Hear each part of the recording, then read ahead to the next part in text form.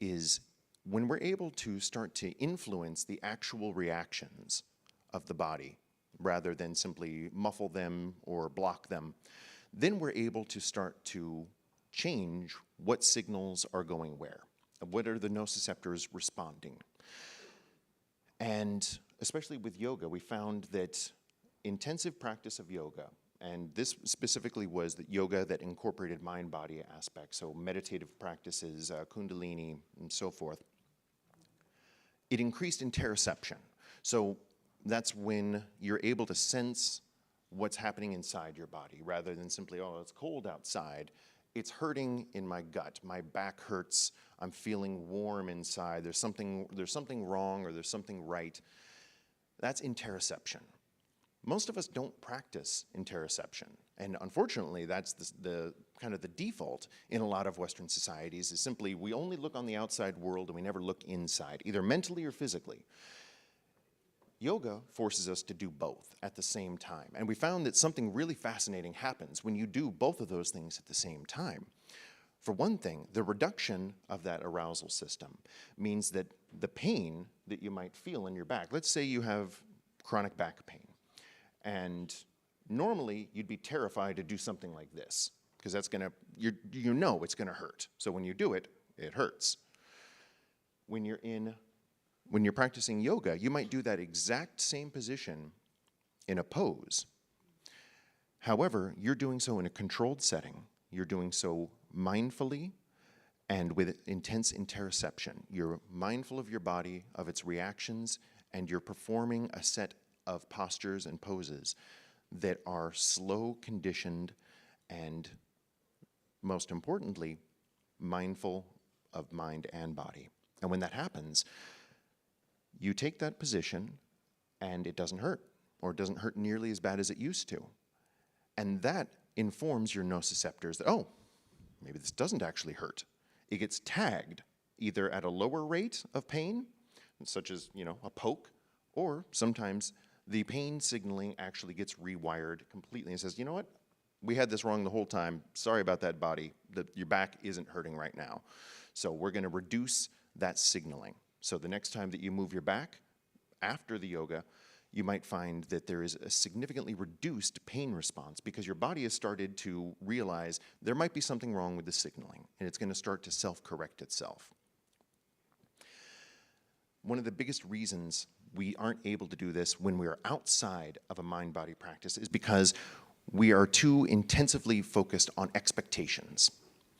When you have cognitive disengagement, it allows us to be able to do practices and allow our interoception to recognize what is happening within ourselves without an expectation, because you're simply being in the moment rather than, oh, this is going to kill my back if I do this. I can't do this. When you simply perform the action mindfully, willfully, and carefully, you're able to remove expectation, you're able to reduce the hyperarousal of the system, you're able to re-tag those signals from the brain. Now, the way that we were able to do this and able to come up with this information, we didn't run clinical trials on this. There are hundreds of clinical trials that have already been performed on this. So instead, what we did is we gathered over 400 studies, incorporating over 1,600 different factors, and then we mapped this information out. So we pulled big data out of this. We plugged this through pattern recognition and network analysis. And then we did our best to isolate out metrics. Because once again, like I said, our focus at the Chopra Foundation Institute is not simply, well, yoga works. Yeah, we know. Why? How?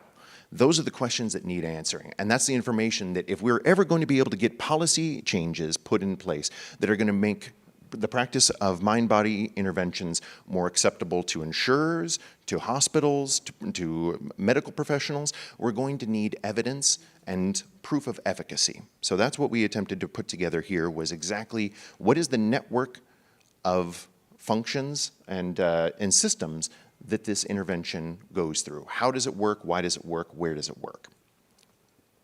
And what we found in the process is one of the things that I'm most excited by. As a systems guy, I love exploring interdisciplinary systems. And sort of the cream of the crop is a complex adaptive system. Now, a lot of times we consider complex adaptive systems to be something like a human being, or sometimes people will reference, the economy. Anything can be a complex adaptive system, though, if it has the right components. It has to be reactive to factors outside and inside. It has to be responsive to its environment. It has to be able to adapt, and it has to have feedback loops, among other things.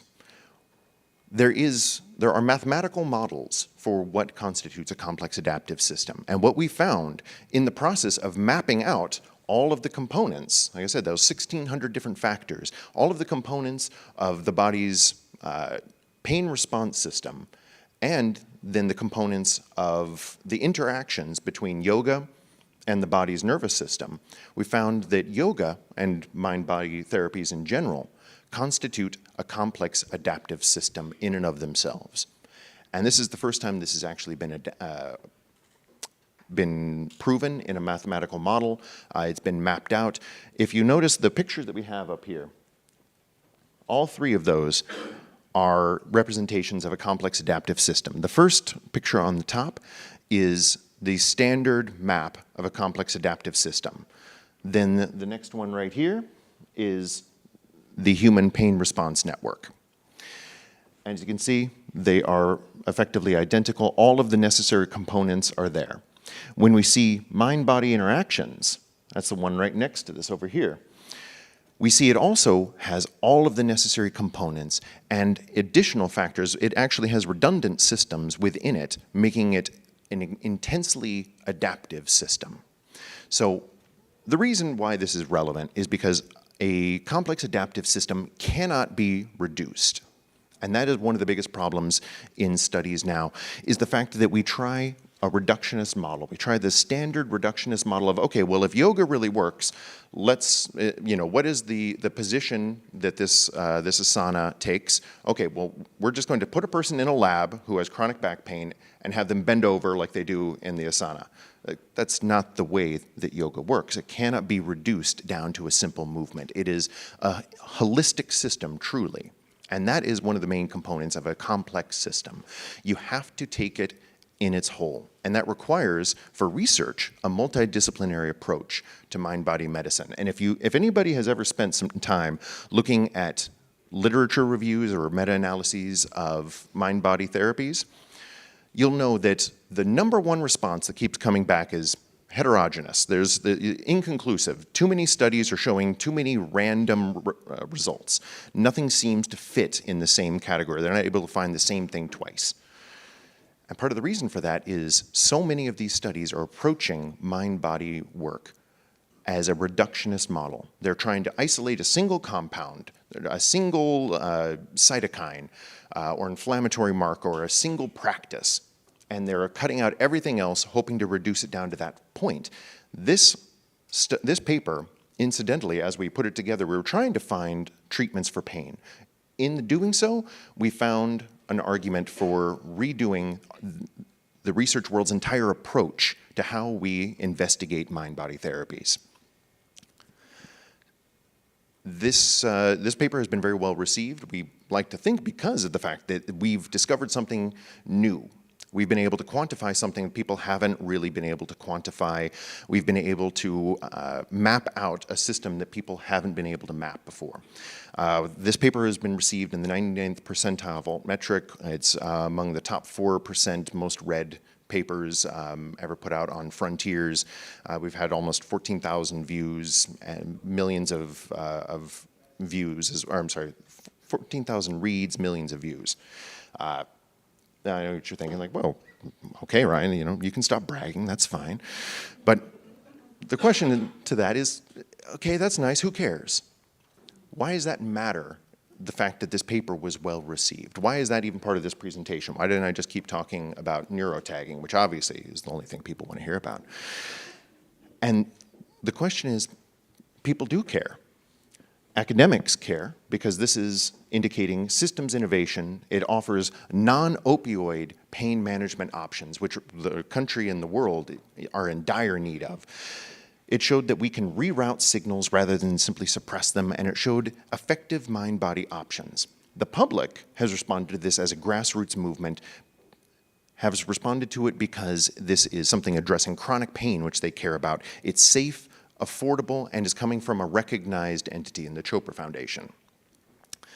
Now, the public perspective, I think, is important to pretty much everybody here. Anybody who's trying to interact with the public, trying to key into what they're working on, knows that chronic non-communicable disease is on the rise. It's increasing year after year at a steady rate, and this is due to a lot of different factors. It's due to an aging population, but it's also due to an increasing poor health of our population. And this is a huge problem that the Orthodox medical community doesn't really have a way of dealing with. The public, though, is very invested in finding a way to deal with it. When we look at, when we track Google searches across the past 10 years, we start seeing a consistent increase in people searching for information on meditation, on how to increase their lifespan, and especially yoga. You know, you're gonna see a big dip right there. That was during the pandemic when, for some strange reason, people weren't enthusiastic about crowding into yoga studios. But right after that, right after the pandemic ended, numbers shot through the roof. It not only rebounded to where it was before, it went higher. People understood afterwards, I missed that.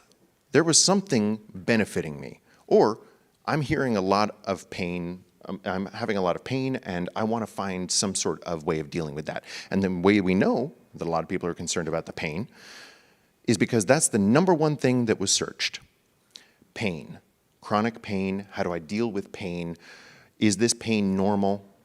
Overwhelmingly, year after year, more and more people are saying, I'm in pain, and trying to find ways of dealing with it. At the same time, searches for things related to side effects. What is this drug side effect? What are opioid side effects? What are the consequences if I take opioids for longer than my doctor prescribed? All of those have continued to increase over the past few years, especially after the pandemic. Or during the pandemic, people were very interested in side effects, but afterward as well, if you'll notice, that increased at the same rate as interest in yoga. So all of that leads back to what the Chopra Foundation Institute is working on. We're trying to approach all of these different issues, trying to address the chronic illnesses, chronic pain, and the pervasive problem with human behavior in a lot of our society in different ways. One of which is trying to attempt reforms in the vagal system. So that's a lot of different things from deep breathing practices to auricular stimulation, meditation, yoga. All of these things tend to activate the vagus nerve, and that has been shown to have a profound capability to reduce inflammation, to improve overall health, even affect gut health. So one of the other ways that we're approaching it is trying to discuss aspects of consciousness, exploring how do we view the world around us. The way that we perceive reality actually has a dramatic impact on how we perceive ourselves and our interactions with the people around us. We're working on releasing a paper right now on the power of non-dual conscious perspectives and mental health. That effectively, when you stop thinking of the world as us, them, then you start finding dramatic increases in mental health. And these are aspects of consciousness. And speaking of brain health and consciousness and reality, psychedelics are one of the major areas that are increasing both in public attention and also the field of research. We're finding incredible capabilities for psychedelics in terms of neuroinflammation, in terms of neurogenesis and plasticity. There's incredible potential in this field to really change the way that we process not only trauma, but pain and inflammation as a whole. Now, all of these features within the Chopra Foundation have one thing in common. They're focusing on longevity. As I mentioned before, we're not just talking about life years and how long are people going to live. We want to get a couple of extra years breathing on a respirator. We're talking about increasing the amount of time that people have on this earth to live with quality, to be able to be around the people that they love, to be able to have a meaningful existence. Because right now, people are living longer, but they're sick for longer. They're getting sick younger and living in pain longer. And that's not a winning equation. There's something wrong in the model that we have right now. And that's what we're hoping to help address. The way that we do that, as you saw through some of these things, is we approach things from a big data analytics perspective. We use AI pattern recognition and building interfaces and dashboards to try to help streamline the process and make it accessible to everyone from policymakers to practitioners to be able to use this information and do something meaningful with it. Again, it is fantastic when people are able to share testimonials and anecdotes about this. These are the things that have helped me and my friends and my family. When you try to take that to a congressional committee, that's not going to go anywhere. When you try to take that to a hospital board, that's not going to get any policies changed. We need hard data. And unfortunately, in the mind-body world, usually we have qualitative data. And we're trying to help bridge that divide to help make it easier and more accessible for people to actually do something with this information. If you're interested in more from the Chopra Foundation, this is a QR code to their contact page on their website. Please check that out. You can just scan it with your phones. We are constantly in need of volunteers, collaborators, donations, any sort of help. The Chopra Foundation Institute is a 501c3 nonprofit, so we're trying to make very large changes with a fairly small organization. So if you want to reach out and see if there's any sort of collaboration or work that you would like to do with us, we'd love to hear from you. Just please reference in the email where you're hearing about us from. Let them know it's from the HEaL conference, because I don't get CC'd on those emails. So if you don't tell them who they are, they're never going to forward it over to me. If you're interested in more from me directly, first of all, thanks. Second of all, I would love to do more personally, because while the Chopra Foundation is an incredible organization and they do really good work, there are certain areas where a 501c3 is limited. And one of the big areas that my personal research company, IBIS Optum Research, has been trying to explore is scalability. And unfortunately, when you are dependent on donations, it is very difficult to create a mind-body system or a behavioral change system that is directly scalable, because you don't have the feedback loop of money. And so that's what we're trying to explore on my side with our for-profit company, is looking into the same sort of factors from a much smaller level. So starting from a grassroots perspective, trying to look at how do we encourage behavioral changes, because we all know what we need to do. It's, you know, if somebody says, well, how do we fix the obesity epidemic? No one's going to be like, what's this thing I hear about exercise? I don't know how to pronounce it. No, we all know. The problem is doing it.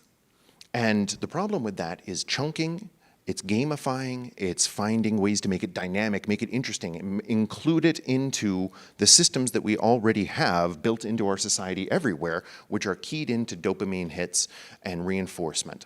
And that's what we're trying to develop, is putting together systems that reinforce behaviors that are going to extend our health span, and doing it in a way that is going to be easy, it's going to be accessible, it's going to be fun, and it's going to be scalable. And in so doing, this is, you know, a great system. This is one of the things that people are searching for the most, as I referenced, in this country. People really want something that does that. And if we're able to build something that will do that for people, then we have the opportunity to save millions of years of healthy life for people all over the country and all over the world. And with the group of people I'm looking at right now, I already know that everybody in this room is working hard to do exactly that in all of your own ways. So I'm really honored to be here with all of you. If any of you want to contact me, this is my direct info. And thank you so much. It's a pleasure.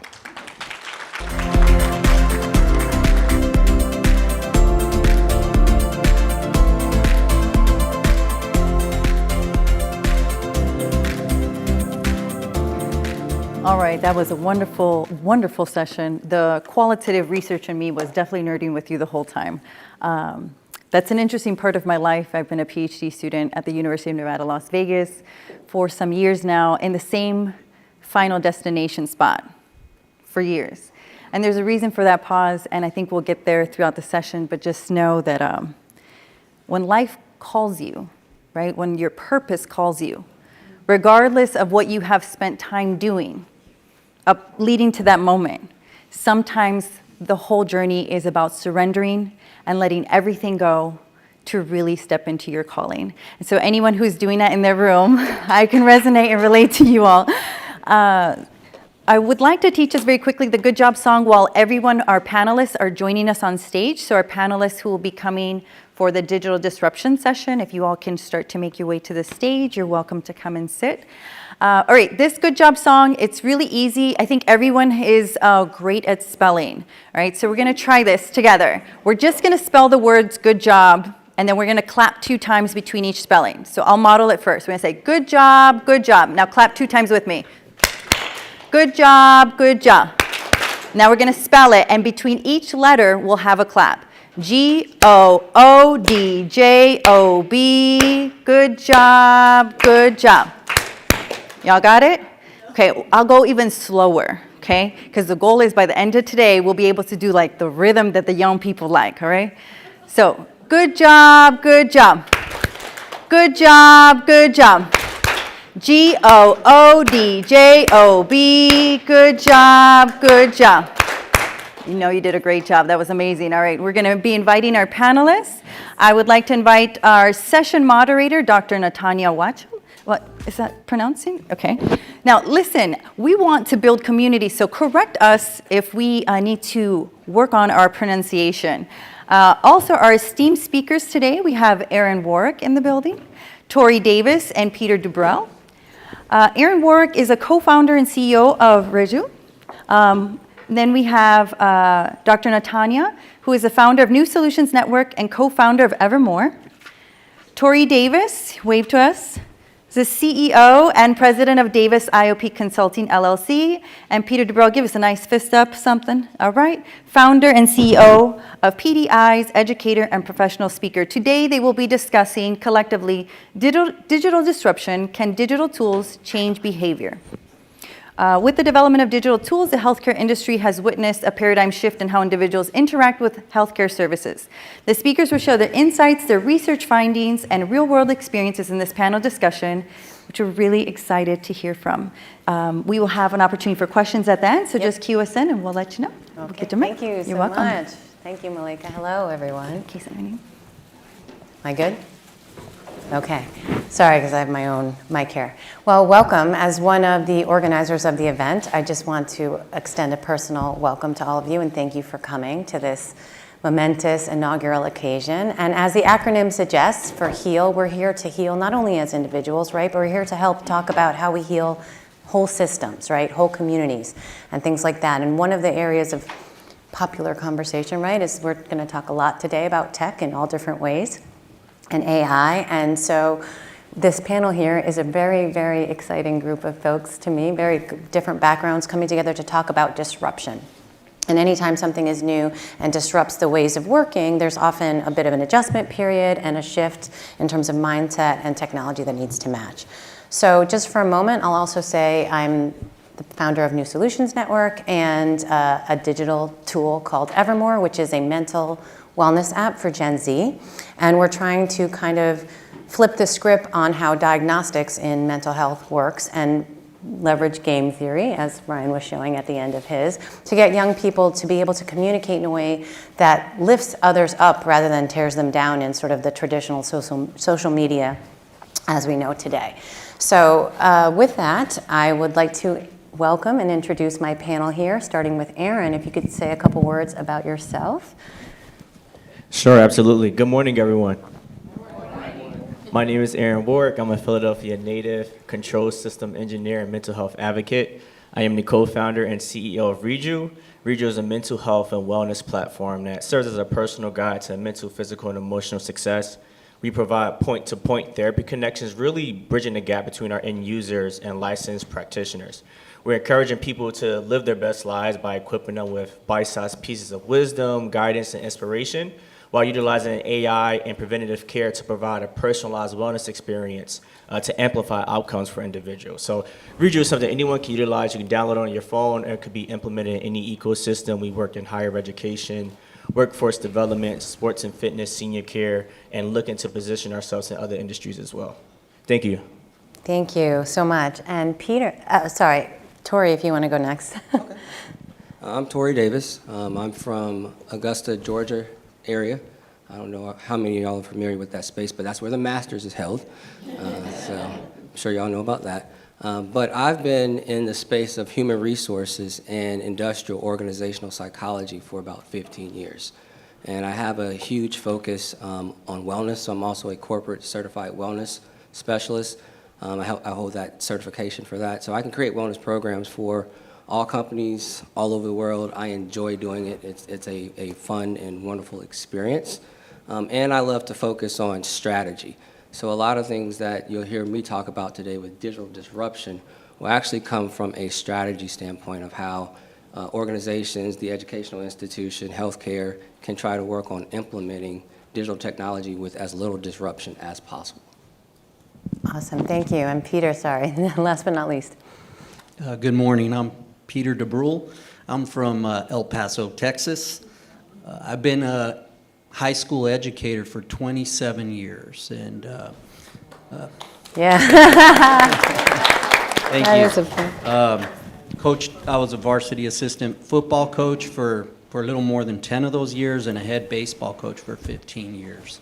I teach in whenever the school needs English literature at every level, but I've taught professional communications, communication applications, speech, public speaking, all forms of communications for 27 years.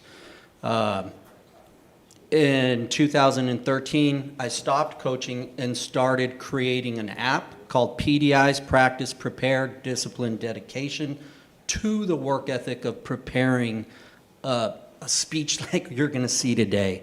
And the purpose of it was to work with the students that are not naturally great speakers. And that's more than 90% of us in here. So I have a class of 40, my class average is 35 to 45. I might have one or two students that are great speakers. The rest are scared, nervous, and fearful to get up here and speak correctly, to speak confidently. And PDIs is a free app for my students, for anyone. It's been downloaded in 7 different countries. It's only been out almost 3 years. It's in its infancy, but primarily it's for my students so that I'm with them in their bedroom saying, eyes up, you're reading. It's interactive, and it's a game that they can use at home and practice and have somebody there to tell them, hey, you're reading too much. So that's a little bit about me. Did talk about digital disruption. There you go. Thank you. Okay, awesome. Okay, we're going to start with some softballs. We're going to start with some definitions, right, about what is digital disruption and your perspective. And I'll just start really quickly by saying I came from working, not 37 years, but a couple decades in the pharmaceutical space, and saw an increase from using digital as a way of mass communications, right? Email, e-blast, text messages, things like that, into digital therapeutics and diagnostics that are now even FDA recommended and approved. So now you go to the clinician and you can actually get a recommendation for an app for your depression or your alcohol use disorder or something like that. So there's many, many tools and such that have kind of hit a lot of these benchmarks that perhaps 10 years ago we thought would never happen. So we have a lot of great examples in different ways, whether they're in-home and out-of-home. But I was wondering if we could start with you, Tori, and talk about how would you define digital disruption landscape right now? All right, so for me, I have that IO psychology background. So when I hear the word disruption, and I think automatically of something potentially negative. When we hear that word, we're thinking of something that's going to disrupt our lives or make a drastic change in everything that's going on. So I like to actually define it more as a digital shift. When we talk about shifting, we're talking about maybe a change in our mindset, not something that's upsetting our mindset or upsetting things around us. So number one, I like to define it as a digital shift. Number two, Ryan, you kind of touched on it earlier about, how to get to the boardrooms and actually make them bite on what you're saying. And a lot of times, if we're going to look at a digital disruption, we have to look at how we pitch to organizations, right? So we want to look at, are we actually aligning with their mission and their vision? And how do we infuse and explain our technology so that it does? We want to talk about our technology in the space of how does it align with their corporate structure? So, Malika, you mentioned earlier about we're still doing the same type of work the same way after the pandemic. After we've implemented all these digital tools, the work hasn't changed. Okay, we turned around and tried to make the work fit into the digital tool, okay, and instead of saying, okay, we have this digital tool, now how do we rethink how we do our work? So from a system standpoint, we also want to make sure that we're communicating to organizations how our apps, how our digital tools can function with their current systems and change how they do work and maybe implement new types of systems that can propel, wellness in organizations. But lastly, Pete's going to talk about this when we're talking about digital citizenship. That is a huge issue right now from a social perspective and an organizational perspective. So I want to pass that topic to Pete to really talk about digital citizenship and how we can be more aware of how we're utilizing this technology. Okay. I'm going to first sort of define, from an educator standpoint, my idea of digital disruption, because Tori's exactly right when he's talking about the negative connotation, sort of like criticism. When we hear the word criticism, we automatically think of it being negative, and it's our job, our responsibility to recognize if it's constructive or destructive. Digital disruption is any type of innovation, technological innovation, that creates change, like Tori said, in some sort of system or even behavior. That's my idea, is how it changes us to act. I'll give you a great example. And I thought about this a long time because I was thinking, how am I going to connect with the people sitting in the audience? And for me, I thought of my paycheck. I'm sort of old, and I remember when I used to get a paycheck printed all the time, and I could see my money, every single dollar, where it was going. What tax is this? And why am I paying enough into my retirement? I saw that on a weekly, on a bi-weekly, or a monthly. When we got digital deposits, we lost that. And we don't even look at our paychecks. You know what we look at? We look at how much money is in my account. That's it. And I just have a young child in college who just got a job. And I had to sit down with him and teach him and tell him, look, this is your responsibility. And that gets us into digital citizenship. It's our responsibility as adults, as educators, as parents, that we have to teach the responsibility of being on social media. For us as an educator, we go over about a week of digital citizenship. It's funny because I just came from Orlando. I did. I'm from Texas. I've never been to Orlando, so we had to do the Kennedy Space Center thing, and watch the rockets. And we had to leave, Thursday. They actually had a launch, I think last night or this morning. We missed that, and we went to Universal, and in the morning they had a commercial, and it was a young kid. You didn't see the kid, and it said, "Mom and Dad, please respect." I don't know if they play that here in Tampa, but it said, "Please respect my online integrity." And it had parents posting pictures of their kids and how AI is allowing people to change identity and security. And these are things that, for me as an educator, I have to teach these young adults: respect, bullying, individual responsibility, choice of language, things like that, because they're leaving a digital footprint.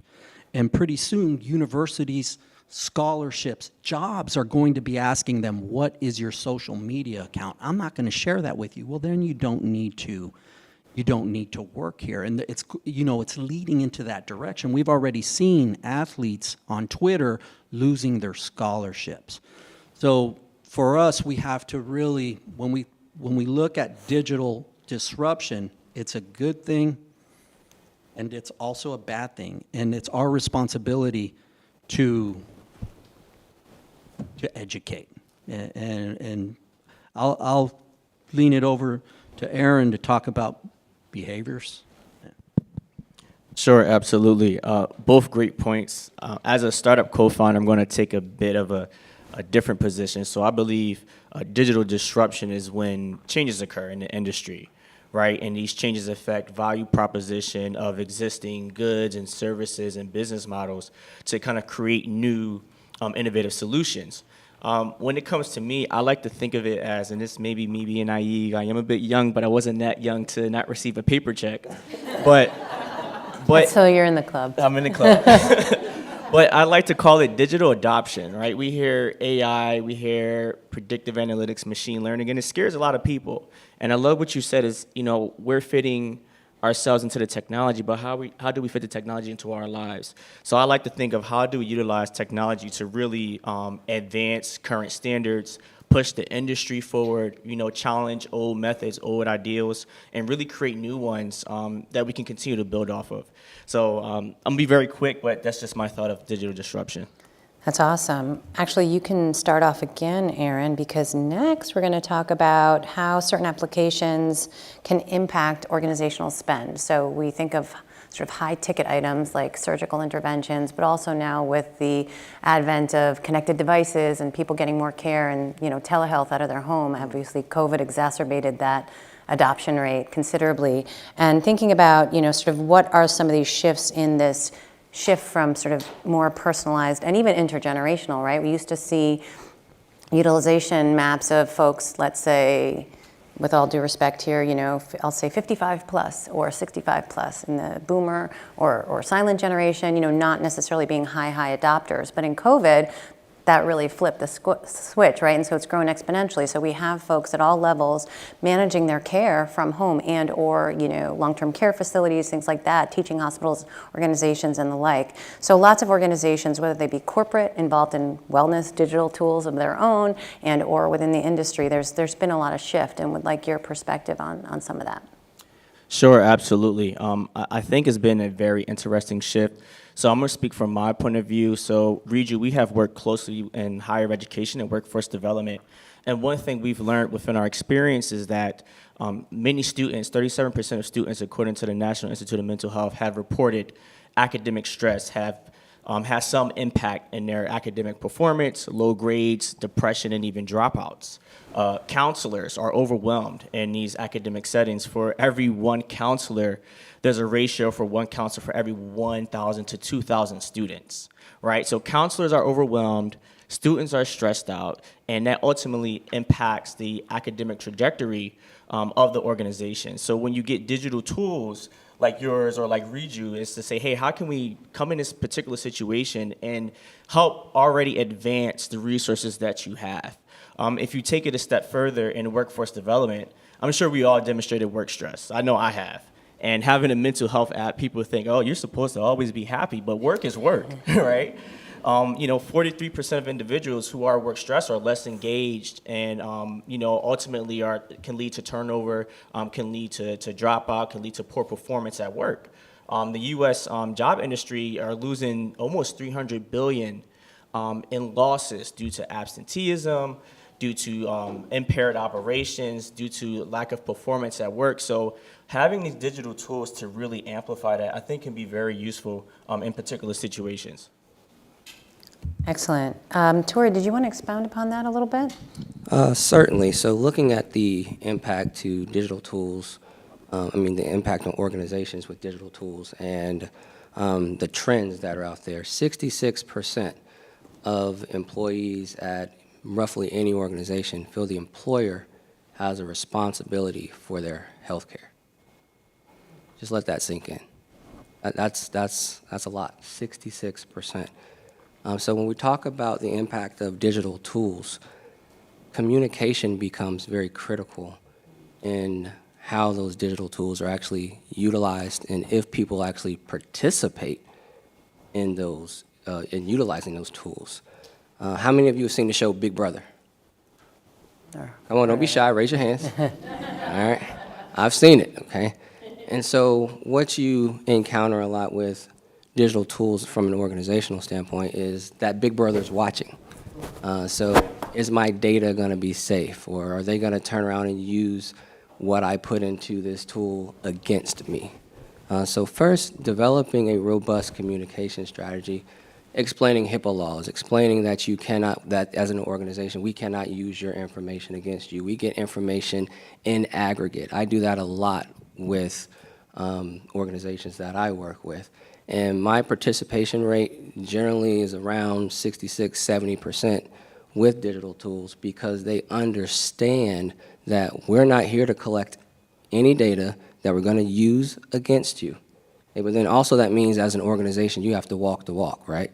You can't turn around and do that. And then you have to produce different solution sets based on that data that are actually going to help the employees of your organization be able to live a better and healthier life.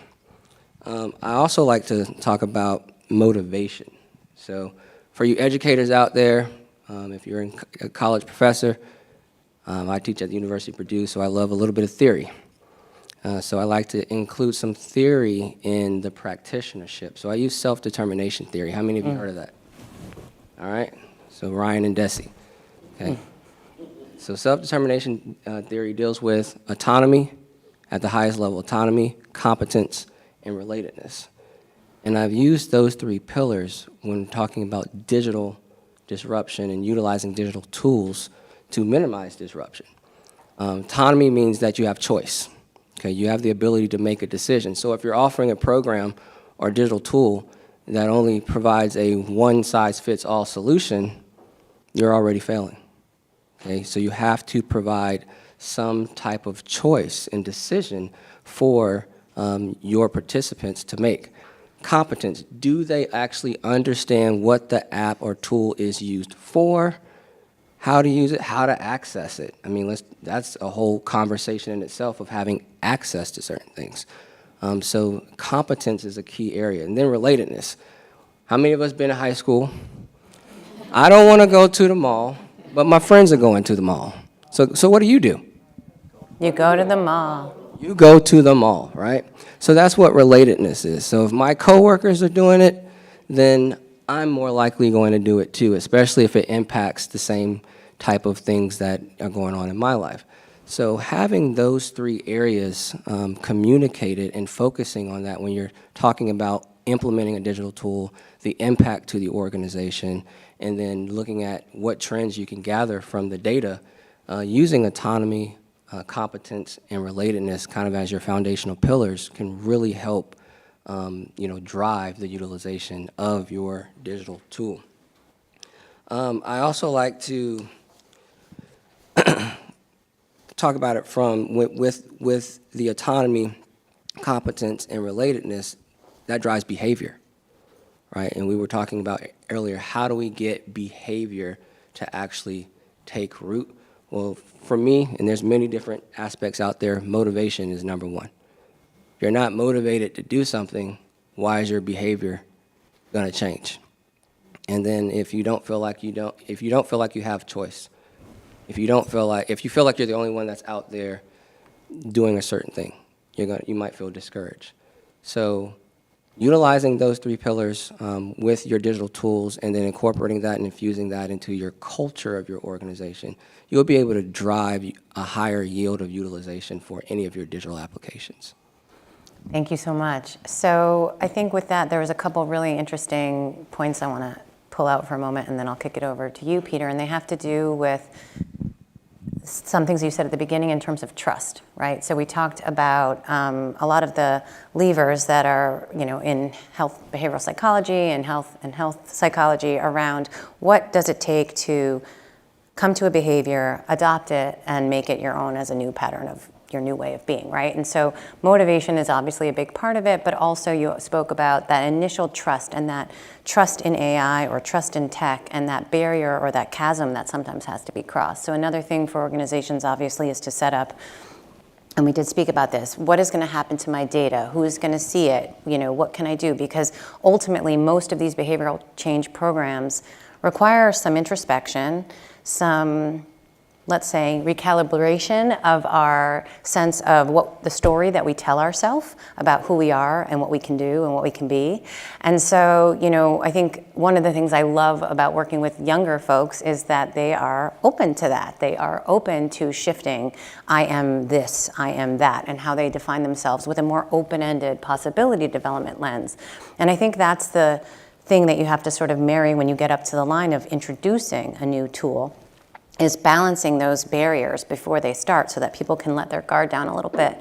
And then, like I said, the older you get, sort of the more hand-holding perhaps you need to go to make sure that they feel that you will be a steward of that vulnerability that they're kind of putting in your digital anonymous hands, right?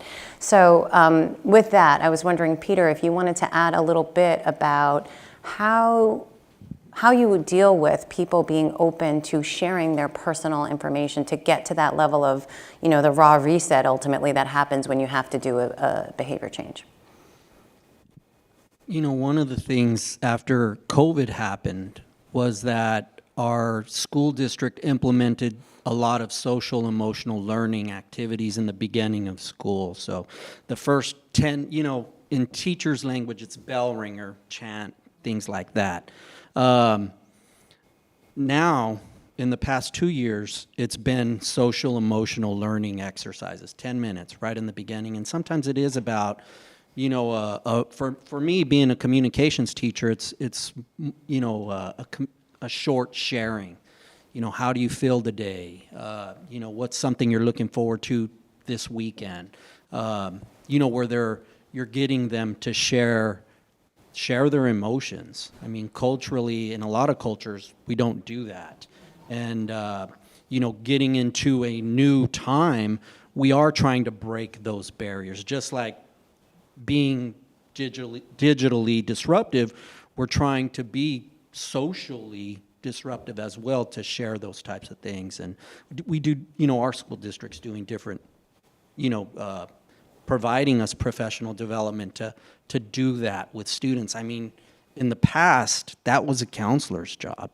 Our job was not supposed to do that. So, for older teachers, I can see it. It's difficult, especially because they're not used to that change.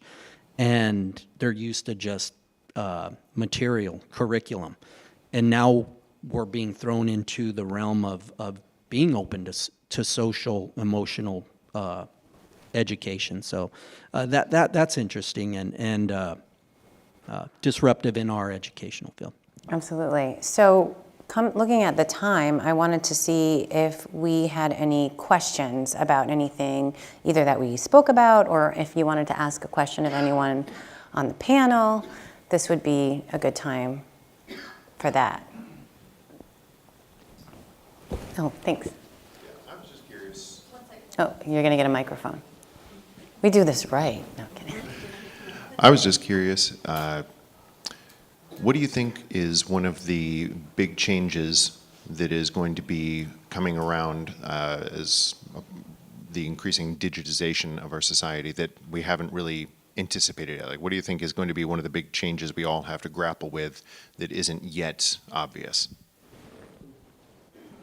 I have an answer to that. I mean, like a personal answer, if you want to think about it. I think one of them is that, actually we were talking about this last night, I think, that generationally, people looked to their clinician as the top of their health decision making, right? So I don't feel well, this is wrong with me, this is falling off, whatever the situation is, right? You go to your doctor and your doctor tells you A, B, C, and I'll do DEF blood test, and then you take, QRS medicine and go home. Maybe you had a spouse or a child who would look up things on WebMD, right, and look up your symptoms and decide if they agreed or not with the doctor and said, I saw another thing, but pretty much it was the clinician guiding the patient, and that was the end of it. I think now we've, as generations have gone by, we've sort of opened up. We have, Dr. Google helping us all look at everything that we're taking, thinking about taking, alternative theories, pharma medicines, all kinds of stuff, epigenetics, looking at everything from every system, every which way. And that's kind of another pool of influence, right, and sourcing. And now we're getting to a place where AI is becoming oftentimes the referrer, right? So it's not even a human or human in the loop. And I think that's that knife's edge that we're walking down, right? How much care, because we do feel that we need the tech to help supplement. When you have 4,000 cases per counselor, it's just, you're not going to get folks that help. So it's not to disintermediate the clinicians or providers, it's to supplement and support. We have actually FDA remote monitoring now, so clinicians can get paid for letting their patients use an app. But there is a level removed of that sort of human connection. And I think that's an area where, we have to proceed with caution. That's why we have a lot of summits and groups about AI ethics and all of that, and integrity, and how do we, not only data privacy and being careful stewards there, but also in terms of decision making, a recommendation. Who does it come from, and what were those variables that came to that decision if a human didn't give it? So I think that's an area that I see is going to, come more and more into discussion and into hospital systems when they determine, let's say, what kind of testing they're going to order for you when you show up in the ER. It's already happening today, and I think it'll probably continue quite a bit. I can add to that very briefly. Two things. One, so I sit down with my grandmother. I taught her how to use Netflix. She's on Amazon every day, and she's about 75 years old. She's learned to adopt technology over the years, so I think in the future we will start to see seniors kind of drive more into that digital space and adopting that and being more comfortable with that, because I've saw that firsthand. So I do think that will be one change. As an engineer, I have to think from a technical standpoint. As we talk about the IoT of things, and you mentioned integrating different systems, that's great, but when you do so, that can create single points of vulnerability and failures. So it's also getting ahead and say, hey, as we continue to integrate these different systems and bring them together, how do I identify points of failure? If something happens, it may collapse entire systems and impact a larger group of people. We've seen when Cash App was down, many people utilizing that, had no access to money, right? So I think of things like that as well moving forward. So from a consultancy and wellness standpoint, I look at the insurance companies. How many of us really like our insurance company? How many of us really want to call our insurance company, right? Apologies to any of you who represent one today. But it's true. It's true. We get a little scared when we have to call the insurance company. Or dread, right? Yeah, or dread. We don't know what answer we're going to get. We don't know if we're going to get pushback. And the insurance company is just following protocols to protect themselves as well. Okay, but now you have insurance companies being more socially responsible. And I think that's going to be a huge trend. And they're offering healthcare apps, telehealth, teledoc. They're offering it through their platforms themselves. So that's a trend that I'm really starting to see in the working environment. And then comes with that is trust. Trusting that insurance company is going to be giving you the right apps and prescribing the right things to you, not out of self-interest, but of interest of you as an individual. So that's a huge trend that I see, and I see a lot of resistance to that in the workforce. Like, I don't want to talk to this insurance company because I don't know what they might do, when really they're just providing a service. So I see that coming down the pipeline heavily. From an educator standpoint, I think with AI coming out and future technological disruption is just going to push old folks like myself and the boomers to utilize and have to use. I mean, there's probably still some of you, maybe not, But some of you there that are like, I'm not going to put that on my phone. I don't want to put my credit card on the phone. Or, talk about digital disruption. I went to Universal Studios and paid for my tickets online, got my order online, sat at the table, didn't even talk to someone because they brought my food online. I mean, I didn't have to deal with anybody. It was crazy. And, get my dad to do that. The map of the park was online. My dad would have wanted the map in his hand because he wanted to see the whole park, not just scrolling through it. And maybe that's a learning thing. Some of us are design type learners. Some of us are kinesthetic learners. And we have to see that. But I think as time goes on, the disruption is going to be the adults having to do it. And, that's a big disruption technologically, is because our youth are the ones having to teach the adults to utilize it. I mean, especially social media. And Pete, to piggyback off that organization that I consult with, they're actually seeing heavy pushback because prescriptions coming in the mail. We went to 100% mail order prescriptions for anything that is going to be used for like chronic use. So it's going to be a reoccurring prescription. Anything that's acute for sickness, then you can go to the pharmacy. But you would have thought we were telling them to sell their souls. It was crazy, the pushback that we got. And it's like you don't have to wait in line at the pharmacy. You're standing there, there's 4 people back there, but nobody's servicing you, right? So you don't have to wait in the line at the pharmacy. You don't have to use the gas to go there. You can stay home, order your prescription, get them in the mail. So in some cases, you can get your 9-day prescription and pay over 30. So you have a lot of benefits to it, but it was like pulling teeth, just trying to say, hey, we're going to allow you to get your prescriptions at home, and all you got to do is go to this app, click a few buttons, you're good to go. They were like, no. So. Ryan, one last thing, I'm sorry. The great thing about this is there's never going to be snow days anymore. Think about it. It's like snow day, online day. Boom. We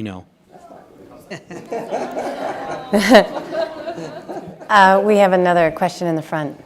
Hello. Without getting too detailed, I have 3 children who are neurodivergent, definitely genetic.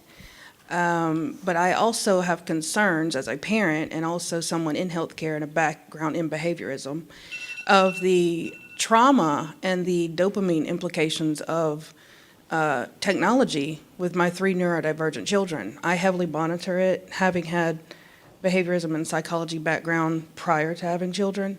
But I am greatly concerned at the repercussions of where our world has gone from a tribal and family-centered mechanism to I'm bullying someone in Peru concept. And I think that we create tools that are wonderful. You're right, everything is a tool. We can use it for positive or negative. But I'm concerned about the digital, and I'm going to use the word disruption because it does have a negative connotation of our Gen Zs, and especially the increase of neurodivergent children using these mechanisms and what they will be leading in 30, 40, 50 years. Your ideas on that? I think that's, first, thank you for sharing that.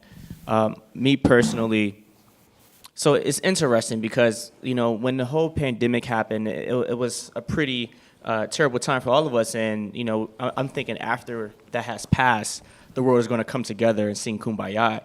But it seemed like it's been much worse, right, as far as human interaction, having compassion for one another. So I do understand that.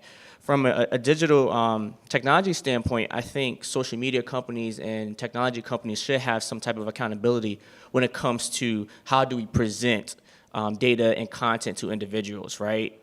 Youth who use the applications such as social media are 2.7 times more likely to experience depression and anxiety, right? But I think it's also an accountability on us to say, hey, are we monitoring what they're watching, right? Because social media shows you your interests. It amplifies that. I love snowboard videos. If you go on my Instagram, that's all you'll see.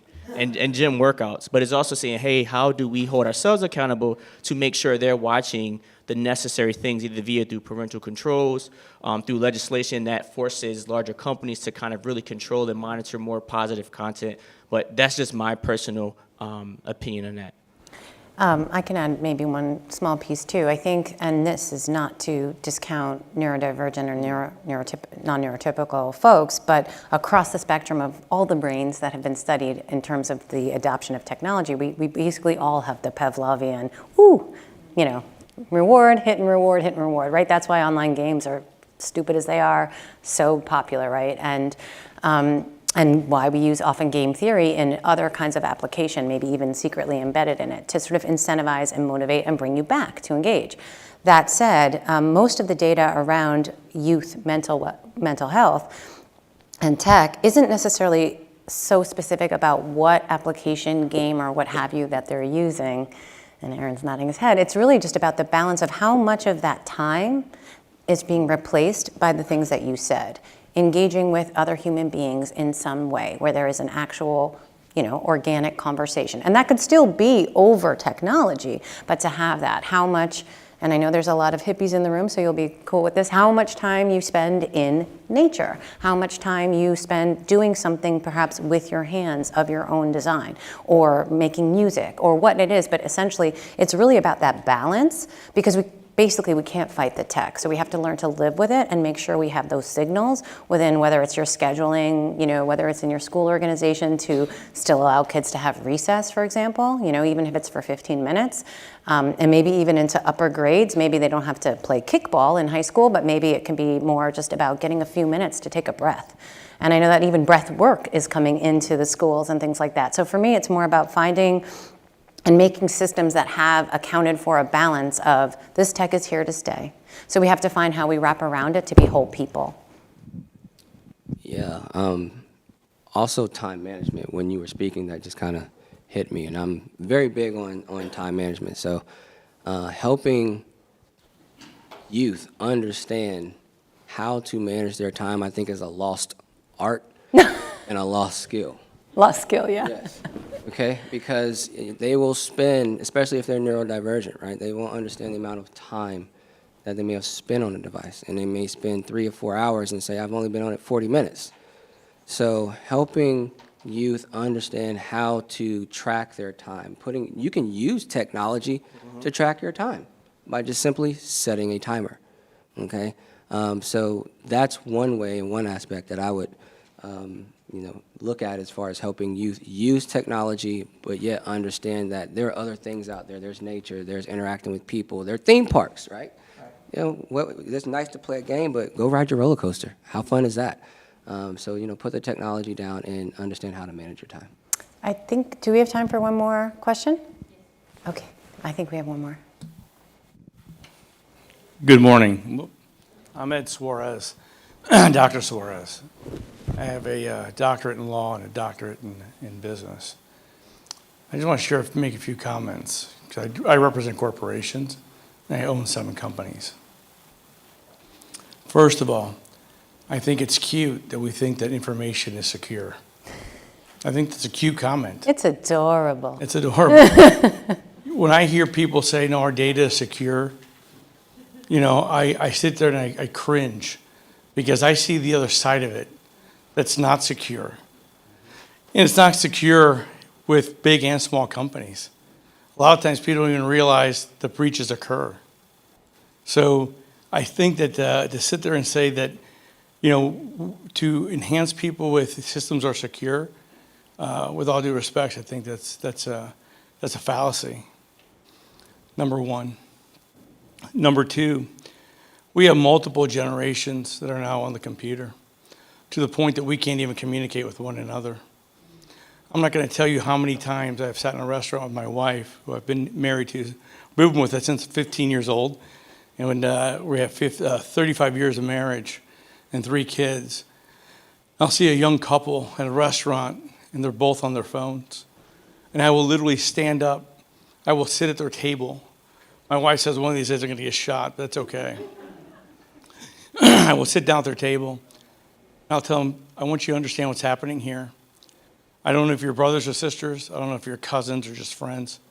But if this is a date, I've been watching for 20 minutes, both of you on your phone.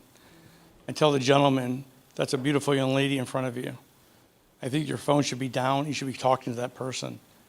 And then I said there, say, young lady, this seems like a pretty outstanding guy right now. That's probably why you're on the date. Maybe you should put your phone and get to know one another because you're not communicating. They're literally on their phone. That is not a date. You can do that from your own homes. So we're losing that. And to sit there and say, let's monitor the time that we're on our phones and on our computers is very difficult when the parents are spending just as much time because we're not even communicating with our own kids. We don't even know our own kids. Our kids are dealing with people all over the world. We don't even know what they're doing because it's all on the phone or all on a computer. So I find that, disturbing. And then let's go down the medical route. I think this is your, Aaron, this is your issue. In 2021, I came down with COVID. Was positive on the 5th. I was in the ICU on the 9th, almost died on the 20th, and was in the ICU for 3 months. I've lost 30% of my lungs. I have pulmonary fibrosis, and I won't add the other crap that's happened because of it.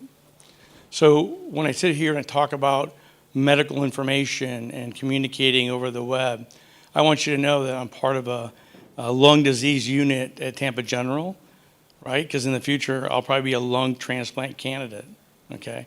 So I'm part of this unit, and they have this thing called MyChart, right? Yeah. So let's talk about MyChart. I come from a family of 13 physicians, including my daughter, who's an MD here in Tampa. So to sit there and to think that by communicating in MyChart, we're going to have good medical care, I think you're in la-la land.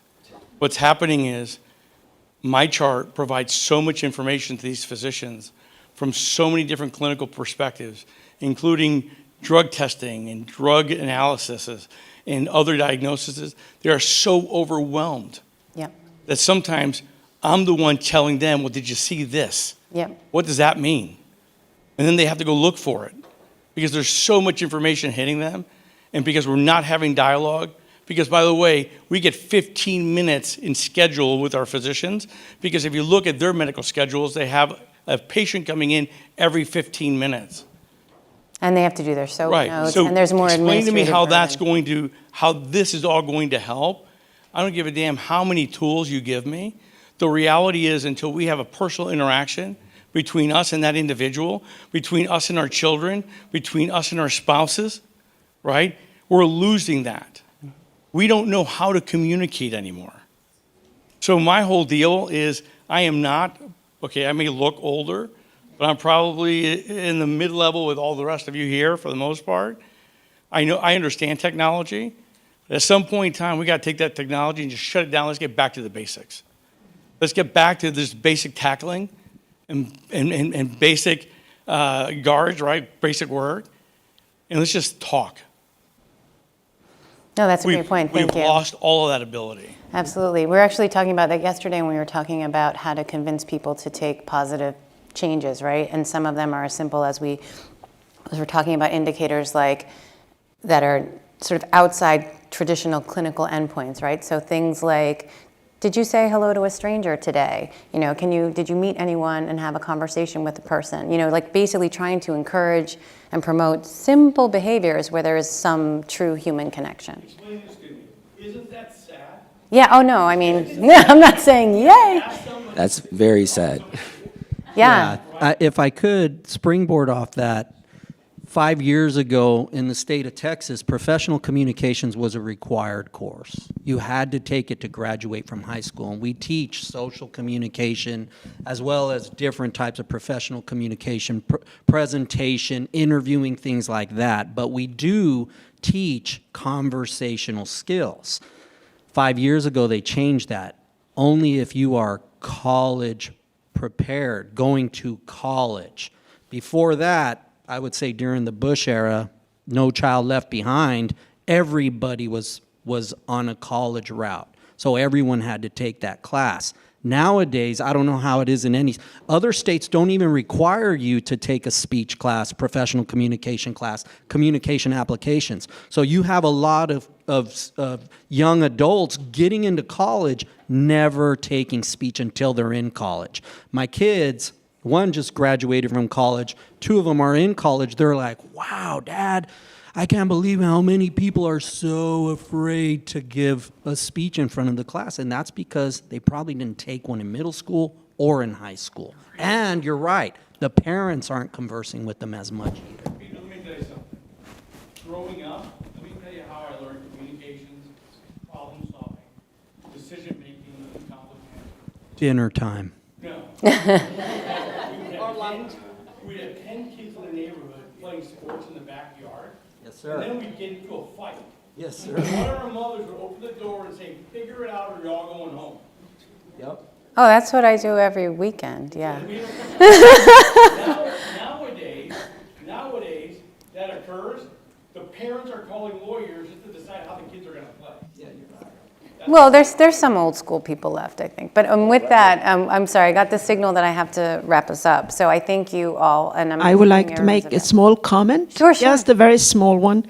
I'm Dr. Persson, and I'm the one from Scandinavia, so I had a long flight of 18 hours, and I listen carefully here. And I get a lot of questions because I'm assistant professor, transition to industry, been working in the corporate, some of them American corporate companies, and my hidden dream was to start my own company. And long story short, it was through a breakdown and et cetera, et cetera. No time for that. Short comment. I wouldn't be here today without the digital world. And I wouldn't be able to run my business.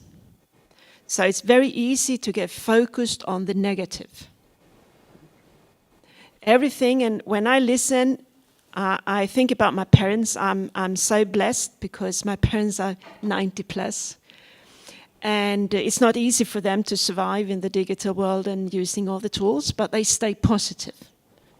Because my dad said I survived the Second World War, so I'm quite sure I will survive the iPhone as well. Because he said when he listened to that, you know, where he was living, he could see the fires when the German bombs blew in. And his grandpa said, kid, it's going to work out, it's going to be fine. The world has always been changing. And I think this is something that's important for me to mention. I'd just like to say it because I'm here in the United States and I answer so many questions about these digital tools. We will survive them. We will find a way. I wouldn't be here, and that would be sad. Thank you so much. One of the greatest quotes. Wonderful, One of the thank greatest you. quotes that I read was, "Innovation is there to help us move forward. It's our job to figure it out." All right. Thank you all so much. Thank you. Thank you so much to our panelists. Thank you, Aaron. Thank you, Tori. Thank you, Dr. Natanya. Thank you, Peter, for your insight. And thank you for the tremendous comments and conversations. It's not our intention to cut it short. We want to invite a continued conversation next door where you have an opportunity to get some coffee, to take a mental health break, to go to the restroom, be your human self. We'll see you back here at 11:30, okay?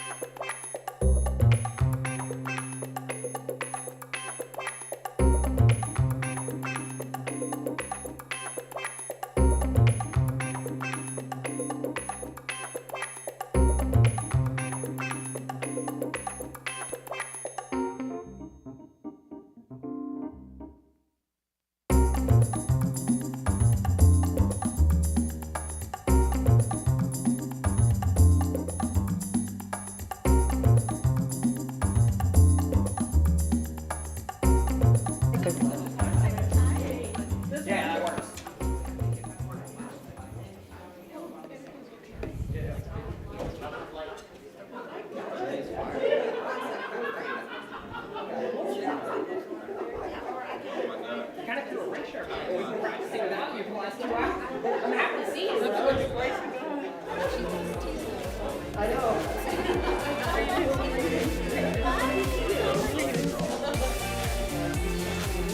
Welcome, welcome. Hi, I'm so glad we made it safely.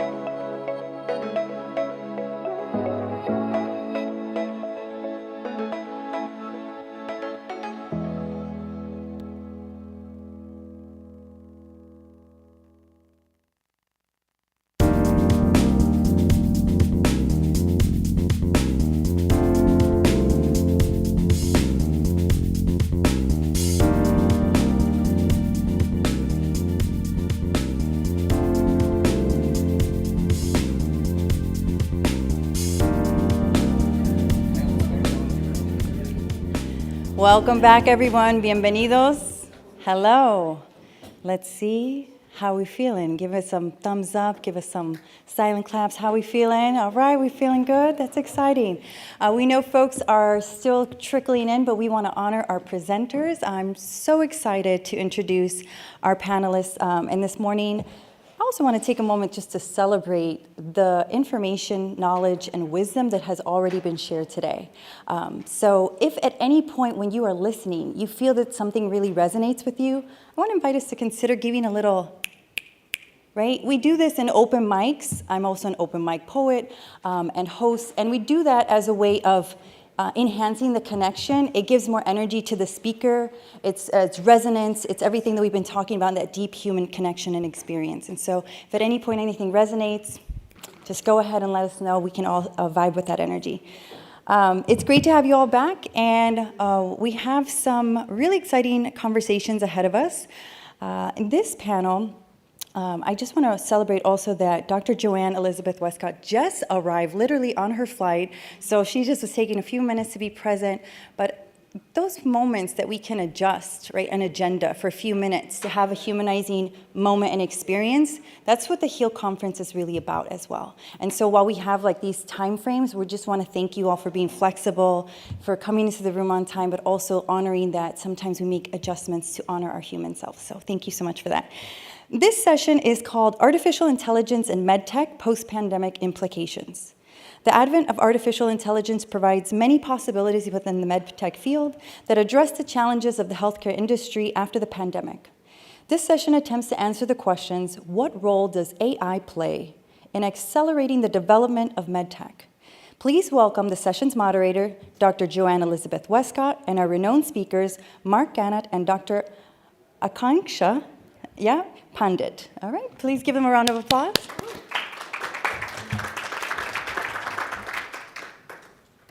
Hey y'all, thanks for joining us. We're thrilled to have Dr. Joanne here, and honestly, Akansha and I were afraid she was going to make it. Oh, I apologize for using my mic.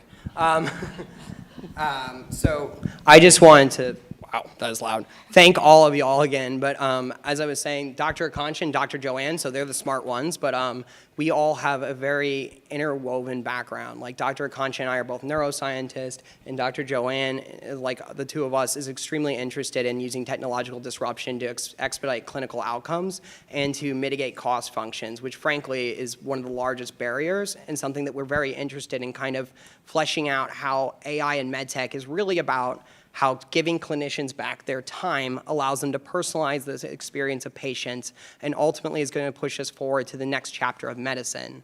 But I'll let Dr. Akansha talk a little bit more about what she's doing because it's dope. Hi, everyone. This is Dr. Akanksha. I am from India. I have done my master's in neurological physical therapy from University of Pittsburgh in US in 2022, and I am an aspiring physician neuroscientist. My main goal, I am very research oriented, and my major area of interest is neuroregeneration and neuroregenerative medicine. So kind of trying to focus on Parkinson's, Alzheimer's, and hopefully to come up with a diagnostic tool and a treatment very soon. Also, ever since I was in my undergrad, I was a part of multiple research projects, especially after the pandemic. It was more like I was more inclined towards knowing why and what is happening exactly, because this virus had a lot of neurological complications associated with it as well. So I published 2 papers. One of it was, I was trying to kind of find what is the correlation between COVID-19 virus and the Guillain-Barré syndrome, which is basically a chronic neuropathy which cripples the patients, and it actually leads to paralysis. So that was one literature review wherein I kind of looked up at the literature, at the existing literature, and to my surprise, there was very, very little literature that was existing with respect to this particular virus, because this virus was so new that everyone was kind of trying to find out what are the potential outcomes, or what is going to be the potential predictor, and how are we going to deal with it? And I think AI has been a game changer, especially after pandemic, because it kind of forced us to reinvent ourselves. We were forced to look at the alternative methods and alternative pathways, especially in healthcare, because we did come up with this digital model of healthcare, which was super helpful. And the best part is we still continue to use it as a very important tool even today, after the pandemic. I'm going to talk more about the glove, which we have come up with, but before that, I'm going to let Dr. Joanne talk. Just to try to mirror off a little bit of what my colleague has shared with you. We come out of a 3-year of trauma. We've come out of a 3-year of mental anguish, as well as pushing us ahead of ourselves with AI. I saw it for myself after 10 months in the field. I am a registered nurse in my career background. I have a doctorate in strategic leadership with concentration in healthcare. And I saw from the inside how AI was significantly used, how it was beneficial, how it can give data in such a real time that would be beneficial for us. I saw where when families could not come in, and we had to rely on technology. We had to rely on typical FaceTime. We had to rely on some type of device to be able to communicate. And then as fast as we were getting people in that were dying, literally before they could almost be diagnosed per se, we needed to get data at a speed of lightning. We need to get concrete, accurate data. And with AI, this development can serve for severe cases. It can predict early on who is at high risk for COVID-19 diseases as well as other diseases. And we also can be able to use the AI technology to even give us the data of equipment. When we need those equipments that come in, and especially in certain regions, we can have that readily at hand to be able to expedite what we need, such as our PPEs and our vents, as well as using AI to develop other unique tools that we can use in this time of our need. And with that being said, you can take it from there. I'm so glad that Dr. Joanne talked about equipment, because it's something that we all were talking about immediately. Is one of the major bottlenecks in medtech is you don't have good enough information. You know, GIGO is a data science term, garbage in, garbage out. And my background is neuroeconomics at Emory, where I was studying the mesolimbic dopamine system, which is actually what she also studies, but in very different ways. And I was looking at suicide and ketamine, so a lot of mental illness and the early psychedelic research, and then pivoted kind of into doing cannabis economics when I was getting my MBA and doing neurogenomics. But now, and the reason I bring all this up, is now I do a lot of advisory work for diagnostic companies, biopharmas, and medtechs. And so even though my background's aggressively biopharma, I'm a neurogenomicist, which is pretty much the two halves you have in biopharma, drugs and genes. I find that most of the people I work with are actually medtech companies. Because again, we just don't have the capacity to get these multi-omic and syntheses, you know? Genomics are fantastic, but they're way better when you put on metabolomics and proteomics and epigenetics and layer them all in. And frankly, I'm a big fan of ICER, which is incremental cost effectiveness ratios, because I'm a pharmacoeconomist, you know? And with AI, not only can we predict who's at high risk, which is going toward clinical decision support tools, something that I've spent basically my entire career working on, which is what she's talking about, which is just like, hey doc, here are some questions you should ask, and based on the answers, we think X, Y, and Z. But also, you not only give them more time, you, like you were saying, open up entire new avenues for data understanding. Yes. And data points that they are sort of meaningless to humans, even brilliant researchers who spend 20, 30, 40 years, you know, women like these two, it's still easier because you need a team of experts to fully bring it all together. And so a lot of what I do is fundraising and commercialization strategies and mostly in women's health, focused on like endometriosis, an area where there was only $16 million in NIH funding last year. And so, you know, for comparison, diabetes affects half as many people and is 2,287 times funded better. And it's like, well, how do you compete against that? How do you get the capital to get a liquid biopsy diagnostic, which might cost $1 to $4 billion, when you can't get somebody to put up $16 million a year? Well, you use AI and hope that at least that number goes down a little bit. And not only are you able to get new cures, but as she was saying, and as she'll talk about, you can take what already exists and get the optimal form of it. So actually, Akansha has what I think is one of the coolest inventions, because one of my good friends has the exact kind of nerve damage that Akansha's thing works with. And that's why I'll let her talk more about it and how it's one of the best use cases for a digital therapeutic in a post-COVID world. Sure. So talking about this new technology and incorporation of AI in the treatment protocols, I think it's important to kind of make use of the existing technology wisely, making the optimal use of the technology to make a difference in the patient's lives. Looking at the post-COVID period, everything was, as I said, everything shifted to this digital healthcare portal, and we were kind of forced to treat the patients remotely because hospitals were flooded with patients. Only patients who were very critical needed to be prioritized. So we did come up with, and one of the most common complications of COVID was stroke. So we did come up with a solution incorporating AI to kind of make sure that people did get that treatment that they deserved even after they were discharged from the hospitals. So this is a smart glove kind of a rehabilitation tool. It has the AI sensors that kind of detect even the slightest of hand movements. It comes with 21 different games. So the way it works is that these patients play these games. And while they are playing these video games, they are kind of, like, we are targeting the specific hand movements which are needed. For example, the movements focusing on flexion, extension, or supination, pronation. All these various moments which are needed are focused using this particular software. Also, another important thing about it is the way it works is because we have incorporated two things. One of the principles is talking about the reward system. So as Mark was just kind of playing with the hanky, we know that when given the right kind of a feedback, your brain kind of knows what is it that it needs to do and what is it that it doesn't need to do. So every time you kind of miss the hanky, your brain kind of knows that this is something which is probably not helping me.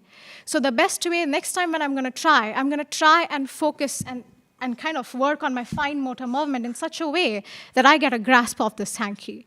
Every time my brain kind of does this, it is getting a positive feedback. And once I get a positive feedback, my brain is going to try and then repeat the same movement because now it's rewarded with dopamine. Dopamine is something which we have very in common. Mark's research also revolves a lot around dopamine.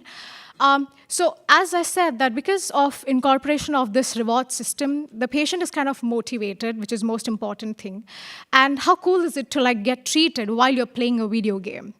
Also, something that makes this glove stand out is that it has 3 channels of biofeedback. First is the visual feedback, second is the auditory feedback, and third is the tactile feedback.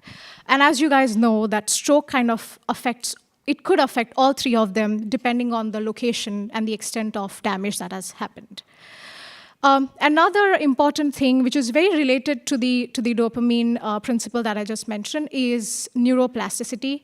So the more you kind of try to do a specific task, the better you get at it. So it's more of like when we were kids, we were told that practice until you're perfect at it. So the practicing aspect is what is the principle of neuroplasticity. It's more of something, if you want to get better at something, you have to make sure that you do it repeatedly.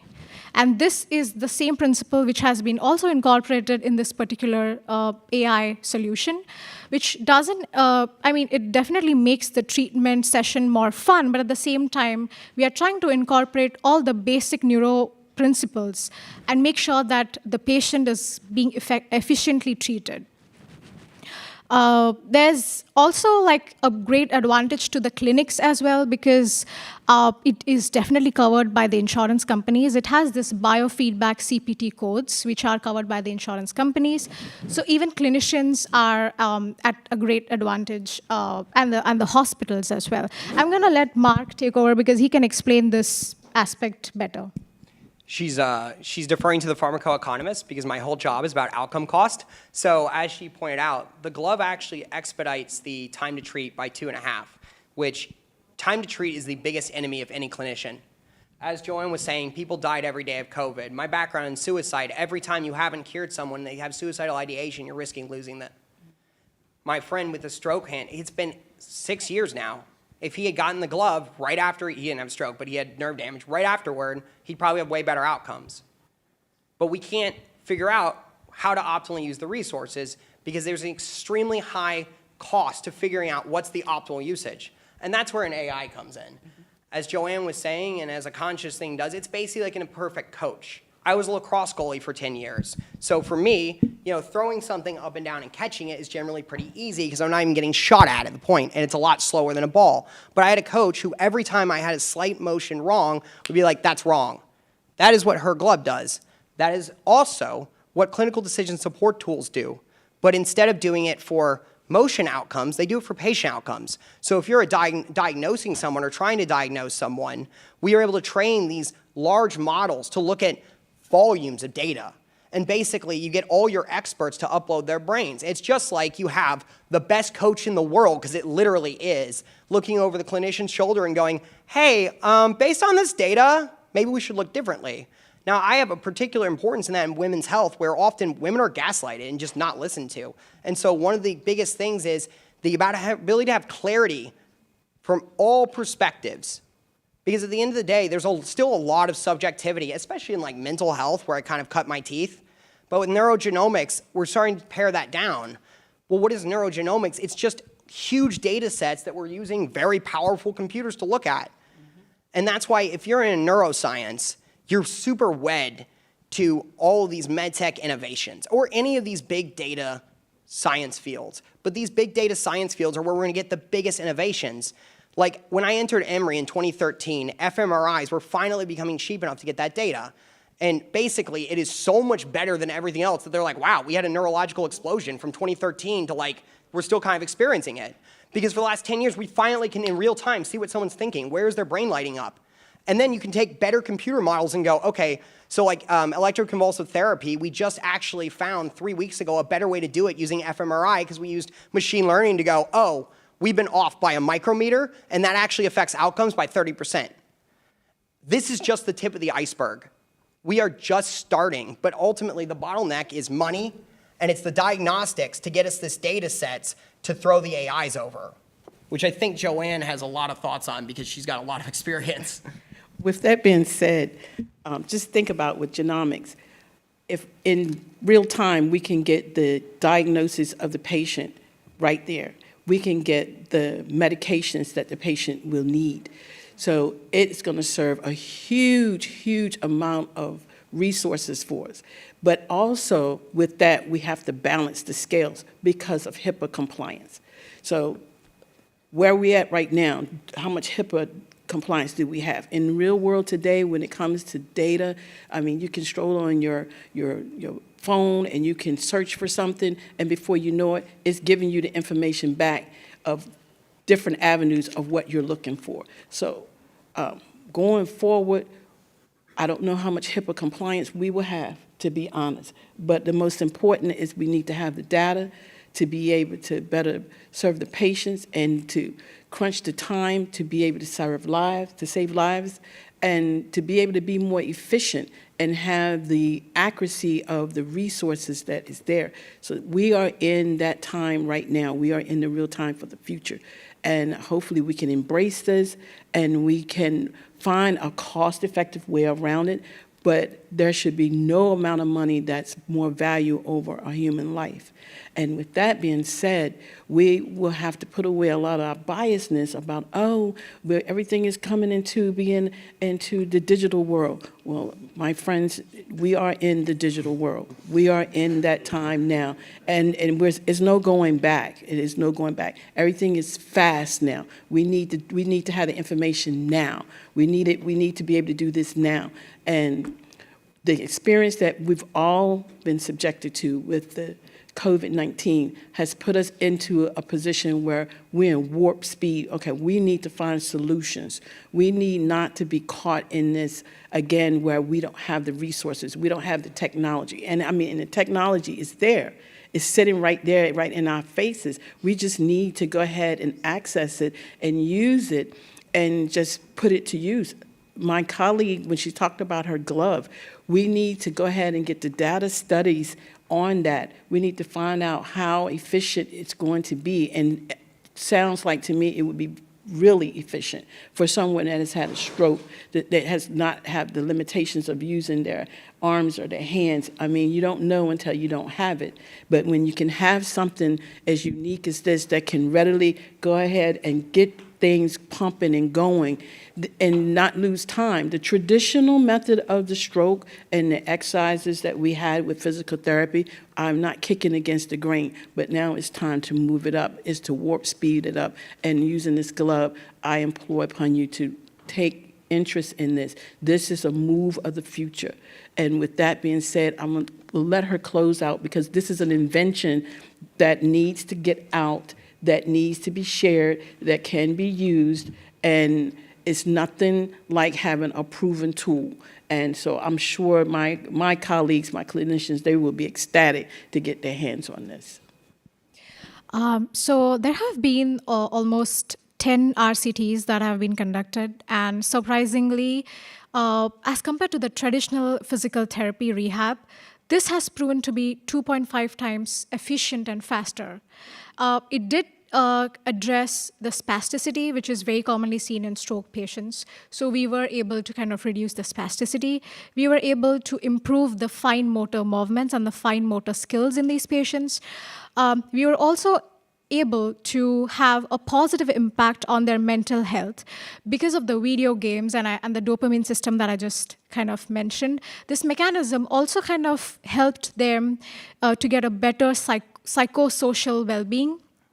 So this study has been published, and we are excited to kind of start more RCTs here in the US and kind of see how, and especially also target the other patient population, not just stick to stroke, but we would be excited to see how wonderfully this is going to work in even other conditions like neuropathies or multiple sclerosis, patients with Parkinson's disease, wherein motor function is one big challenge.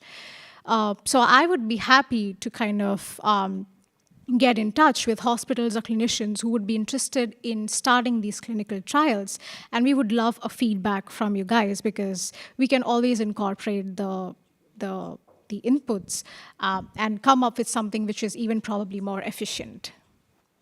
Wonderful, wonderful. With that being said, I have already shared a lot of this information with some of the well-known hospitals that we have here in the U.S., with some of the clinicians that I've had privilege to work with over the years. And when you're able to share the information, I can put you in touch with them. We can get the information to them, and these are the teaching hospitals. These are our trauma hospitals, and they would be elated to be able to have their hands on the device. And if anyone wants to collaborate with her afterwards to try to find out a little bit more information to share in your area, please do that. And with that being said, close us out. I'm always thrilled to hear about innovations on a personal level, because as Dr. Joanne said, there's no amount of money that's over a human life. And so realistically, when we are incapable of efficiently doing research, we're not just burning money, we're letting people die. You know, it's really that extreme. Like, I remember in business school when my friends are like, oh, whatever, don't take it too seriously. We're not doctors, our work doesn't matter. And I'm like, okay, but pharmacoeconomics does matter. Research matters. AI interventions matter. And being on the cutting edge is no longer just a privilege, it's almost a mandate to fully give people the best in-class care. Yet we can't do that if we are biased to limit to only what our own minds do, right?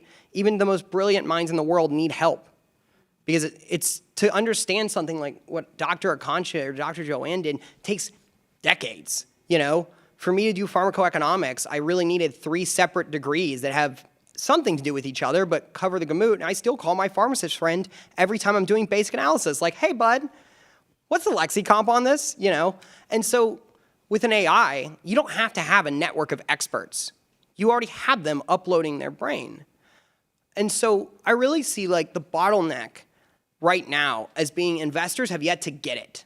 See, they're so used to the last 10, 15 years where we didn't have these multi-omnics or these next-gen screens where, but really we had them. That wasn't the problem. It was that we didn't have the ability to process all the data because they're like, well, this is way too much data for any one person. It will take me a week to look through one patient. I'm out. And that's why clinical decision support tools, that's one of the reasons I work in them, but also why I think that her glove to Joanne's COVID, I believe someday they're all gonna be part of clinical decision support, which just can be ubiquitous. Like right now, we have Siri, right? How is that not the first step? As somebody was talking about the last take, the physician has been supplanted as the top person in the medical ethos hierarchy. And if you consider this, then you have to also remember that 93% of basic science is VC backed. So these people who are mostly old white men are the ones who are trying to make calls on this, but a lot of them also don't really have a biopharma background. And so when you talk about where we are in a post-COVID world, digital therapeutics have finally come to the fore. And yet there's so much reticence because people are like, what are digital therapeutics? Why do they matter? Even though they have the best cost-effective outcomes almost universally. A great example is in postpartum for women, there are a bunch of apps that have them do exercise that recover, and they save like, I think it's $68,000 a woman. And it goes up, and that's just at like 3 people an app, because physical therapy is expensive. Having to go in is expensive. Or as Dr. Akancha was saying, when people don't feel great physically, it really affects their mental health. At least we know in endometriosis and postpartum, the correlation is something like a 40% diminishment in mood based upon physical symptom severity, so up to like 46%. But generally speaking, the more symptoms you had, the more depressed these women were. It's no different than anything else. And it's partially because cortisol obviously leads to depression itself, like the inflammation hormone, but also like there's a reason the best antidepressant is working out outside. There's so many aspects to being able to have autonomy. It's something called embodied cognition, which is the theory that our sense of self is our ability to manipulate the world around us. And when it gets harder to do that, we start to lose part of what makes us human, that at least our brain views it. Embodied cognition says my idea of the brain stops where my hand touches this bottle. With Akancha's research, the embodied cognitivists will actually begin to see their own hand and the glove as one. It's just, just like you play lacrosse enough, anything else, your stick feels like part of you. You put a stick in my hand to this day and I'll catch a ball. It's just second nature. But that's fantastic, but it's also like, okay, it took me 10 years to get there. What if we had an AI that could expedite that? And so there are all these different dimensions, but what kind of ties them all together is this idea that the more time we can give clinicians back, the more time they can spend personalizing their treatment, talking to people about what they really feel. And with clinical decision support tools, they have the capacity to know exactly what to ask in whatever way that may be, and then to execute on it by sending them it, having an AI say, okay, most of your patients are good except for that one. That one needs more help. And you're like, cool, we're gonna spend more time with you.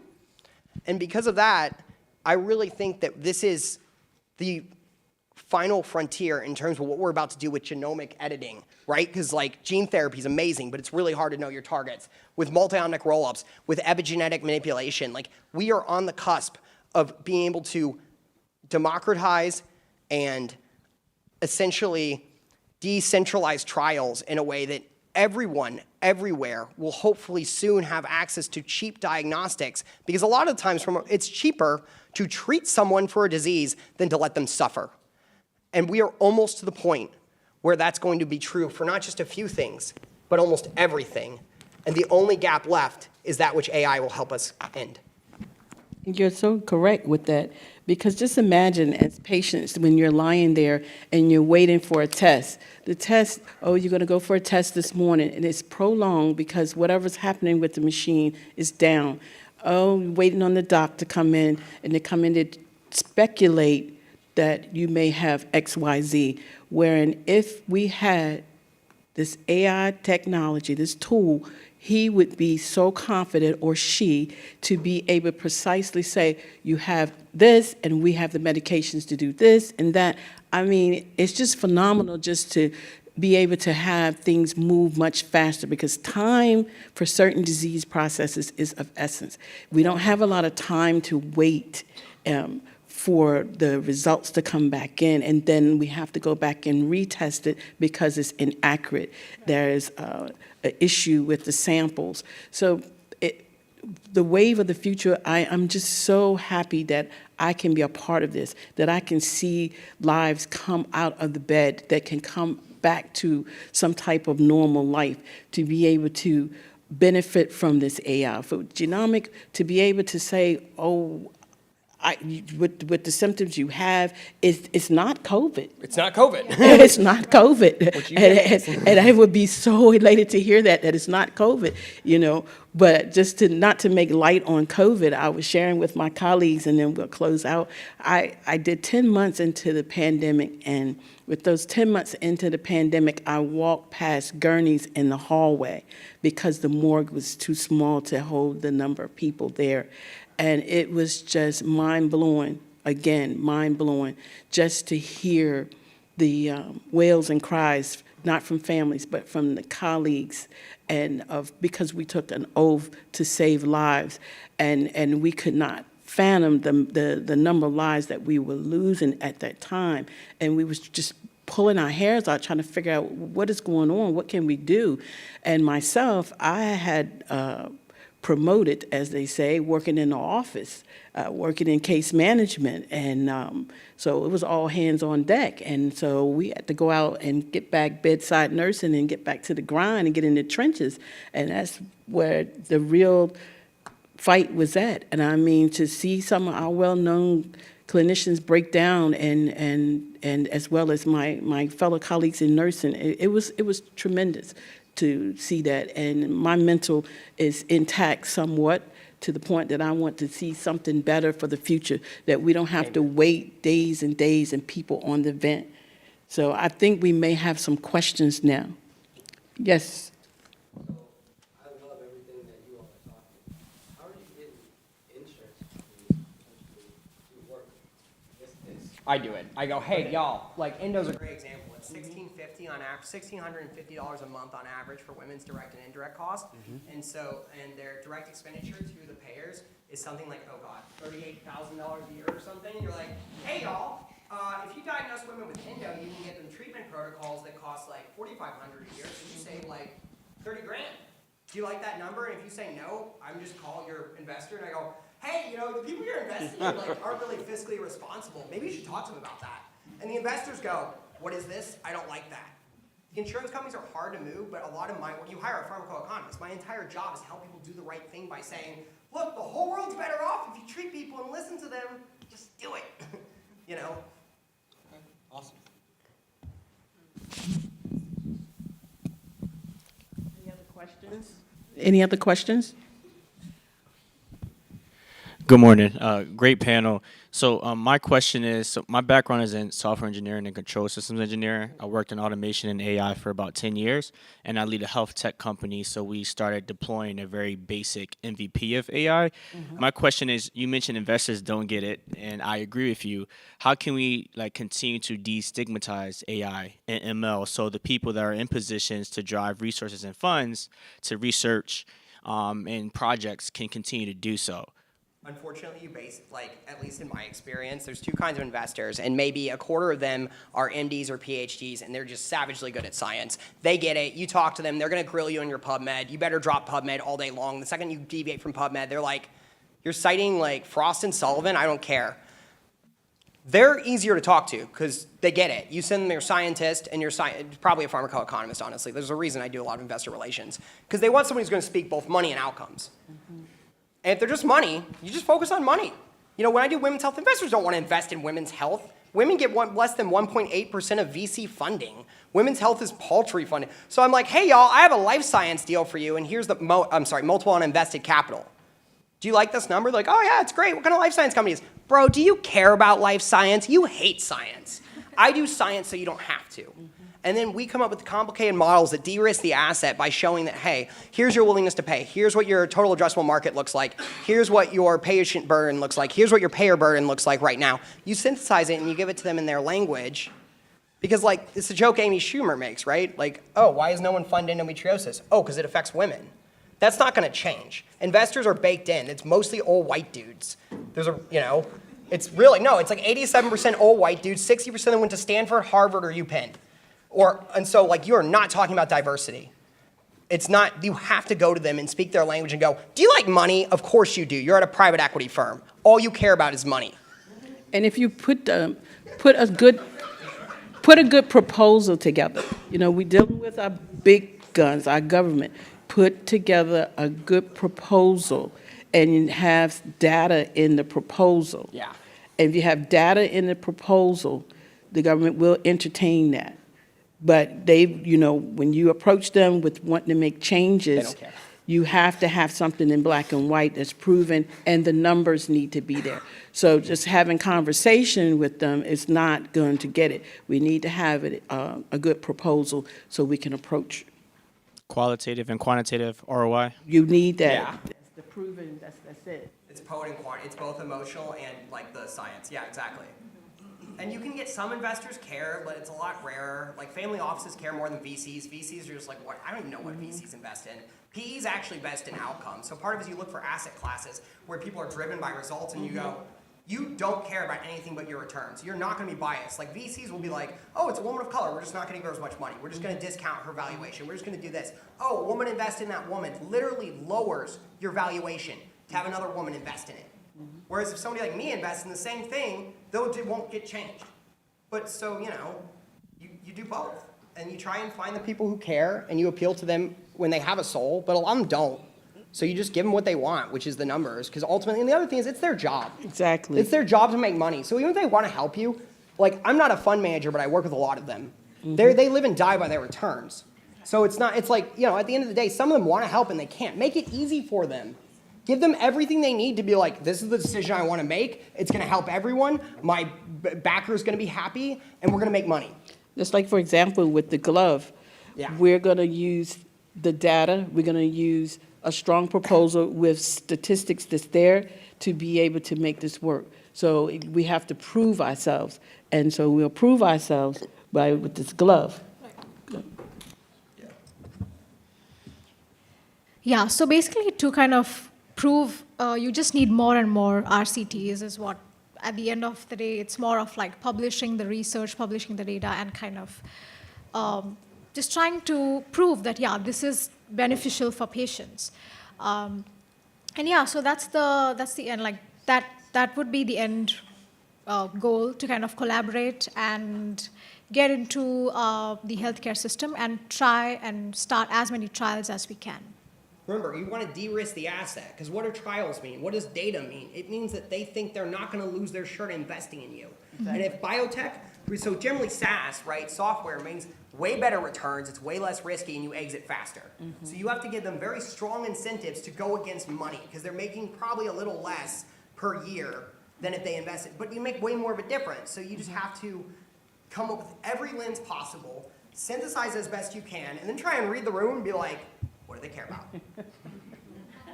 What kind of investor? You know, my favorite thing is to be like, do you like science to start? They're like, no. I'm like, good. Because then you can just talk about money. Or if they're like, oh, I love science. You're like, great, I have so much science for you. Like, make it easy for them to make the world a better place. That's all we're trying to do.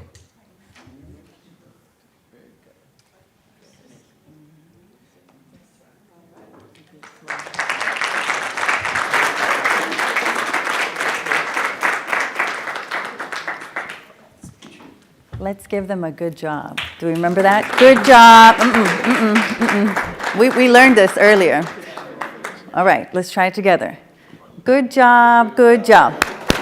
Good job, good job. G-O-O-D-J-O-B. Good job, good job. Remix, muy bien. You ready for muy bien? It's the same thing, but we just spell in Spanish. Okay, I'm kidding. We're going to spell it in English for this first one, okay? Muy bien, muy bien. Muy bien, muy bien. M-U-Y-B-I-E-N.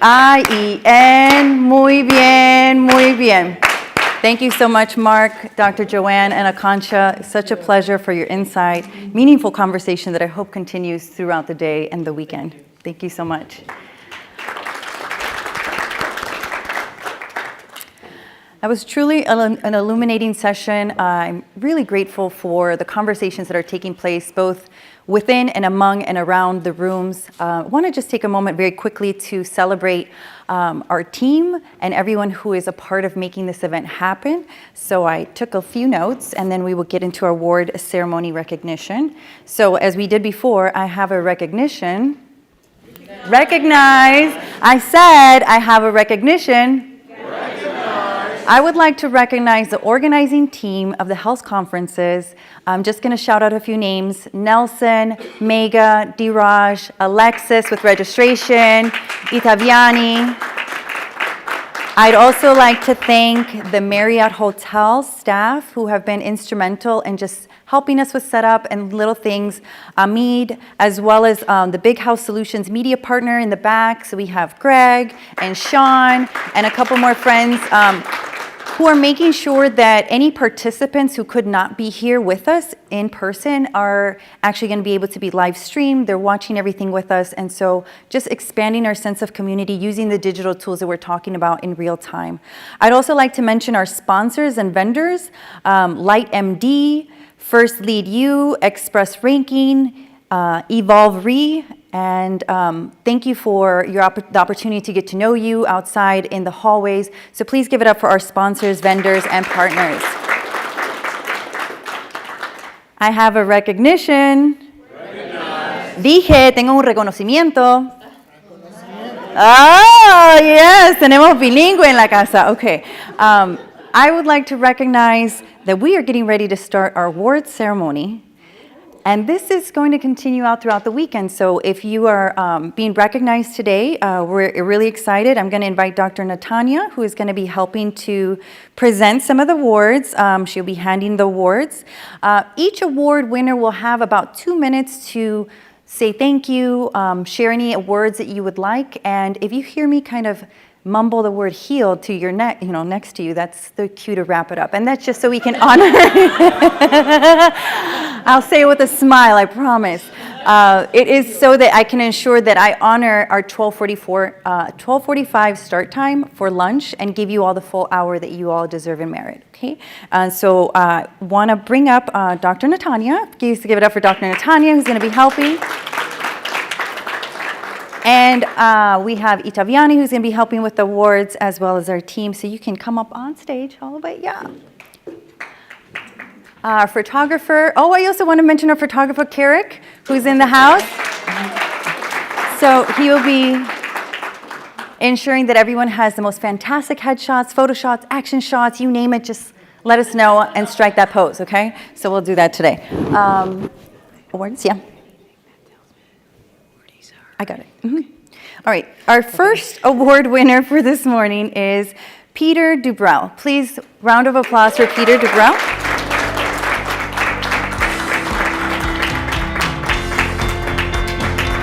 He's going to give you the awards are coming. As the award is coming, we'll go ahead and give you the opportunity to speak. You can use the mic. I think the mic works, yeah. I'll try to tell a professional communications teacher, make it short. I'll make it as short as I can. When I first received the HEAL email, it was the acronym that it stood for that caught my eye the most. Health, education, and learning. You know, health and education, two institutions that really ingrain in the embodiment of learning itself and progressing continuously to keep learning and passing that message, which for me is probably the most important thing, touching everybody for me in my classroom and beyond. So when I launched PDIs, that was what I was trying to do, is help every student become a confident, great speaker. I ask you guys to be innovators, to be game changers, to be life forces in health and in education. And I leave you with this. This really happened for real. I was at P.F. Chang's and I got my fortune. And it says, tomorrow you will learn a lesson that you will one day teach. I've already learned that lesson, and I'm hoping to learn a lot more throughout the weekend. Thank you, guys. I can't wait to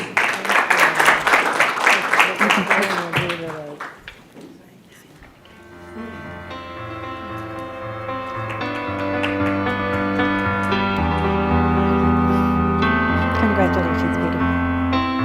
All right, our next award winner is Belangi Perez Torres. Please give it up for Belangi. Belangi is joining us from Aspen Dental. She's the Director of Hygiene Strategy and Operations.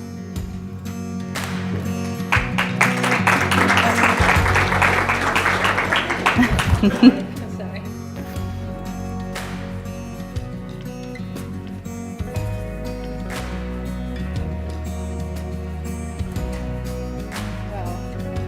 you, everyone. I feel like I'm standing between you and lunch, so I'll keep it short. I'll make it better. Okay. I'm really honored and humbled that I'm being recognized today amongst esteemed colleagues here and leaders in the healthcare education and learning space. And I'm excited to be here because it sounds like all of us are on a mission to bring better care to more people. And it's been a privilege for me to hear and pick a lot of your brains. And I'm also very grateful for the Aspen Dental team, who by the way, have been mostly females, who've been depositing their leadership skills in me to be here where I am today. So, congratulations.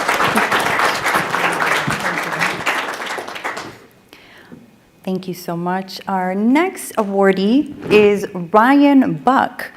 Ryan Buck is the co-owner, MBA, CSA of Care Patrol of Northeast Ohio, Erie, and the Southern Tier, New York. Give it up for Ryan.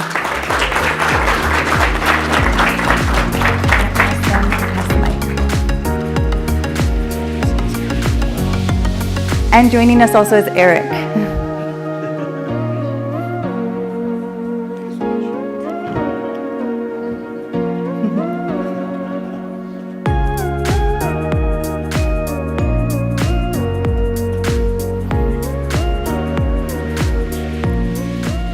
So, I never want to follow Mark for anything. You're awesome, man. You have a lot of drive. That's amazing. So, I really want to thank everybody as well. That morning session was awesome, phenomenal. It's probably one of the best sessions I've sat in a long time. Normally, you're looking at your phone. You're like, when's lunch? And I know lunch is pretty soon, so I'm going to stop here in a second. But that was phenomenal. So we couldn't be here without our team. That's who I really want to recognize back in Cleveland and Pennsylvania and New York. Our team is the best, and that's who we really want to thank for being here, because if we didn't have them, there's no way we could step away for a couple of days. So thank you, everybody. We really appreciate this award, and good luck for the rest of the weekend. Congratulations.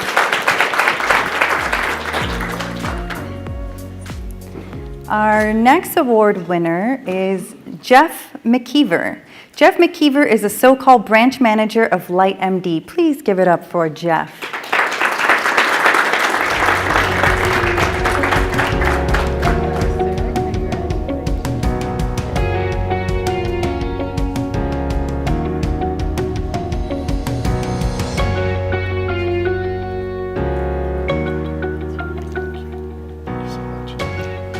So hopefully I'm not the last one before lunch, but just want to give you thank you for the recognition and this award. It's an honor to be here with you all this weekend, and I would really encourage you all to get to know my team, myself, and our CEO is here with us. We do red light therapy, also known as photobiomodulation, and we love to empower you to be able to heal yourselves using the power of light. So please come join us at the Light Lounge that we're going to have out here just outside of lunch. And it is awesome to be here with you all, and we look forward to meeting you all in person. Come and join us at the Light Lounge. Thank you so much.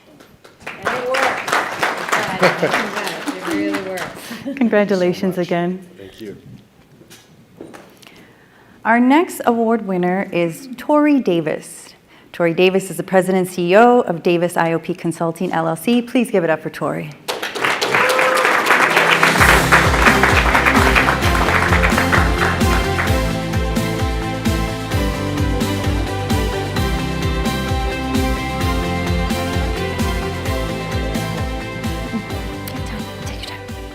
Well, I just want to thank HEAL for taking the time to recognize some of the work that I have done.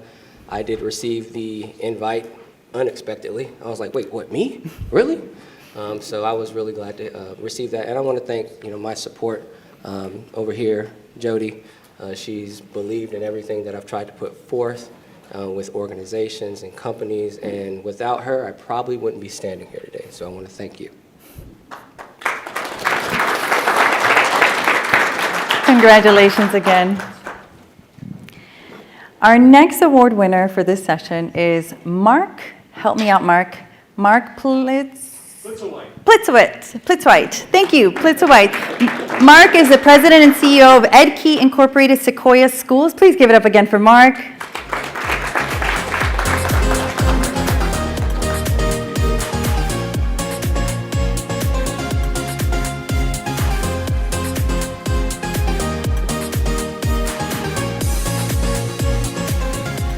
Well, thank you for having me here at this conference. EdKey Inc. is a group of charter schools in the state of Arizona. We operate exclusively in Arizona. We have 28 schools and programs, each one of them with their individual mission and vision.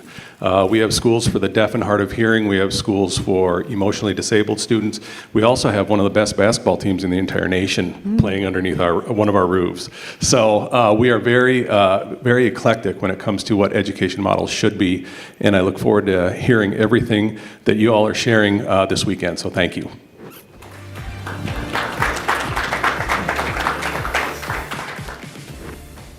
We have 3 more awardees for those that are wondering, all right? Next award winner is Serena E. Sachs. She is the Global Chief Technology and Transformation Officer for Education of Microsoft. Please give it up for Serena.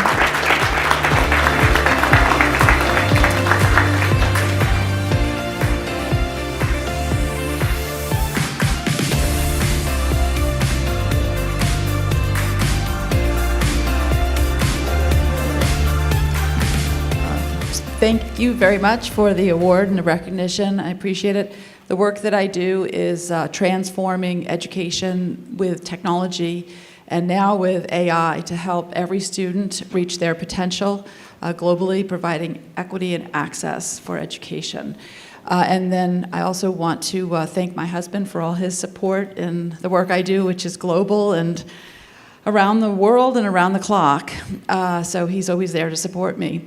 And together we are writing a book that will be published within a few months. And so if you link in with me, you'll get the announcement.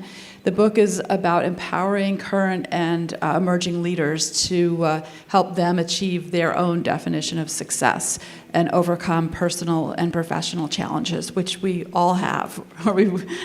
We got here not because it was easy, but because we persevered. And that's what the book is about. So thanks very much. Congratulations again. Our next award winner is Dr. Manuel Rodriguez. He is Executive Director of Strategic Growth, Puzzle Box Academy. Please give it up for Dr. Manuel.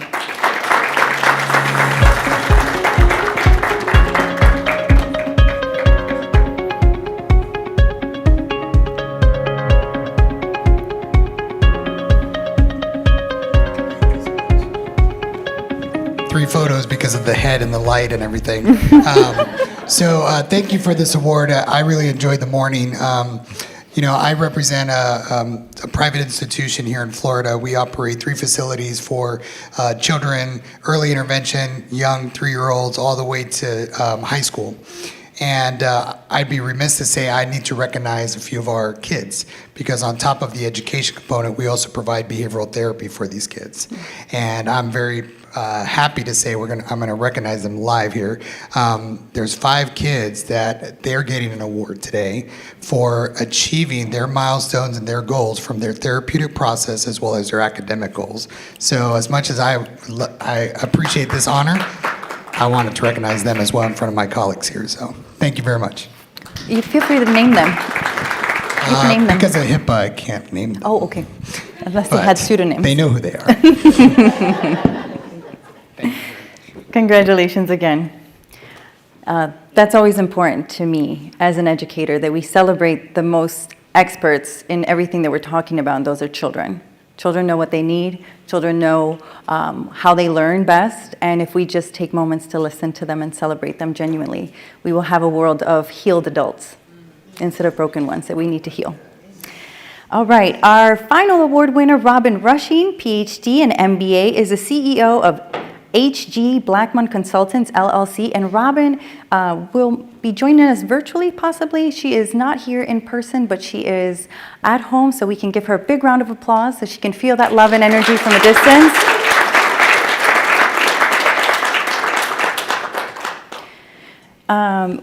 I want to take a moment also to just recognize everyone in the room. So we know how this goes. I have a recognition. I said I have a recognition. I would like to recognize the energy I feel in this space right now. And it's the energy that is coming from your heart centers, connecting to other centers. So if you're familiar with chakras, there's a whole lot of really cool energetic exchange that I see happening, because I see people's auras. And what I see right now is absolutely beautiful. So I want to take a moment to recognize you. So give yourselves a big round of applause for being present, however you want to do it.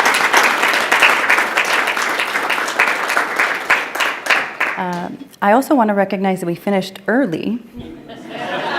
So, because I got us to finish early, I'm so excited that everyone's going to be back in this room at 12:40 p.m. so that we can have an on-time start time, because I will have some fun things to do. Now, before we leave, I'm going to get you really excited for lunch. Y'all ready? I don't know if you're ready, because I don't hear the excitement. Want to break us for lunch? Okay. So here's the final chant we'll leave with, and this will be our celebration as a collective. So repeat after me. This is call and response in the African tradition, which is my background, my ancestry as well. We do call and response. So when I say it, you repeat after me. I say we got it going on at the HEAL conference. I say we got it going on at the HEAL conference. Say we're gonna have a lot of fun as we follow the rules. We're gonna break the rules. Okay, that was just a test run. Okay, are you ready? So it's gonna go like that. I say we got it going on at the HEAL conference. We're gonna have a lot of fun as we break the rules. Oh, where they at, y'all? Oh, where they at, y'all? I said we got it. We got it. We got it. I said we got it. We got it. We got it.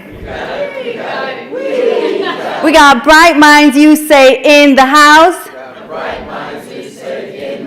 We got leaders, you say, in the house. We got change agents in the house. We got parents in the house. And the house is packed. Say what? And the house is packed. Enjoy your lunch, everyone. Thank you so much for humoring me. See you all in an hour. 12:40. I mean, yes. 1:40. Yeah. Trying to talk about it. 1:40.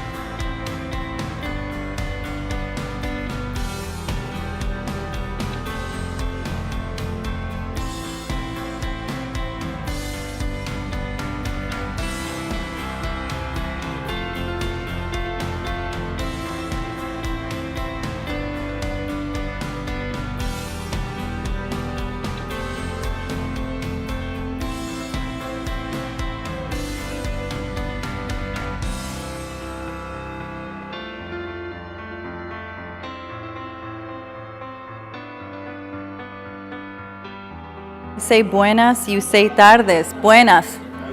Buenas. Let's try it again. If you hear the sound of my voice, clap once. If you hear the sound of my voice, snap 2 times. If you hear the sound of my voice, stomp your feet 3 times.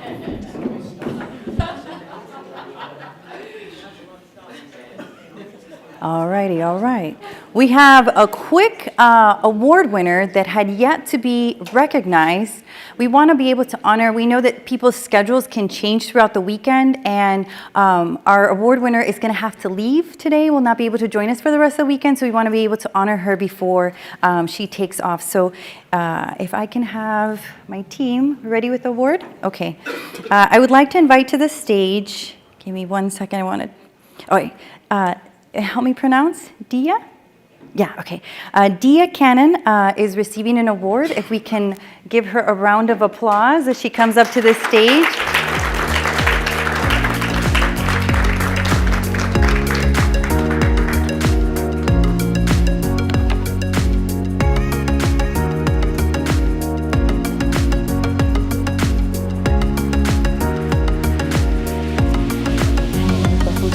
Oh, here.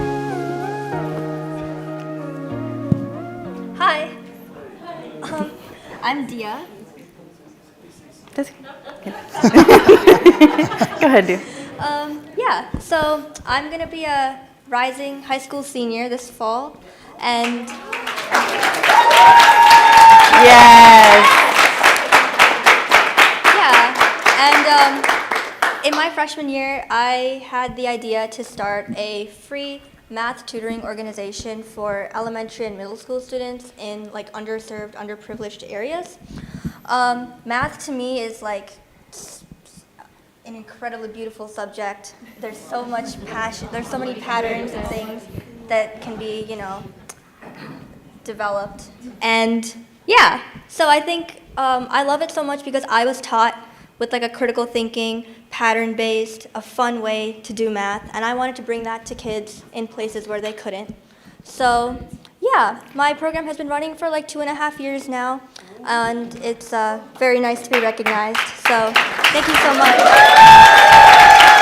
And tell us the name. Yeah, it's called Infinity Math. It's a play on words. Say it one more time. It's called Infinity Math. Infinity. Infinity.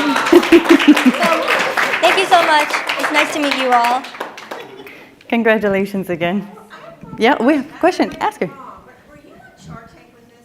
No. Because there was a young lady that did a math thing on Shark Tank. I thought that might be it. No, it wasn't. But Ask her. You're ready for Shark Tank? I'll take it. Yeah, she was in high school, so there you go. Okay. Wow. Yes, she is. So we'll be making sure that her contact info. Yes. Yeah. Love it. All right. Thank you very much. Thank you, everyone. This is the reason we do the work we do. So thank you so much. And now I have the honor and pleasure of introducing our next keynote speaker. We will be making slight adjustments to time. I appreciate the flexibility. We got a lot going on, but we want to honor everyone.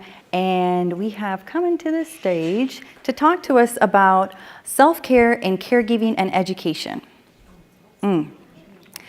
Dr. Manuel Rodriguez will be coming to share what he has learned throughout his life, talking to an exceptional educational experience. How do we do this? He's going to give us the clues today. So please give it up for Dr. Manny Rodriguez.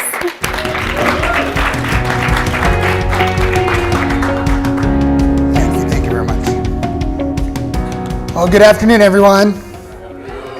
All right, good afternoon. So I'm the guy after lunch. And also, following an award recipient like that, that's pretty intimidating. Anybody that can go on a stage and say, the fun and beautiful part of math deserves an award and an investor. I work for Puzzle Box Academy, but part-time I'm her manager, so come talk to me and we'll get you funded. I'm gonna have everybody stand up for a moment. We're gonna do something just to get some energy around. See, I thought you liked that. Muy bueno, right? Muy bueno. One of the things I've already enjoyed about this conference is the mantra of "we make a difference," right? Everybody in this room. So haven't had a chance to meet everybody in this room yet. Hopefully I get a chance before I leave. But everybody here seems to be making some type of difference in the world and striving for that. Well, years ago when I started as a young 20-year-old kid at Florida State University, I had a professor and a mentor who is still my mentor and professor all these years ago, Dr. John Bailey. And he used to have us young learners in undergrad stand up in class. You can imagine how awkward that was for us. Stand up in class and say, "You're here for a reason." And everybody's going to raise their right hand. So go ahead, do that with me. And repeat after me. I can make a difference. I kid you not, that is a true story. He made us do that in every class. And we did it. And we did it. We were in class 3 times a week. And then 25 years later, here I am at this conference talking about we can make a difference. It's pretty awesome. Pretty awesome. Okay, you can all sit down. That was just to get a little energy. That's right. That's right. And I'm going to tell him where I was. I'm going to call him tomorrow and say, "Guess where I was? Guess what I did?" And it's on YouTube, so he can see it for himself. Well, my name is Dr. Manny Rodriguez. You all can just call me Manny. We're colleagues. And I get the esteemed pleasure to share with you what for me is a 25-year journey, what is also for the founder and CEO of the company I work for, Puzzlebox Academy, is a life journey. So I'll kind of share with you a little bit about that. The title of this presentation is When Education and Applied Behavior Analysis Integrate, an Exceptional Educational Experience. Let me give you a quick backdrop. So Puzzlebox Academy, what we do, is we are a private institution of learning for a neurodiverse population of children. So what does that mean? We have neurotypical developing children. We have children that have ADD, ADHD. We have children that have autism. We have learning disabilities. We even have one kid that has visual impairments. And so we're a private institution for them to learn and to grow for their life journey. In addition to that, we also have an early intervention center, what we call school readiness. So those are ages 3 to 6. And again, they have all the letters behind them as well, all the diagnoses you can think of.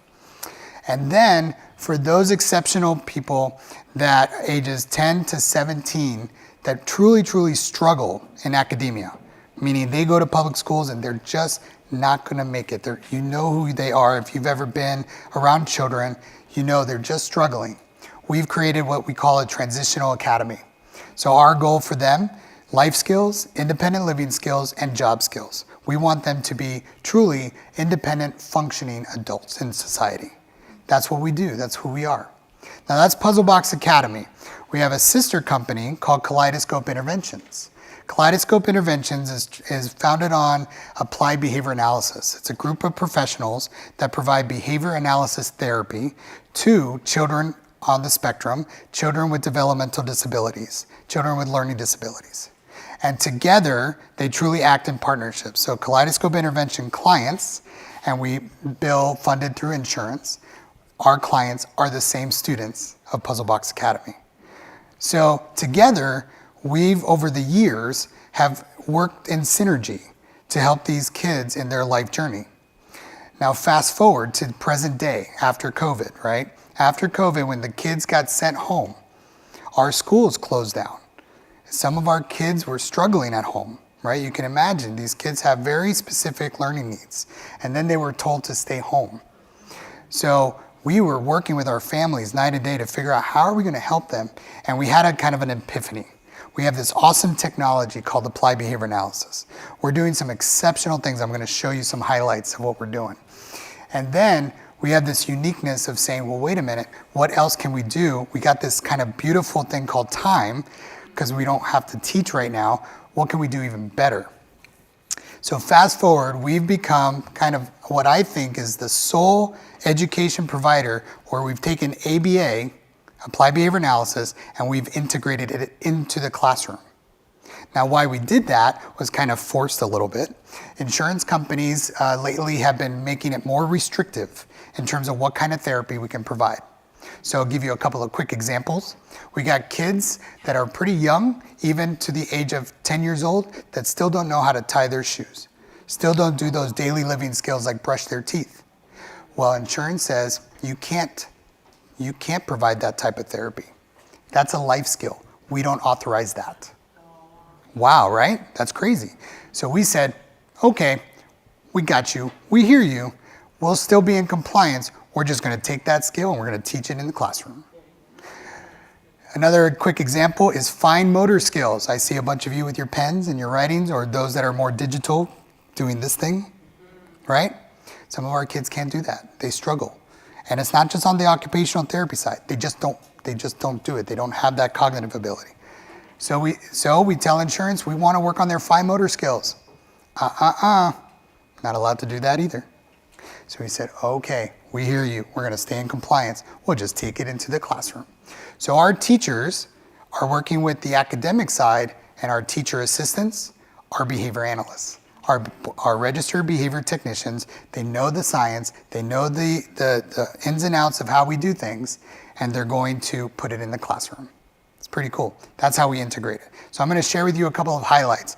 Now, I mentioned applied behavior analysis. Some of you, how many of you, raise your hand, have ever heard of applied behavior analysis before?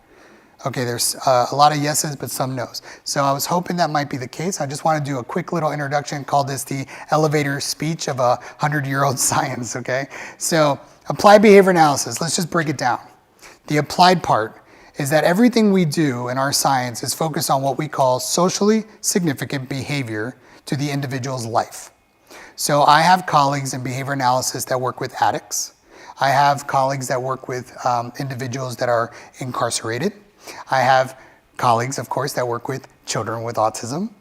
I spent about 20 years of my career working with executives and working with managers to help support their teams and be more productive employees. How many of you have ever worked in a place where the employees, there's some problem behaviors in the employee ranks? That's what I did for 20 years. That's okay. So applied, so we focus on those socially significant behaviors to help support good quality of life for that individual, okay, no matter who they are. The behavior side, behavior is anything we say and do. I love coming to conferences like this because I get to geek out a little bit because I get to learn about neuroscience. I get to learn about artificial intelligence. It's all the stuff that I don't get to do on a day-to-day basis. So now I get to learn and sit there and just absorb as much as possible. Because what I do on a day-to-day basis is I focus on observable behavior, and that's what I track, that's what I measure. And I love learning about the stuff I can't see, because that's the stuff you guys do. That's cool. So, but behavior is anything we say and do. Walking, talking, chewing, you name it, right? On the behavior side of with these kids, for example, we talk about their verbal skills, speaking, language, right? We also work with problem behaviors, hitting, kicking, biting, punching, throwing. It goes on and on and on, right? So that's the behavior side. The analysis side of applied behavior analysis is we do assessments, we evaluate, and what we're assessing and evaluating is what we call the function of behavior and its association with the environment. So the function of behavior, if any of you don't have to have kids, if you don't have kids, think about your fellow employees. How many of you would know somebody, whether it's a kid or an adult, that's attention seeking? Everybody, right? So, attention seeking is a function of behavior. They're doing what they're doing to seek attention. How about, do you know somebody that does things to escape or avoid something? Escape avoidance behavior, right? Oh yeah, very prominent. So there you go, escape avoidance, another function. Now, a little more specialized, and specifically in the world of autism, is sensory. Automatic reinforcement is another function. It's where they're doing something that gets automatic reinforcement. They don't need it. It's not for attention, not for escape. It's just automatic. It's sensory. So we have kids that do what's called self-stimulation, right? They flap their hands, they jump up, they run, whatever it is, right? Some of us have self-stimulating behaviors. How many of you are pen clickers? Anybody pen clicking here? Oh, we got one. Good, brave soul right there. Thank you. So that is a form of self-stimulation. And nobody's giving him attention for self-clicking, right? Thank you for joining me there. So function. The function and the environment, that's what we focus on. That's our analytical side. So that is my elevator pitch of what is ABA. So ABA and autism, when I first started in this field, it wasn't as prevalent. So early 2000s, take a little background in history, early 2000s, it was about 1 in about 150 children were diagnosed with autism. Today, we're at 1 in 36. 1 in 36. Now, early 2000s, 2010, that's when we started seeing applied behavior analysis applied to the world of autism, whether it was children or adults, what have you, to really, based on the science and based on the data, it really became kind of that go-to therapy to really help these individuals. Now, we focus on all sorts of things: communication, language, social skills, self-care, play and leisure, motor skills, learning, and academic. And that's what we do. And by the way, I love putting slides up where I get to see the kids I work with every day. Those are the kids I get to work with every day. And they're doing some great things, right? These kids, they have a journey, they're on a journey, they're on a life path, and we're just here along for the ride to help them out. ABA in education has been even further back. So how many of you heard of a guy named Dr. B.F. Skinner? B.F. Skinner? All right, some of you. B.F. Skinner is kind of the founder of behaviorism or behavior analysis. And one of the things that B.F. Skinner was known for, specifically when he was teaching in Harvard and a couple other places, is he found that he could take the science of human behavior and apply it to learning and education, specifically with getting kids to actually track their own data, track their own progress, give themselves feedback as opposed to relying on the teacher. Okay. Now, for those of you that are educators, just to be warned, I'm not saying teachers don't have a place. I never said that. I'm not going to say that. Teachers have a role. They have a very specific role for that kid. But we can also arm the kids to give themselves some teaching and learning. I'm very excited to tell you that after several years, we have kindergartens all the way to 12th grade tracking their own progress, tracking their own data, measuring every single thing they're doing in terms of learning to what we call fluency. Quick definition of fluency is the ability to do anything consistently, accurately, and without hesitation. That's super powerful. Any kid, imagine a kid learning the alphabet, learning numbers, learning math, right? You want to be fluent. Now, fluency, we're not looking for the A's and the B's. We're looking for mastery of that skill, whether it's tying their shoe or learning advanced statistics. So that's what we're all about. And so what we've done with ABA is we've taken that science of behavior analysis and we've applied it to their education track. So they track their own data. They collect they get feedback for themselves. The teacher is also tracking data, giving feedback to the student. And that's how we've integrated. And we do it for the elementary school. We do it for the junior high and high schools. And this is our transitional academy. These are the kids, they're not earning a high school diploma. They're just learning those basic life skills. Pretty awesome.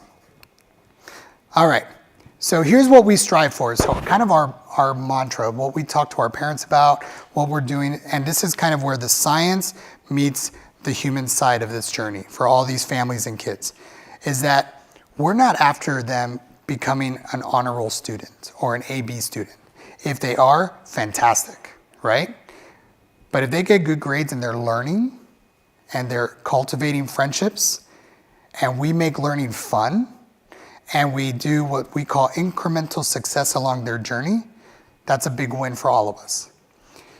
A couple of these kids in these photos are kids that when they were in public school, they were told they're not going to make it. They were getting D's and C's. They were not making any friends. A couple of these kids in these photos were bullied in regular school. And then we opened our doors to them, and their families say it's a night and day difference. They got friendships. They're getting good grades, and they're actually coming home and talking about what they learned. That's it. That's what we're all about. And that's how we integrated our science with all this. So I like bragging about what we're doing. I've only been with the company for a year, but I was consulting to them about 6 years ago in terms of that management behavior and, right, those employee stuff. And then I got an opportunity to start with them last January. And so what I've seen grow over the years has been pretty amazing. I'm going to show you some of the results of the work that we're doing. But I wanted you to hear from the other staff members that make up the schools and the Kaleidoscope interventions, and then I think we have one parent talking. These look like infomercials, commercials. I'm not selling anything to you guys. I'm simply just sharing the story, that's all. So this is our Rockledge campus, which is our early intervention, our little kiddos, 3 to 6 years old. Academy was founded on the belief that every child deserves an environment to help them learn and grow as individuals. Rockledge is a school for children with learning differences. We range from preschool to TK1. We let kids be kids. We learn through play. There is no homework. Kids are encouraged to be themselves. My daughter is not the same little girl she once was. She's much more happy, confident. By the way, I didn't purposefully wear the same shirt. Just a fun coincidence, but I do have the same hairstyle on purpose. So this is our Palm Bay campus. This is our elementary school. So this ranges anywhere between 5 and 6 years old to start, and then it goes all the way to 7th grade, 8th grade. However, just so you know, you're gonna see some kids there that look a little older, and that's because no matter what grade, whatever age they are where they are. So we have 13-year-olds, for example, in 6th grade. That's because that's where they are. So we accept them for where they are and we help them get along the way. That's Palm Bay. Applied behavioral analysis is infused every day into our classrooms to help our students positively get reinforced. With our clinical staff, we're able to support those students that might need that additional support in the classroom to give the greatest gains that they can give. Our strong classroom management allows our students to know what to expect every day. Every child's curriculum is individualized, and they find a place that they can call home. We are a huge family. All right, last but not least, and we just opened the doors to our junior high school about a couple years ago. And part of that was for demand. A little backstory really quick. So our CEO and founder started this journey with her own son. Her son was diagnosed with autism at the age of, I think, 3 or 4. And she was faced with that reality, as any parent would be, which is, what do I do now, right? At that time, so that was 16, 17 years ago, ABA, autism, the world of autism was still in its infancy in terms of knowledge and resources. So she did her own research as a mother and found applied behavior analysis. However, she was in West Virginia, and over there, their resources were not abundant. So she found some pioneers and practitioners right here in Florida. And so she packed up her son, packed up her husband, and said, we're going to Florida. Moved to Florida, quit her job in the finance world. She was working for Aetna Insurance, and became a stay-at-home mom to dedicate her whole life to her son. Fast forward, her son became school age, and she hit one roadblock after another roadblock after another roadblock with regards to educational support. And so, being the entrepreneur and business lady that she is, she decided, you know what, I've had enough. I'm gonna create a different environment for my son and every other kid that faces the same problem. That was now 10 years ago. So we've served over 1,500 families, but along the journey, her son, his name is Loki got older, and she's like, oh my God, he's about to age from elementary school. Where does he go now? So she took him to public school, and he struggled. He struggled in public school. She said, there's a better solution to this. So we started learning from the best, started adapting the best, and so we decided to create Legacy High School, which is our junior high and high school. And Loki is the first graduate of Legacy High School, and he's about to finish with his AA in psychology from Liberty University. So, let me go back. Let me introduce you to Legacy Junior and Senior High School. Nope, let me do that again. Legacy High School is a middle school and a high school. We serve kids in grades 6 through 12. We cater to a specific part of the autism spectrum. It's for our kids that are college bound, that are trade school bound, that are looking for a career. We also offer a variety of different elective courses such as life skills and cooking. Students thrive learning these new skills, and we're preparing them to be independent adults. So our junior high and high school, for example, is doing things that, well, I hate to say it, but some of our public schools don't do it anymore. So we have a cooking class. and we teach them how to cook. We have a sewing class, which let me tell you, they are not excited about sewing. But they do it and they learn it, and then they go home and you can see them sewing. We've taught them how to change a tire. We're teaching them how to change oil in a car. I mean, for those of us that may have been doing those things when we were in school, those things are not around as much as they used to be, all right? So we are teaching these kids those skills, on top of the fact that they are going online and they are getting their education. So the way that we do that, just for anybody that's interested, is the high school and junior high, their academic program is an affiliation with Acellus Academy, which is an online program. We then supplement that with live teachers to help them along their journey. So our teachers may not be the teacher of the course, but our teachers learn the material and help them get through the material. Right? So we call them tutors is what we call them, just to help them along the way.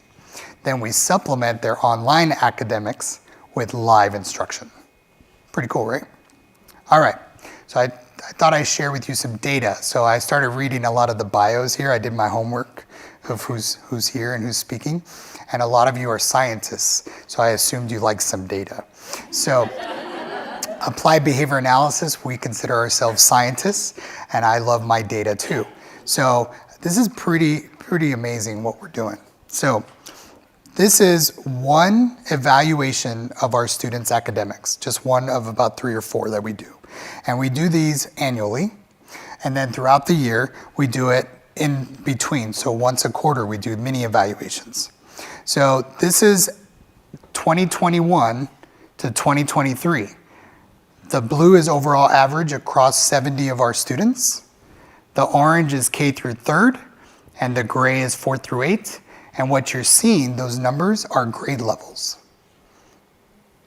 So what we are finding in our data is we are able, through our treatment combined with our academics, is we're able to take that technology and provide these students an enriching environment where they can jump a grade to almost 2 grades within 1 academic year. And most of our kids are coming to us already below grade level. That's pretty awesome. So I have 5 minutes left. Look at me being on time. So my name is Dr. Manny Rodriguez. There's my email address. I wish I would have done that QR code. That was brilliant. So I'm going to steal that for next time. But please email me if you have any questions. I'm going to be here until after the coffee break, after the second coffee break, and then I'm going to journey home so I can be with my family and for the weekend, because my 5 kids say you better be home by 8 o'clock or there will be consequences for your behavior. My kids are mini behavior analysts in the making. So, but thank you so much for the opportunity to speak to you today. And I hope to meet more of you or all of you before I leave. Thank you.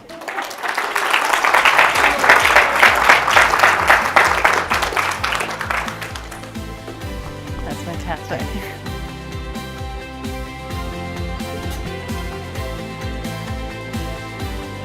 All right, we're gonna give Manny a different song, if that's all right with everyone. All right, so this one, Manny, this one's for you, okay? Anyone here a fan of Michael Jackson? Okay, so this little tune, this chant will feel a little familiar, okay? I'll do my best singing. Good job. I'm telling you, you did a really good job. You did a very good job. Try it with me. Good job. I'm telling you, you did a really good job. You did a really good job. You did a really good job. All right, thank you. Wow, there's just so much good energy in here. I'm sitting here trying to get it off of me because I'm gonna need to dance or do something. I really feed off of love. Right? Love is what fuels me. And there's so much love in this room. Love for the work that we do, love for the contributions, and love for the possibilities of what can happen after we leave and connect and collaborate with each other. So really exciting times.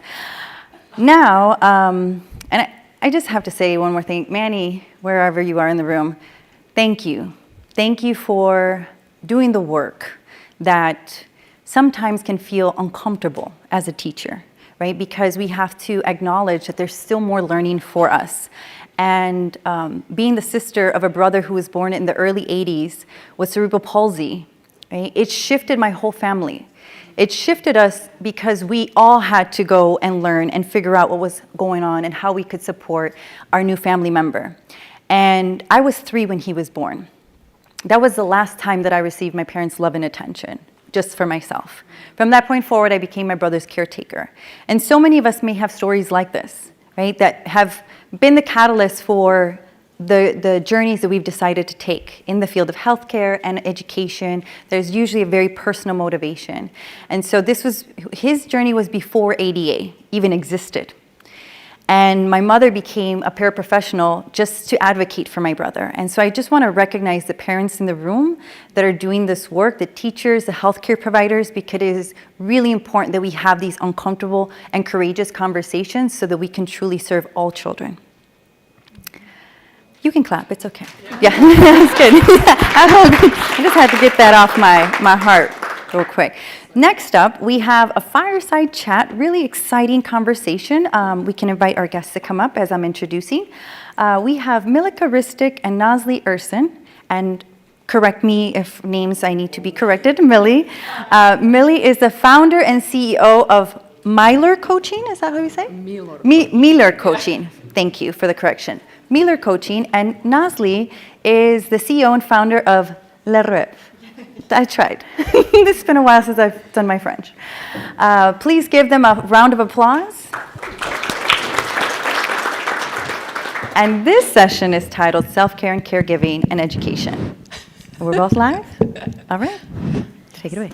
Hi, everyone. It's such a pleasure to be here in front of all of you today. And especially to share this stage with Nazli, my friend. We actually met 2 days ago on the Zoom call, and then we clicked right away, and just the energy is amazing. This is when you do self-care, and when you're self-aware, you really recognize that type of the energies and people in the room. And again, that human love that we all have within. So, Naz. Hello. Hi. Can you please introduce yourself? I think you can do it better than me. Oh, sure. I will try. There's lots of light here, but I think I'm okay. So, hello, everyone. My name is Nazla, but most people call me Naz. And before I want to just introduce myself, what I do, I just want to just share that I've been looking for my life purpose, since 2019. And I think before 2019, I had no idea what I was doing. And since 2019, I always started to do my business, and there was just something was missing. And what was missing, it was just my soul, myself. And it was just so interesting how much that you actually have an education and you think that you do all these things, but you just cannot find yourself. And I think that was just the missing in the soul. The truth is, although our head and heart are 18 inches apart, most of us are spending our life really looking at the connection, genuine connection about what our head claims for us to believe versus what our heart believes in. And just Ryan, to your point, is that living quality life, right? It really comes from your soul. So what I do, I actually help individuals, organizations, and especially youth to see through their heart. And when I do this organization, like we had the panel, I spent 15 plus years, in HR, and with everything that we talk about HR and organizations, like the culture in the heart. And for the youth, yes, I have found Academy, Le Rêve Academy. Le Rêve means the dreams in English. And it's the ultimate dream laboratory for all brilliant young minds out there around the world. And one of the reasons I wanted to do, because I want them to actually bring their sense of purpose beyond financial expectation. And my dream overall in this world, I want to open an orphanage, later on in Turkey. I'm originally Turkish, but I'm coming from New York. So it all goes back to love, because I think that's the most important ingredients that we need in everything we do. So thank you, Millie. Yeah, That is so true. Love is really important. So again, I am Mili. Actually, originally I come from Serbia, and my original name is Milica Ristic. That's how I pronounce it, but everybody knows me here as Mili. I'm founder of Miller Coaching, and Miller means my first name, 3 letters of my name, and or means light in Hebrew. So I'm not Jewish, but I love the culture and all that, and means I bring light to my clients. What I do is I work with business owners, and I work with their teams as well to really quantum leap. But on the way, I'm a mindset coach. So I do lots of work on the mindset, and I help them change their behaviors. I help them change their beliefs about themselves, their limiting beliefs that we all have, and programmed through the way how we are raised to really get to the levels where they want to go, and also to become complete. Because I know so many business owners and very successful people, and also my clients, when they come to me, they say, I'm very satisfied, but I'm not fulfilled. I'm not happy, I'm empty inside. So that's not life really that we want to live. And how I got here is through just my life journey. As I said, I'm coming from a small country and very dysfunctional family. My father was alcoholic, my mother disowned me. And I moved to US young in my 20s, not speaking English. And when I discovered myself after working in a corporate world in New York City, when I discovered who I really am as human being and how I created with my mind everything where I was at that point, and how your mind is powerful, and your thoughts are powerful, your words are powerful, you're creating either if you know it or not know it, and how you can, so you update the software on your phone regularly, like every other week, but then do you upgrade your softwares, which is your mind, and how often you do it? World is changing quickly, and in which speed you are changing, in which speed you're changing your thoughts and your beliefs, and all around it. So yeah, that's who I am, and that's what I do.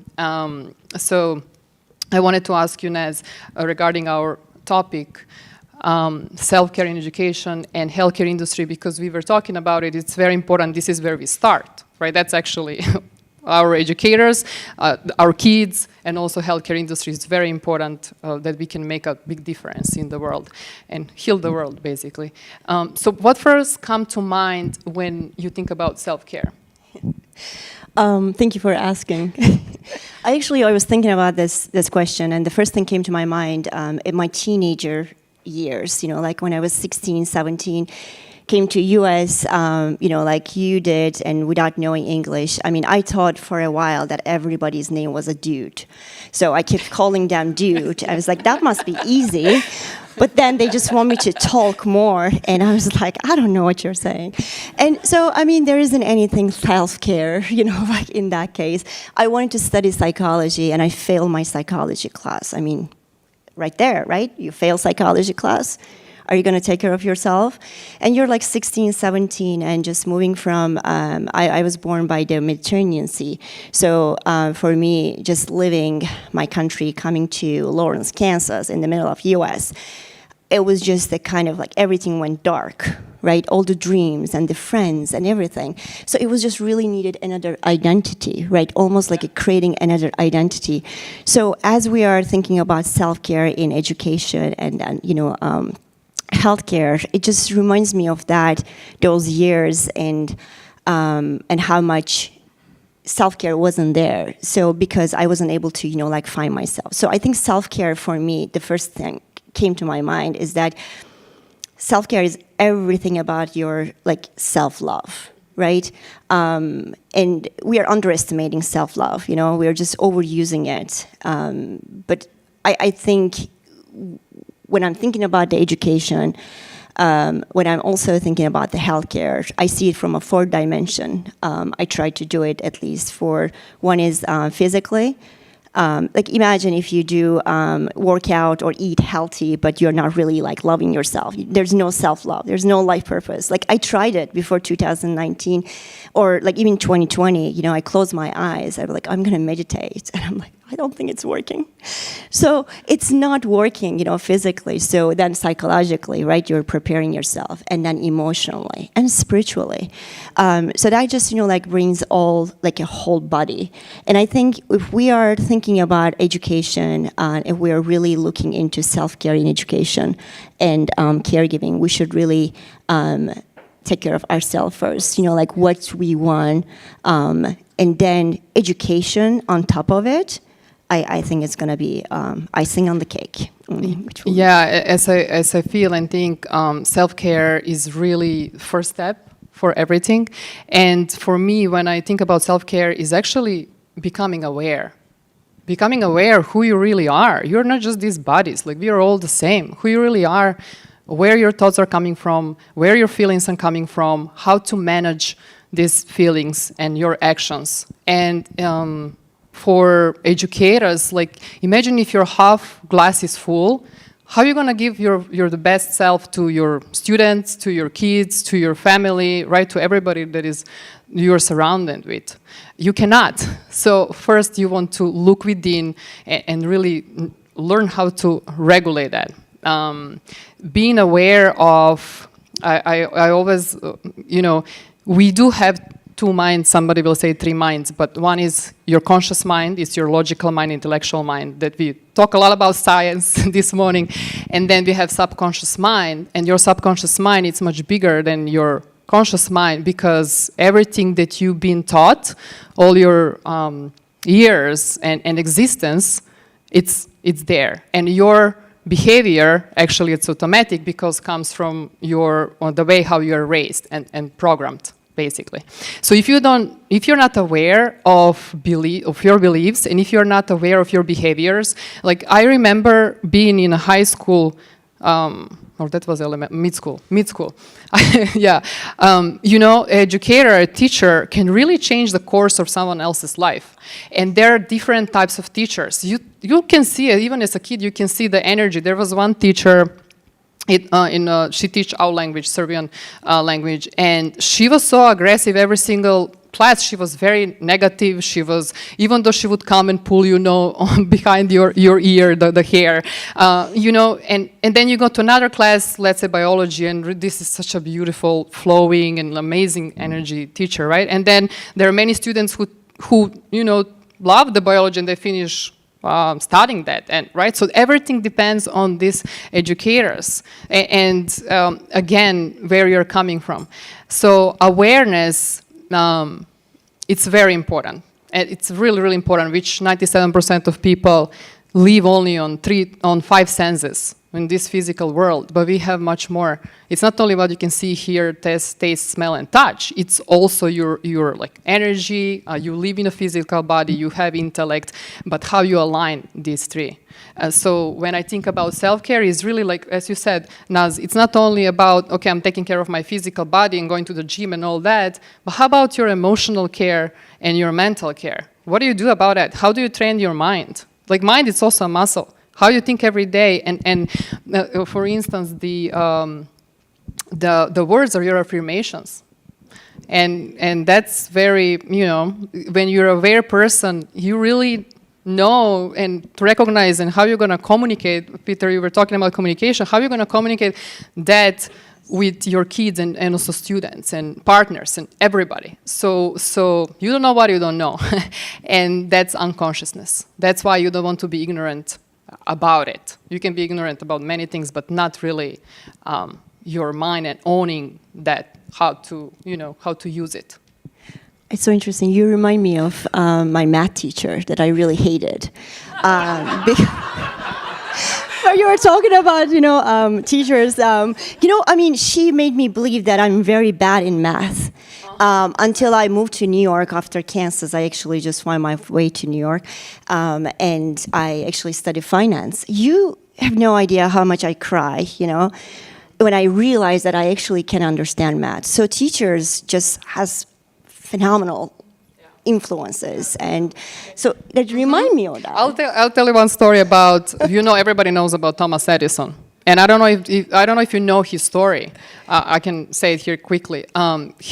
So Thomas Edison, his teacher, told to his mom that he's very stupid and he cannot finish the school. That's how stupid he was. So she wrote a letter and gave it to his mom. But she didn't communicate with the kid, of course, with Thomas. And then his mom, she hid this letter, and when they kick him off from the school, like really like elementary school, and I mean, kid was devastated. And his mom said, you know what? You're that smart, kid. You're so smart that you cannot go to this school. So she put assumption to his child that he's very smart, and he's a genius. He became a genius, right? Scientist. So these words, even in your families, in the schools, they are very important because kids' minds are so wide open, and whatever you say it, it stays there, and this is trauma, and that's how we build, develop beliefs, and what you can do further in your life. It's very, very important. Yes, I agree with you. And when you mentioned about the limiting beliefs, it also goes with that, right? Comes from there. I finished 3 universities just because, in my culture, I had to prove that I need to be successful. So it's not a self-care. It's just really like making your parents happy.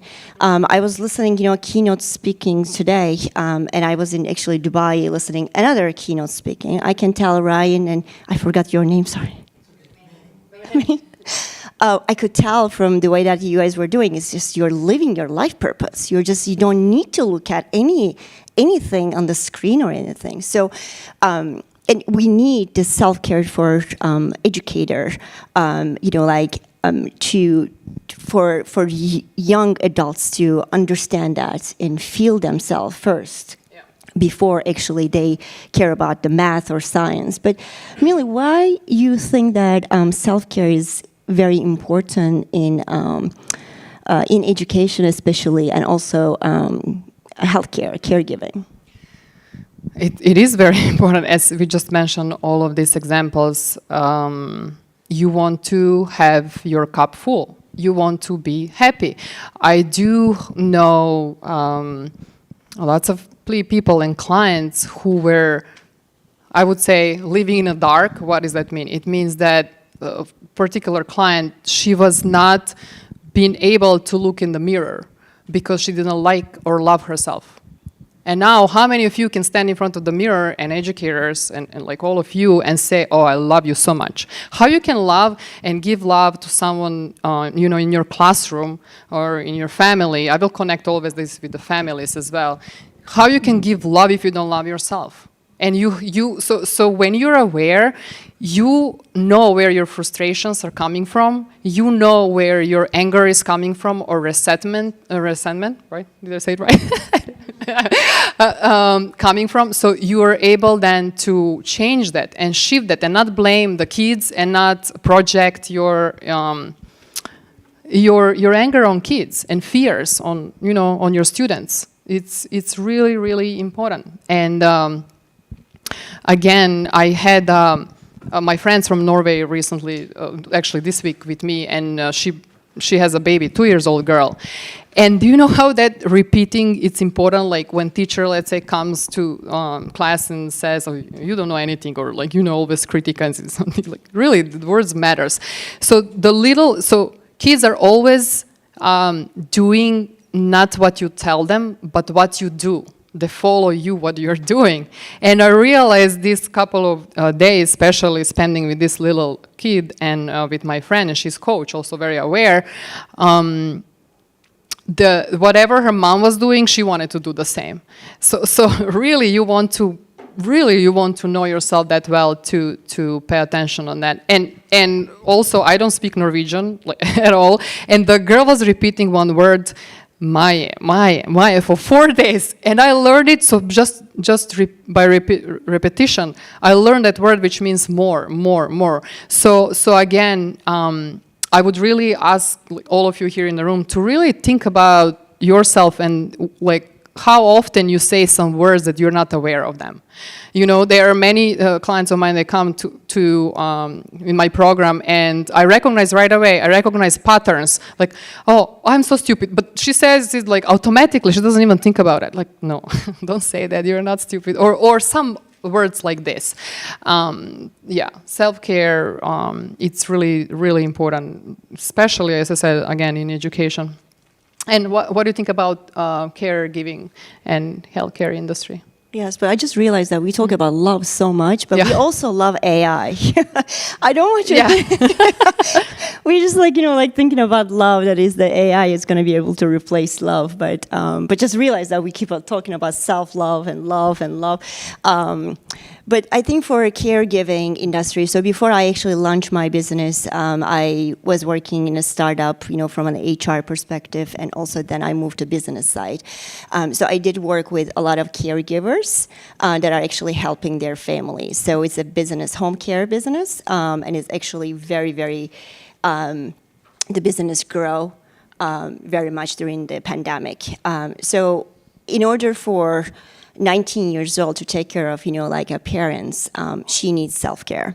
So the caregiving is just by itself, you're giving a care if you care about yourself.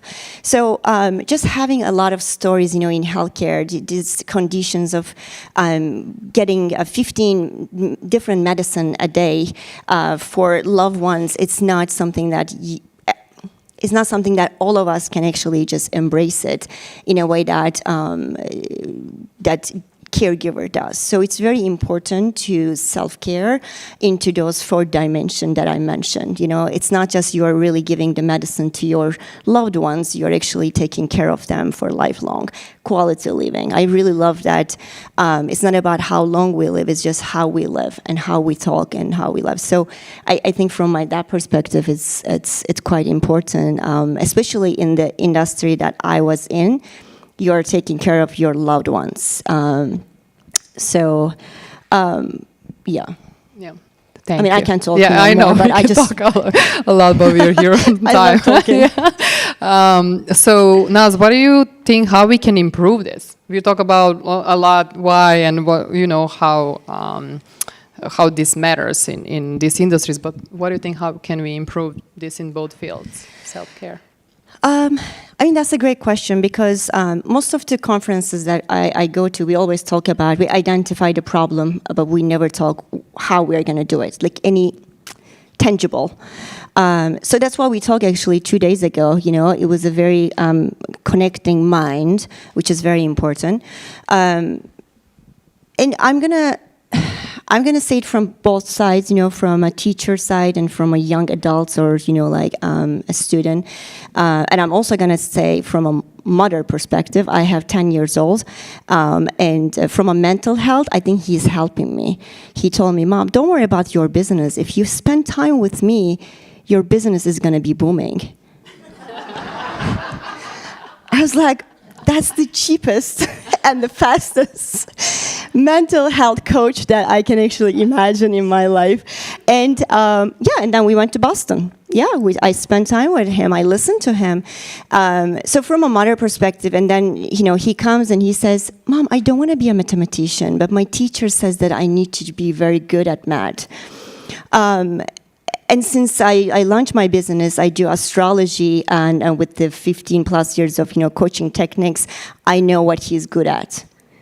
I know that he's going to go to arts. I know that he's actually driven by creative mind. So it's important that for me to know as a mother, but also the teachers to know. So what we were just talking, you know, with you, through our purpose, we connected like within this second, you know, like with Millie. And we talk about our purpose is like, how can we actually create a workshop where we can go to universities or, you know, like a schools and anywhere is actually accepting us, our love, to create some workshop with teachers for the self-awareness, self-care, you know, self-confidence, and the same thing from a student perspective, how we can make sure that they're not really driven this disruptive technology and AI. I need to actually open my company, but I need to be an entrepreneur and it has to be in technology. No, it can be in makeup. It could be, you can be a DJ. That's okay. So that's what we are going to be doing as a tangible next step, and we met 2 days ago. So it is possible. I think it is possible. It is very possible, and really we are powerful attractors, I would say. Yeah, very powerful. So for me, as you mentioned, we do have a big dream and passion to really bring this material about mindset and self-care and self-love into schools, to teachers and also students. I wish that I had this, that I knew this when I was much younger, so I would know how to, not to get angry and not to scream, or when I'm angry, to kind of maneuver these emotions and see them from different perspective, and also why decision is important. Why is important to make decisions and goals, and how your mind works, and who you really are as human being, and all that. So improvement in schools, it should. I feel like it should start there. Self-care with schools, and also in caregiving industry too. Yes, so we're going to take an action together to actually take that step. And it's in thoughts, but it's a good beginning that we're going to start doing that for teachers and students. Because most of the students that I interact, they're not really looking at who they are, they're looking at who they should be.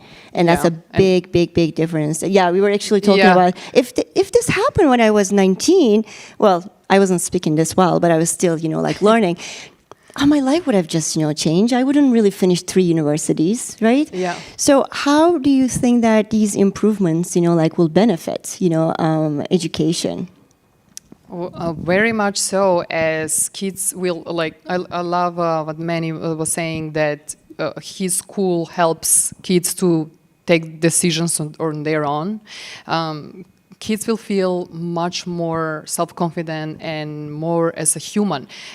They don't have to live life of their parents, and I know so many parents, if they didn't finish or they didn't go to the musical school, they want their kids to play piano, or they want their kids to play tennis, to be a tennis player. So they're pushing their kids, basically creating life for them. So this is what will be a benefit. Kids will have their own, when they are aware, when they know who they are and how they can create their lives and their dreams, and really living the way they want to live. They're not going to live someone else's lives, which is their parents' lives, or environment or society, what society tells them, and all that. I think that we all deserve this. When COVID hit, we had time to think. All world stopped. And we are such on a hamster wheel every single day in a do mode.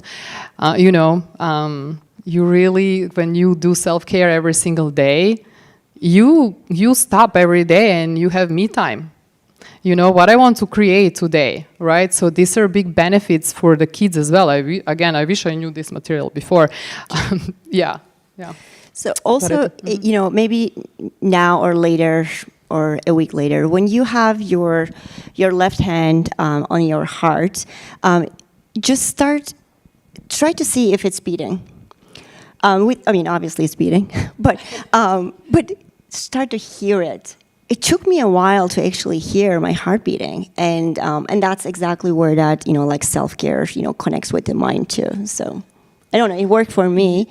Yes. Yeah. Again, we are so much wrapped up into this physical world. But you know what? I just spoke with Nez the other day. Recently, I met, I don't know, maybe some of you know this position that it's called end-of-life doula. Do you know? You know, right?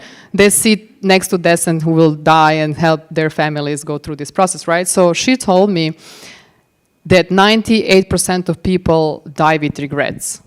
Regrets, they didn't do this, they didn't do that, they didn't, and that's it's a huge percentage, so I would really love you to, at least 15 minutes a day, stop and think about yourself and your life and what you want to do, and you're all here on purpose, and I really love this room, but how we can take this material, whatever we speak this today and this weekend, to the world.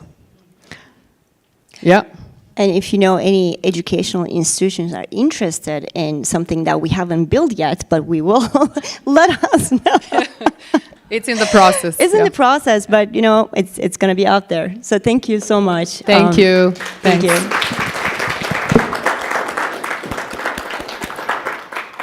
Thank you both. That was tremendously insightful, and I have a seen possibility that we'll be working together very soon. I want to thank you all for the 2 extra minutes that I'm going to take up here really quickly to just let us know how the afternoon will go. And I did want to just uplift the speakers from this afternoon who were just very, very profound in the connections that I made to my personal life story, but also the connections that I felt others made in the room as well, and just building community. Very quickly, I was born the last year of my father's PhD in Santa Barbara, California. Our family story is very unique. Yet he died the last year of mine. It's part of the reason I share the story that I'm on pause. That happened 3 days before Christmas. So he actually transitioned on the winter solstice. It was summer because I was in South America in Chile. And exactly what you just said, Millie, I became a death doula in that process. So I saw my father's transition about 6 months before. I had it in a dream. And this is just some of the gifts that a lot of our students have. I can see it, I can recognize it in the children, I can recognize it in those of us in the room. And it was a very difficult moment because while I knew it's the process of how it happens, right, that no one prepares you for, that tells you about collective grief and how do we navigate that aspect of it, because it's one thing for me to grieve on my own before I arrived to South America, it's another thing to be in the same household with my mother, with my sisters, with my brother who only got to hold his hand. You know, and I did everything that I could with my Reiki skills to keep my father just present until my brother could say his goodbyes. And then now I'm becoming a medium, which means that I can speak to those who have transitioned and help with those regrets that we might have. And so these things just happen. They're rites of passage in our lives. And I've taken them as opportunities to love the world even more, as I feel that I'm loved by the universe, God, however we choose to call. So thank you for that. It was very meaningful. With that said, I'm very excited to say we have a very nice break planned for everyone until 3:45. We do have a very full afternoon. We have a panel and 2 keynote speakers. We really welcome everyone to come back to support as we have been supported during our sessions. For those who are getting interviews, who have scheduled interview day 1, raise your hand, show of hands. All right. Excellent. Somebody's already there. I'm going to be there doing the interviews. I'm on my way over there. So please check in with me and my team, and we'll give you specific time slots so that you can not have to wait the whole time, but we will be back in this room as a collective at 3:45 to continue our exciting afternoon. And I also wanted to take a quick second to shout out Aiden and Adam from the media team that I had yet to be able to tap into, but they are live streaming everything and making sure that you all look fantastic on screen so you'll be able to celebrate these videos and these moments when you're being recognized, celebrated, and connecting with the whole world at large. So thank you so much, team. See you everyone at 3:45. Enjoy your break.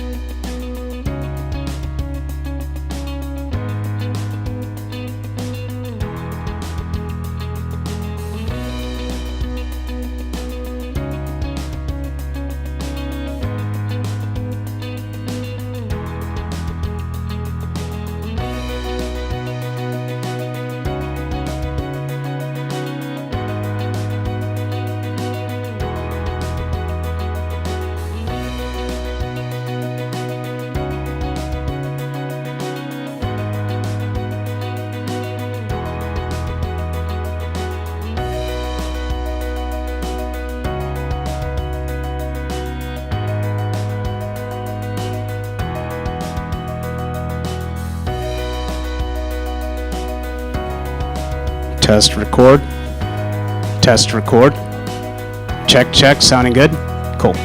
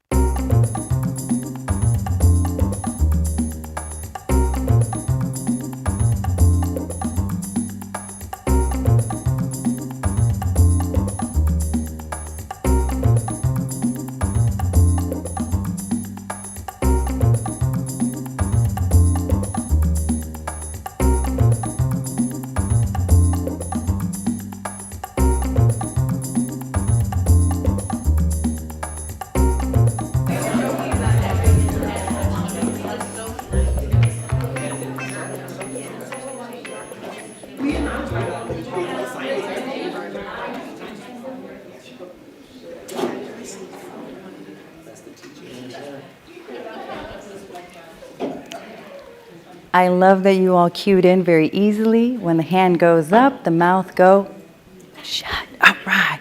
Thank you for your patience as we are just wrapping up the interviews. I'm really excited to welcome us back for the afternoon sessions that we have. Coming up next, Dr. Brian is going to be talking to us a little bit about overcoming social barriers as a health professional. We know health professionals play an important role in enhancing the lives of those in their care. And today's speaker is going to initiate conversations about equitable housing opportunities and how to explore practical solutions that can support the housing needs of health professionals. Please join me in welcoming Dr. Brian, the co-owner of Path to Recovery.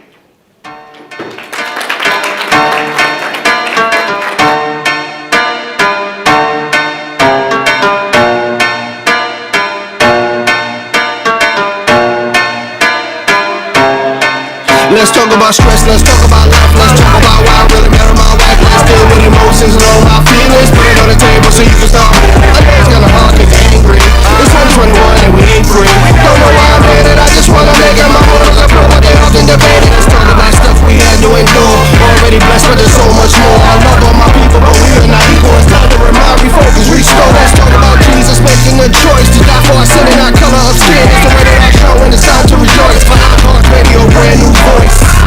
All right. My name is Dr. Brian Long, and I am here to talk to you about overcoming social barriers as a health professional. First thing first, y'all see the picture up there? Y'all see that picture right there? That looked like someone that has been through some struggles, someone that has been through some trial and tribulations. Can anyone tell me what that looked like with that picture right there? Tell me. What comes to mind when you see that picture? Mugshot. Anyone else? Somebody said, what? Driver's license. Well, that is me at 17 years old. I just turned 18, and I'm going to tell you a little bit about my story. My name is Dr. Brian T. Long, and I have not always been Dr. Brian T. Long. I grew up in New York City. Anybody else from New York City? Wave your hands. I'm from the Bronx, New York. 233rd, 231st Street, White Plains. You know, when we get around our own peoples, we start throwing out our cities, our areas, what block you from? Oh, my cousin from over there. You know what I'm saying? We get excited. And so when I grew up in New York City, I grew up in a single parent home. And all this is going to tie into my main purpose of why I'm talking on today. Growing up in a single parent home, we did not understand some of the things that we were faced with growing up in New York City. And me and my brother, who I looked up to as a father figure, was one who gave me guidance. The problem was, because my mother was a single parent and always worked and always was in church. How many PK kids is in here? Anybody else? I know I'm not the only PK kid up in here. Church every Sunday, every Wednesday, every Friday, every Tuesday. I don't even know how many times we went to church, but we stayed in church. At one point, I stopped believing because I could not understand that how could somebody who said that they were a God could allow me to go through some of the tragedies that I was going through. I was experiencing so many losses. I've seen people die in front of me at a young age. I lost my father who was present, but he was not in my life because of circumstances between him and my mother. So growing up in a single parent home, my grandma raised us. She showed us what she could do while my mama worked extra. And while we was on the streets, I joined a gang at 9 years old. One of the biggest, baddest gangs that you hear of. You hear it all on Gangland and everything. And because at 9 years old, I wanted acceptance. I wanted to be loved. I wanted to be shown that I can be somebody, even if it was somebody bad or negative. I wanted to feel like I had a purpose. And because of that, the gang reached out this hand to me. By the time I was 15 years old, my mama had said, let's move from New York City to North Carolina. And so in my mind, at 15 years old, I had already learned how to run the streets. So in my mind, I'm like, shoot, I'm going to North Carolina. They slow up there. I had something coming to me because they were far from slow. So when I came up into North Carolina when I was 15 years old, I said, I'm coming up here to set up shop. My mindset was so distorted because I did not know my purpose. I didn't have a true identity. All I knew was what I saw. We were talking about how our mind is so powerful, but see, the mind is a terrible thing to waste when you feed it with so much negativity. And because I seen so much negativity, I thought negativity was normal. The people that we serve, when they're surrounded around that negativity, to them, when you show them something brighter, it's like a whole new world, like the Little Mermaid. They're like, oh, shoot, that exists? You got malls? Come on, some of y'all know the patients that we have served. They've never even been to a mall, and it's down the street. So as time goes on, at 17 years old, I was facing 5 counts of armed robbery. I was facing 5 counts of armed robbery, 35 years, 17. As you can see, I'm not doing 35 years because I would still be gone. So as time goes on, I'm taking you down this journey for a reason. I'm sitting in that jail cell, no education, had to drop out of school because guess what? I got locked up. I'm sitting in there trying to believe in something greater than myself to help me to get out of this situation I'm in. Tell somebody he tried to get out of this situation. And as I try to get out of this situation, I was trying to understand if this God is real, help me get out of this. And so I prayed, I said, if you are real, give me a second chance. And I promise you for the rest of my life, I'll go all over the world telling my life story. When I went to court, let's fast forward. Instead of giving me 35 years, I prayed for 3 years. They gave me 3 years and 9 months. Now, I wanted to go home. I don't know about y'all, but I was like, 3 years? Oh, my goodness. But I was grateful that I got a second chance. So I did my time. But when I got out, the economy was not ready for me. Guess what? I was a young African-American man who had 5 counts of armed robbery. And the last time that they saw me, I was gangbanging and I was terrorizing the streets. But the person that I discovered who I was when I was incarcerated was somebody that loved people and wanted to show people a different direction. I have found God. I have found my purpose. I have found my identity. Why are you talking about this, Dr. Long? Because the patients that we serve, the people that we are trying to push into their next dimension, into their journey, they need to know who they are in order for them to heal. How can I heal if I don't know who I am? I must understand who I am, my purpose in life, and what it is that I desire to have. And so when I was inside and I was encouraging and counseling individuals who just beat somebody over the head, who just stole something from somebody, I was like, what is it that this is called? It's called therapy. So you mean to tell me, they used to call me preacher man, I'm crying. I'm sitting here saying, you just beat this man up, and behind the scenes you crying, man, preacher man, I didn't want to bust his head open, but I had to do it. And I realized that the reason why people respected me is because I could relate. I showed them my wounds, and my wounds that were healed helped them heal their wounds. You can go to the next slide. Because of my criminal background, education was very challenging. I had a GED. And when I came out, I lost my job that I once had when I was on work release. And as time goes on, they told me that I had to find employment or else I will go back into incarceration. And so I'm from the streets. I'm not going to go just work for anybody. I got a name to uphold.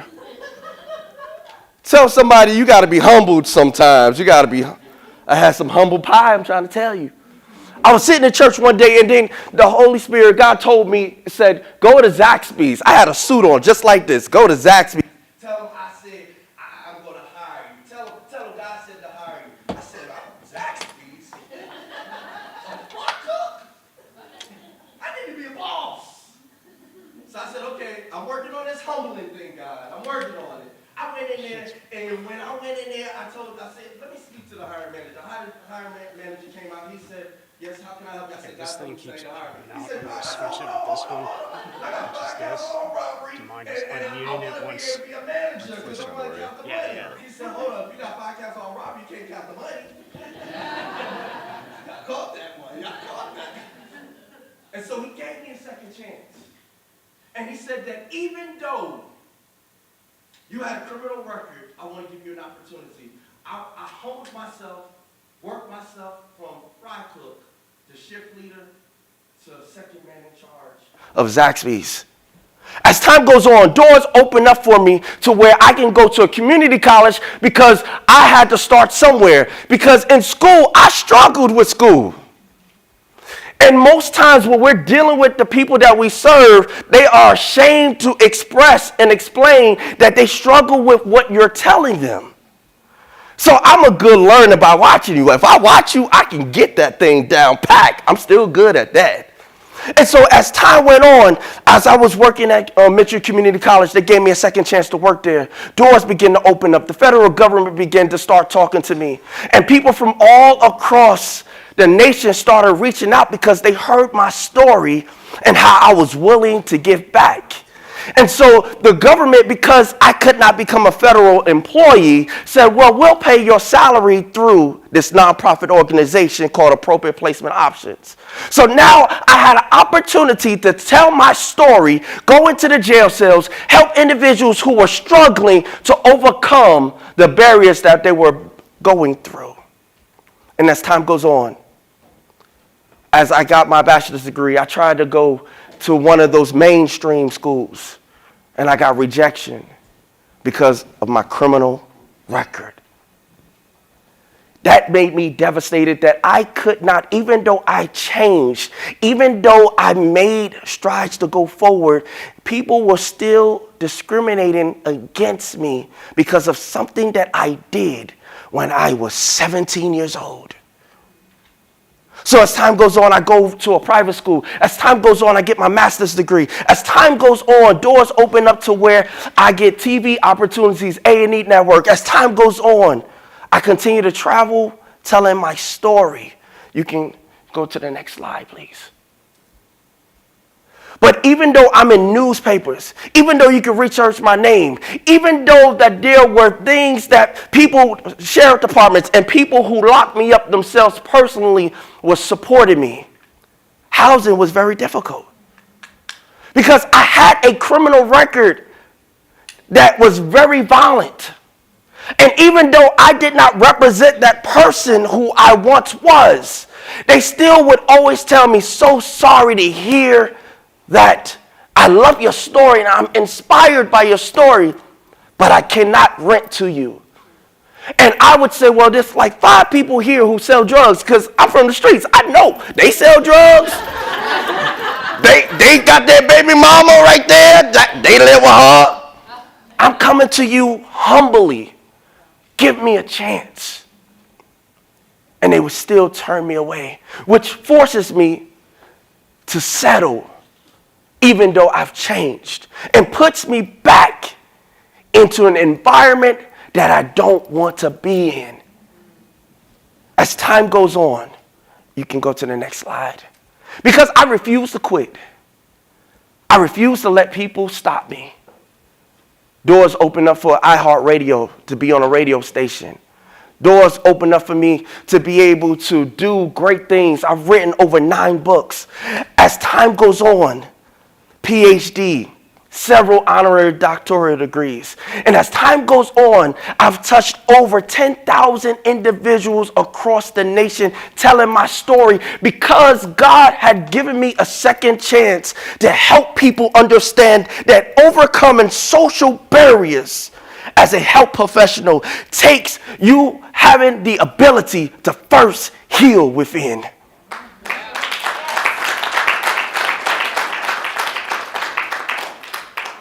With all those accolades, with all those things that I've done and people's lives that I've touched, I found myself homeless for 6 months with kids, struggling. Because guess what? When you got a criminal record, even though you're doing good, even though you changed your life, when you lose your job and you lose income, it's not just easy just to get up there and say, can I get another job? They got to put you through the rigorous process just to tell you no. So today I'm here to represent those who are formerly incarcerated, those who have mental health issues. Because I struggle with OCD, PTSD, I struggle with ADHD, I struggle with so many different diagnoses, but I'm here to represent those who are voiceless, who want to be heard, who want a second chance, who want to tell people that if you give me an opportunity, I promise you that I can make an impact on the world for tomorrow. I started an organization called Mad Expressions, School of the Arts, to help young people stay off the streets and understand that they can express themselves through music, through the arts, through writing. If you just explore what's on the inside, I can only imagine what comes out on the outside.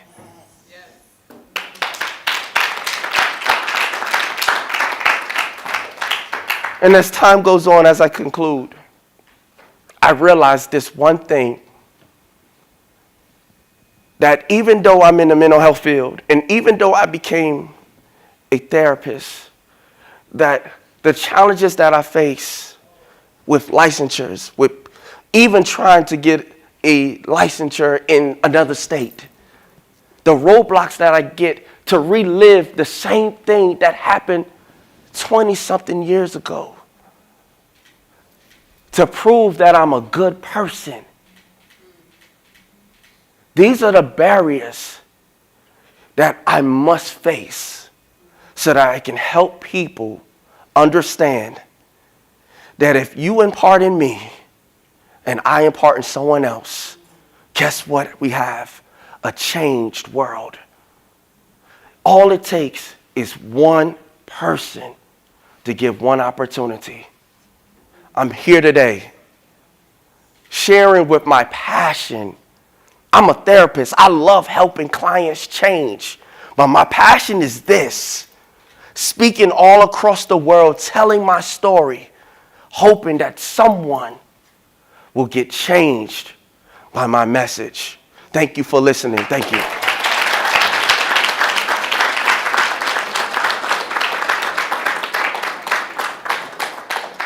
I still have 5 minutes left. I'm used to preaching and everything. They be like, shoot, you can't give a preacher too much time. They be like, I'm done. You be like, you said that an hour ago. Now, people like when I preach. They be like, shoot, when he come to preach, we in here. He said he gonna preach, and then we out of here in 20 minutes. He done. Life's too short. I've always been serious because life showed me to be serious. But it took people who I love to encourage me and remind me, life too short. Enjoy it. So I laugh and I have daddy jokes, but I laugh and I make people laugh. Thank you. What questions do you have? Tell us a daddy joke. That was a daddy joke. And my kids, I promise you, when you got teenagers, I got grandkids, but when you got teenagers, they be like, Dad, that was corny. I'm like, so?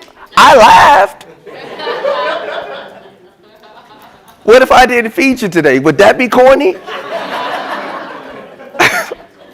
Actually, that's not funny, Dad. You know, I got rights. You know, they can take your rights away if you don't feed me. Where does your organization operate? So Mad Expressions operates in North Carolina, and the way I developed it with my brother is that we go into the different schools. It's a 18-week process. Of course, it has to be funded, but those are the things that we do to kind of work with the young people, to kind of work with them through the music part as well as the therapeutic process. And then Path to Recovery, which is where I'm licensed as a that's how I make my money now, is located in Kentucky. It's in Louisville, Kentucky, and I do a lot of my work in Louisville, Kentucky. Those people that's from Kentucky, what's up? So he was like, yeah. I see you, bro. I'm sorry. No, I just said, do you ever come back to New York?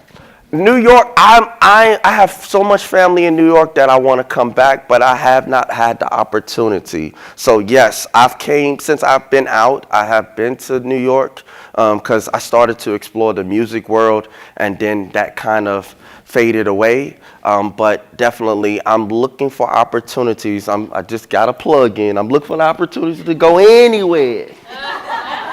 Anywhere. But yes, I look forward to coming back home to New York.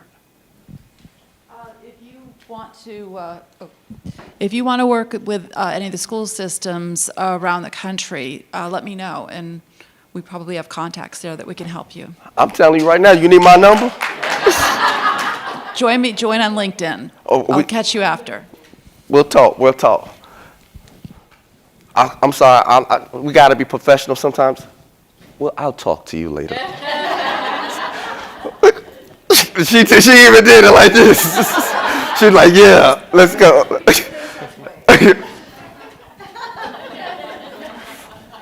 I'm in leadership, so sometimes they be like, I don't know how to take you. You know, like when you're serious, it's like, I'm nervous, but when you're not serious, it's like, I don't know should I laugh or not? So I'm like, just be yourself. Yes, ma'am.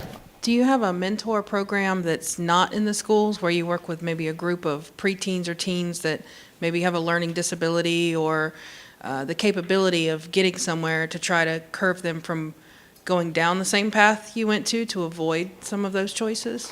So before I became a therapist, yes, I was doing that real heavy in Statesville, North Carolina. I had the opportunity of doing that for about 10 years. But when I lost my job and I lost everything and was living out of my car, it was pretty much like I had to survive, either go back to the streets or make a decision. So I made a decision to go somewhere where I didn't know anyone. And they watched me for 6 years and was like, look, we want to give you a job.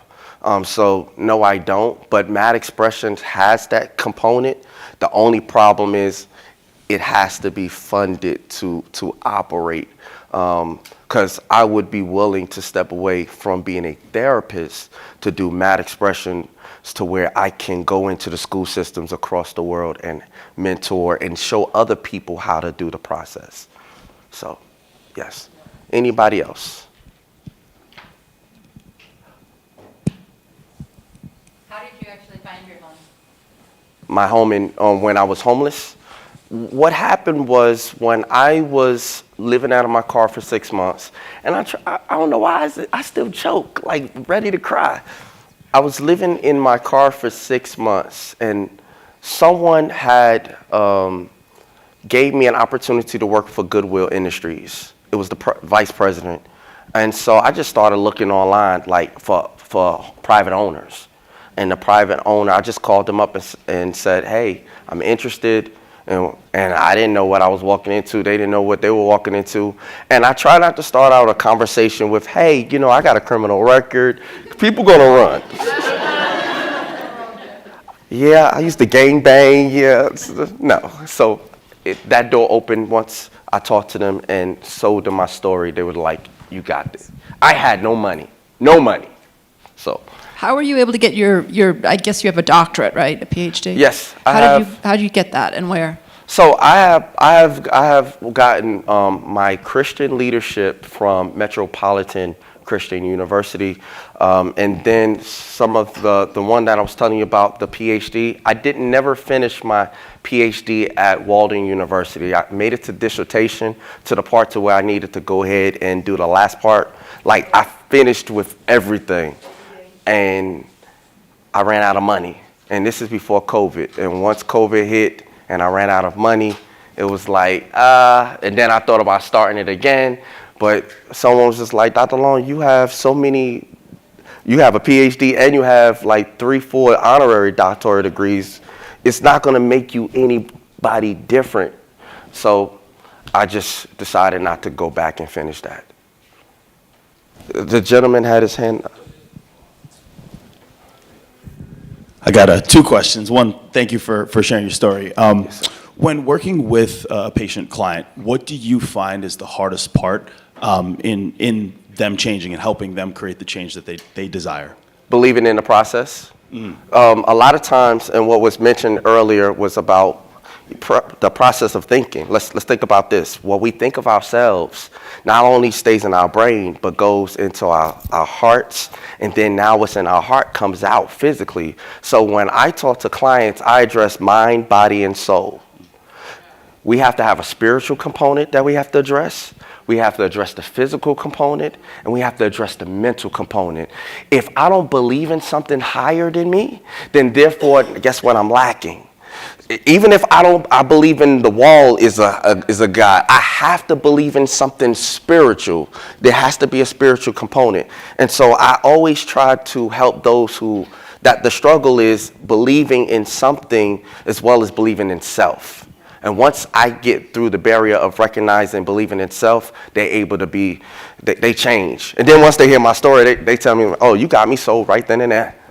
Right. So I love that. I love that. Beautifully said. The other thing, so I'm here with my 2 amazing business partners. Our company is a transformation company, so everything that you were saying is very resonant. I'm a recovered addict myself. And so I would love to have you on a podcast where we could talk about your story and do it to a public forum. So the question is, will you be on my podcast? Yes, sir. Yes, sir. Yes, sir. Thank you. Thank you. Thank you. I'm about to get kicked off the stage. Anybody else before I get kicked off? I feel like I'm at the Apollo. They about to... Oh, sorry. Except I do it with a smile, Brian. Yes, ma'am. Thank you so much. Please give us a round of applause, Dr. Brian. Thank you so much. Fantastic. Thank you all for staying present. We have 2 more really engaging opportunities to learn and grow with our colleagues here. I'm inviting my panelists up to the stage as I'm introducing. We have a panel discussion titled Youth Mental Health and What Schools Can Do About It. I invite our session moderator, Christina Borth, and well-known speakers, Dr. Joanne Elizabeth Westcott and Conrad Aquino, to come up to the stage as I introduce a little bit more about the session. What are the early signs and symptoms of mental health issues in youth? We know that the world has changed in the past 3 years, and it will continue to change at a more rapid rate than what we've ever expected before. So anyone who's into technology here, raise your hand. Okay. So the technological advances that we had from the year 1900 to the year 2000, which took about 100 years, are going to happen in the years between 2020 and 2026. And we're in 2023. So I want you to kind of think about that. 100 years squished into 6 years. This is what we're all experiencing in the moment of now. So this is a very relevant conversation.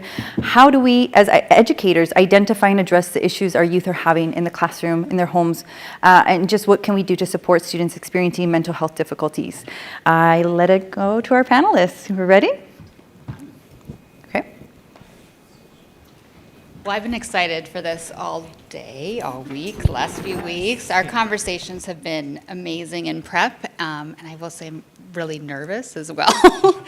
Just to get in front of all of colleagues and speak on something that we're so passionate about. So I think I'll just introduce this really quick. And so I'm Christina. I often go by Stina Borth, and I'm a key maker. So I use that term because key maker means I'm making the key to open the doors. And when that door is closed and you can't find a way through, you've got to find the way to make that keto and unlock it. And most of the work that I do in my company, Keymaker Youth Support Services, came out of my experience in education as an educator, specifically working with youth with unique abilities, and really getting frustrated with those blocks, those doors that we kept smashing into, and I don't have the patience to wait for the rest of the system to figure it out. So I often bring others in the community, that's parents or other providers, along with me in creating that. Conrad is a TEDx speaker, multi-award winning author, life coach, physician, and nurse with over 20 years of healthcare experience. He goes beyond seeing patients. He's driven by the bonds that he builds with those patients over the course of time, and that belief of treating the illness is only secondary to what he does. In the modern era, when the healthcare professionals are overwhelmed and focused on curing the disease, Dr. Conrad looks within the patient and sees a person with a story, and I love that. I love that about you. Dr. Joanne Westcott is a well-known innovator and an inspirational leader, passionate about healthcare equity, experienced author and expert in strategic leadership, very insightful in exploration into the publish of the psychological effects of the COVID-19 pandemic, which I'm excited to talk about with you. And through her writings and speaking engagements, online resources,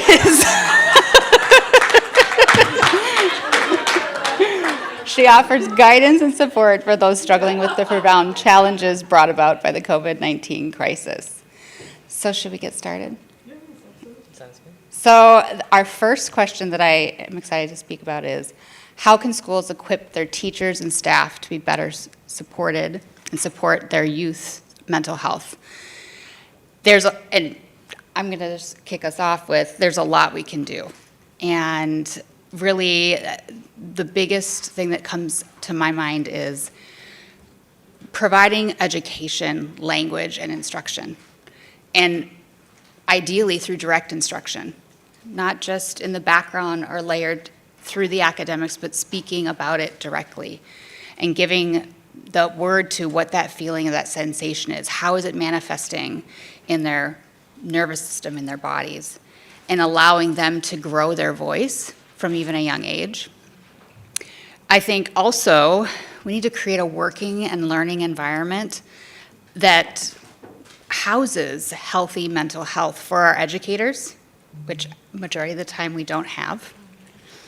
Those prep periods are not prep periods. The breaks and the time in between classes, it does not allow for enough of processing and downloading of all of the instruction that's happening, everything that's coming in at the youth as well as the educators. And that ends up in creating unhealthy teacher models, if we want to use that, for our youth. Dr. Westcott or Conrad?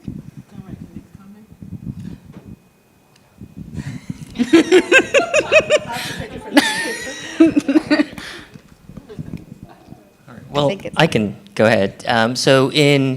When we talk about the mental health of our youth, our children, our kids, the next generation of tomorrow, we talk about the schools and the systems and the type of education or curriculum they provide should include all of this, right?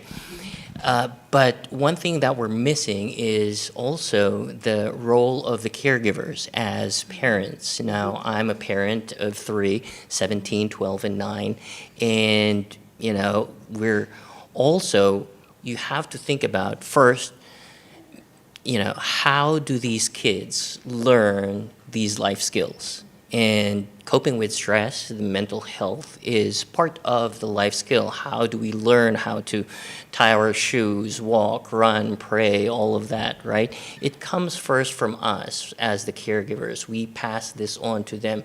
The easiest way to do this is to push the onus to our schools. Hey, they're in school age, so you deal with that. But no, it should start with us first. And just like everyone has been talking about today, it has to start with us. Now, one of the questions that we want to ask, if it does start with us, how now do we know that we have the right tools and resources to provide to our kids when we ourselves, are having difficulty in trying to cope with the stresses that we have?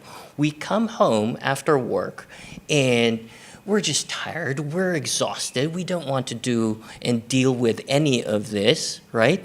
But still, now that is being seen by our children. And you might not be a parent, but you could be a caregiver, an aunt, an uncle, a grandparent. And this is easily seen by our children. And they learn from us. They learn from the caregivers.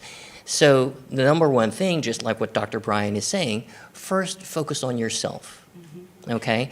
And if you are able to focus on yourself, then you can start giving to others.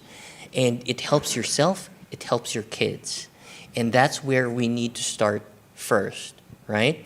And after you start doing that, then it starts to become a better place. And when the teachers come to you like, hey, there's something wrong with your child because he's not performing or he's not doing this, and then the parents are like, what's wrong with my child? He's the best child ever, or she's the best one ever. Like, what are you talking about? And so this is your problem. You deal with it. No, it's not like that. The teachers are here to help, right? We've identified an issue. We need to do this as a team. We're a team. We're not telling you that your kid is wrong. We're just saying that, hey, we need him to be successful. And in order to be successful, we need to come as a group, as part of a team, to be able to do that. And in order to come together as a group and to be a team to do that, we can structure that out by having mental health training. Schools can provide regular mental health trainings, workshops, professional development programs for teachers and staff. The trainings can include topics such as recognizing signs of distress, listening and communication skills. Also, resource accessibility. Schools can ensure that teachers and staff have access to mental health resources, such as books, articles, and online access. Collaboration with mental health professionals, because let's face it, a lot of our instructors in school, they do not have the mental health training. So if they collaborate with the mental health professionals, schools can foster partnership with local mental health organizations, therapists, and counselors to give them structure. Support school culture. Schools can create a culture that promotes well-being by encouraging open communication, positive relationship, and self-care for teachers. Peer support groups. So we will need peer support groups for the teachers as well, so they can have breakout sessions. They can get together and talk about some of the exposures that they're seeing in the classrooms and how they themselves are impacted by seeing the children have these mental health crises, as well as discuss their experiences, their challenges, their strategies, and support the youth. Because if you don't have these sessions where you can come together and have a discussion, such as what we're doing now, collaborating, we're putting our heads together and strategizing what is best, what we need to do, and then what I may know, someone else might not know, and vice versa. And when we come together as a team, we can do a lot more. As they say in my culture, it takes a village. Exactly. So while it's been challenging to address all the needs given limited resources, these steps can help create an environment where teachers can feel comfortable, because they're too going to be introduced to courses and a nuance of way of teaching, instead of just singling that child out to say they need to go to special ed or there's ADD, ADHD. It's not necessarily that. They're having some mental crises that need to be addressed. And really, even to expand on that, is that even when we provide that, is that to expand it to that somebody comes in and we co-teach or we support that application. Because I think that there's a lot of people can receive, educators can receive, parents can receive, yep, this logically makes sense. We want to do this. But then putting it into action, there needs to be support and facilitation of that, to really perfect and make it so that they have those skills. Exactly. I mean, what I see all the time when parents and I meet is they get it. They understand, they're like, I'm following you, but then putting it into practice during a busy life.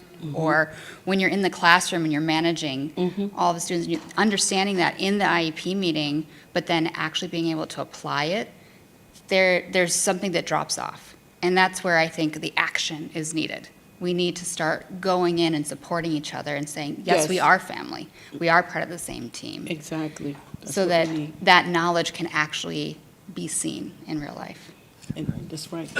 And the thing is, here's a greater question to ask ourselves, like, how now can we influence the educational system in a national level to make all this change? It will take time. It will take voices to be able to do that. So while we're waiting for all of that, we can start from ourselves, right? And to add to that too, you said, what can we do? With the suicide on the top of the list, with all of the behaviors that we like to call it, that are acting out in the communities and the violence that we are seeing, I'm sure that the government wants a solution. It's going to be more than a solution and just take the guns or lock the person up. So they see that there's a need. Now, once we build the platform and we give them a structure, because they're going to want to see things laid out structurally, how effective this can be. When we give them that, and then we implement that, even if we do a pilot in maybe a school that will allow us to do that, and that becomes successful, then we can take that pilot program and then we can move that on once we have, again, the data. And I have seen that in real life, where actually if given the opportunity and we're having a conversation, whether it's an IEP meeting or just an inquiry of a consult, as soon as I say, oh, I have something, here, what if we try this? Or I'll come in and I'll help you. They're receptive. Schools are receptive, parents are receptive. It's just that it seems so big, and it is.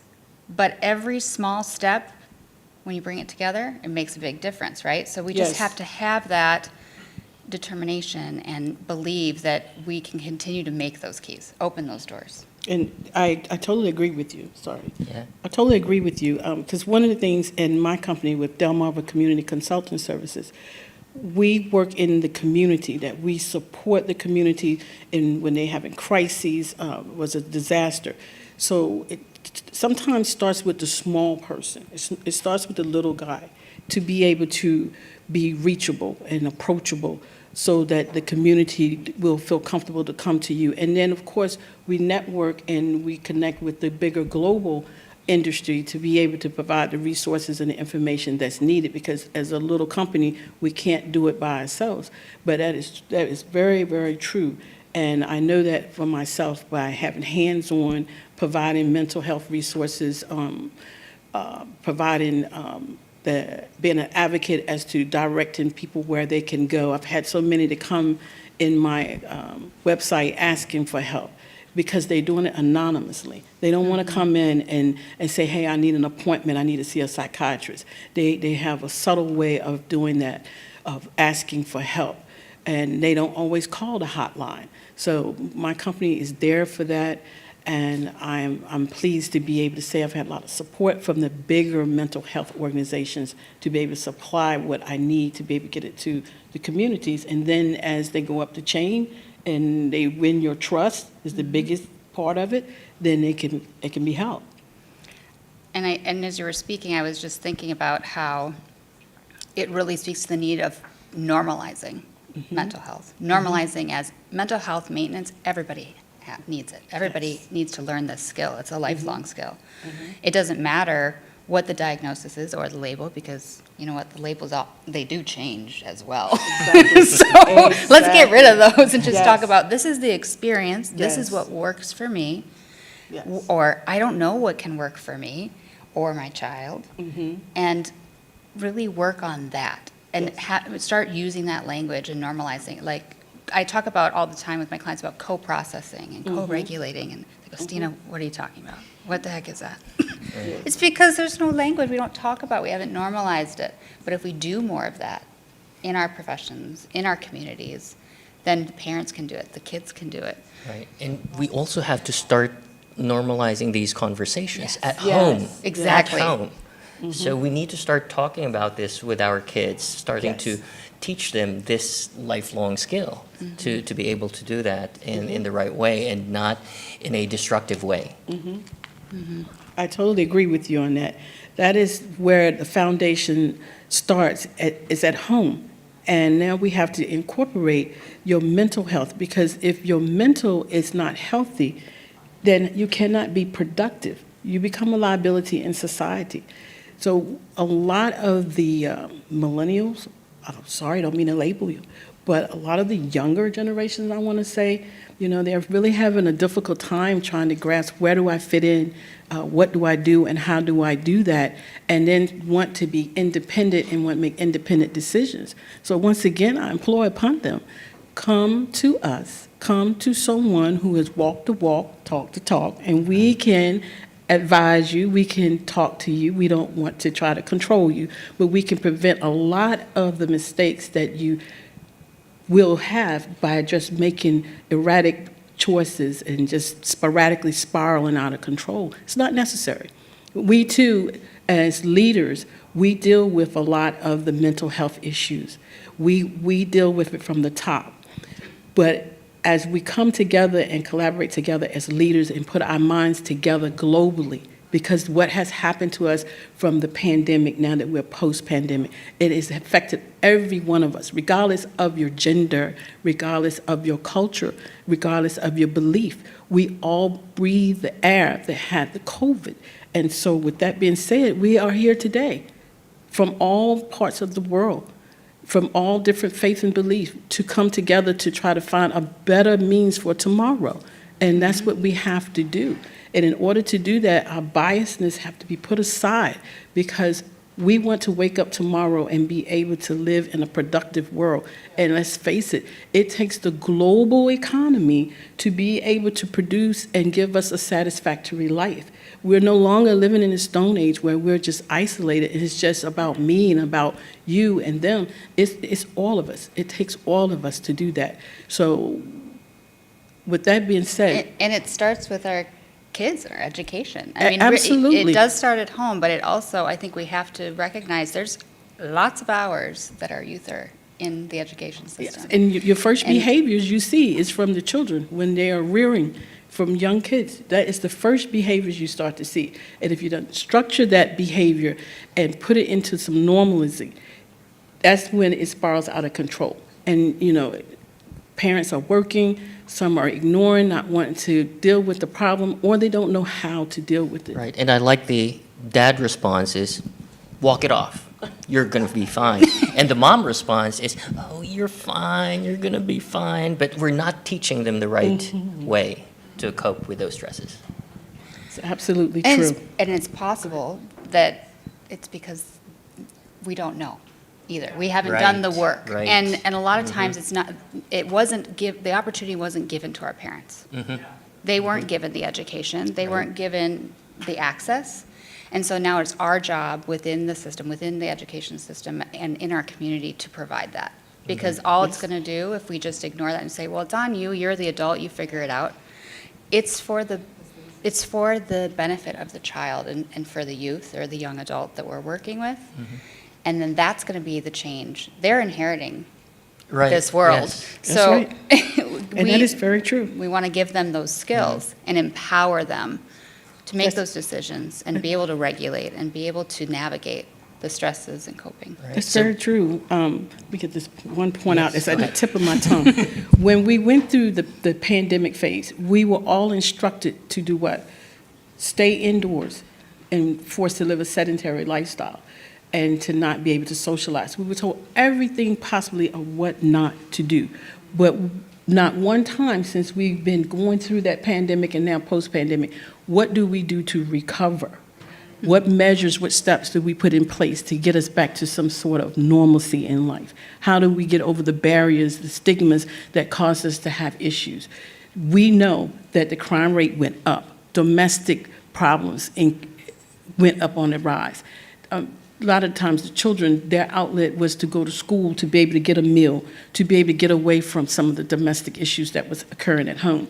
But we were never instructed on what do you do to help your mental health when you're going through this. You lost your job because you didn't take the vaccine or you had COVID.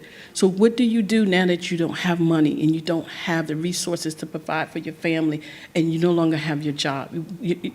Nobody knew what to do. And you didn't have anybody that you can consult with because, once again, business was shut down. So now we're at a crucial time where we want to go back to what we call a normal life or what we did before, but let's face it, don't hide behind the mask. Let's address the mental health issue because it's there. It may not be as traumatizing for some, but the trauma is there. Right. So, actionable step. Yes. Okay, so what can we do now to be able to help them? So, we're all here today because we are agents of change. So, the challenge for each and every one of us is to, start one extra step. I know we're already doing this, trying to help ourselves mentally, but take one more small extra step to get that going. Pick up another book, go to yoga, take like 15 minutes of meditation every day, something small. There you go. So yes, so if you leave here today from this conference, please, that's just one step. It helps you, it helps others, it helps the kids. Mm-hmm. Yeah. And I think it would be to bring in the language to talk about that mind-body connection and how is that anxiety or that sadness, where is it manifesting in my body, and being able to normalize that in family conversations as well as the classroom. Because I think what a lot of what we've grown up with or what a lot of our kiddos experience is that it's just inferred, and that's not enough. We need to speak directly to it. We need to teach a lesson like we would teach reading. Step 1, here's the instructions. Now let's see if you understand the vocabulary and go through it. These are the things that you can use as tools and strategies to be able to regulate and connect with others. Yes, and don't be afraid. That old saying that we had to go through to tell the men, suck it up. Suck it up. You're a man. You can handle it. Don't worry about that. It's a vulnerable side of the men, alpha males as well. Don't be afraid to just say, I have an issue, I have a problem, like this young man did here. He self-searched himself. He searched his heart, as these ladies talked about. And you do your soul searching and find out where you are and where your limitations are and the help that you need, and get the help that you need. Because if you are in a position where you're a parent or you're a leader in your organization, you need the help first. You need to have the structured tools to be able to be there for someone else. So you can't run a business, you can't be a parent, and you can't be a good citizen if you don't look in your heart and search yourself first, and find out your shortcomings and address that and acknowledge that. Because one of the things I can say out of all the achievements I've ever gained in my life, the most achievement that I can say I am proud of is I found myself. I found myself. And I at the time with pandemic, I was in my doctoral studies, but I was a registered nurse, and I saw a lot. I saw a lot out there in the trenches. And my mental health today is healthy because I'm able to get it out. And I'm able to see myself helping someone else. I'm able to be an avenue for someone else that can cross them over the bridge. And just to be a resourceful person that if I can survive it and I can make it, you can too. Mm-hmm.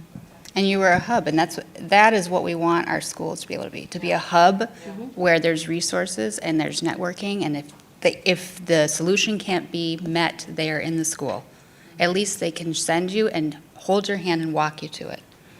Absolutely. That's going to support our. Absolutely. That's what we need now, is to hold hands.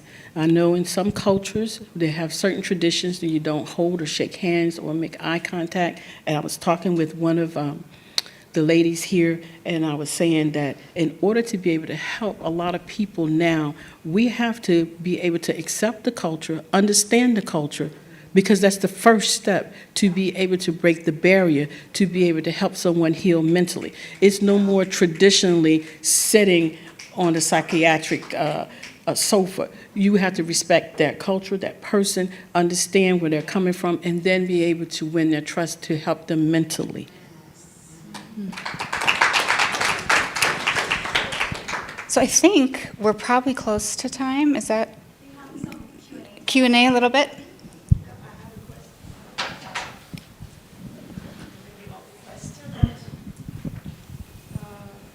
Yeah, it's on. Thank you for the very nice discussion. I just love the whole day here, I must admit that.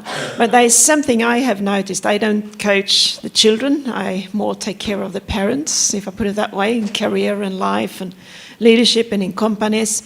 And something that I'm raising now much more than I did before Corona, that is the wealth and financial situation.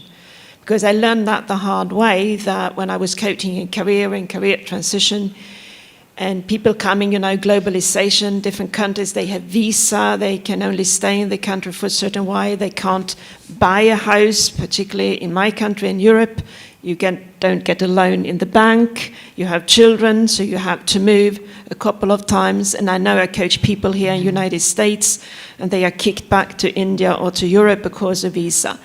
This is also, these financial situations, and I think it is important because I found it very difficult to ask these questions as a coach. How can I ask that? How is your financing doing? Because then suddenly it's like, no, we have a problem, we can hardly pay the bills, Mm-hmm. And then, of course, if you then have 3, 4 children, then, of course, the question is not only career coaching here, it's not leadership coaching, it's something much, much, much bigger. And this is where I say, okay, we need more support here. I know that the problems are bigger. And I just want to raise that because this is something I have trained very hard on myself to actually be brave, sort of, to ask these questions. Because they have arisen much more than before here. Okay, so let me try to answer that. So yes, definitely, it is very important to ask those questions as these financial constraints do really cause stresses at home and eventually passes on to the children.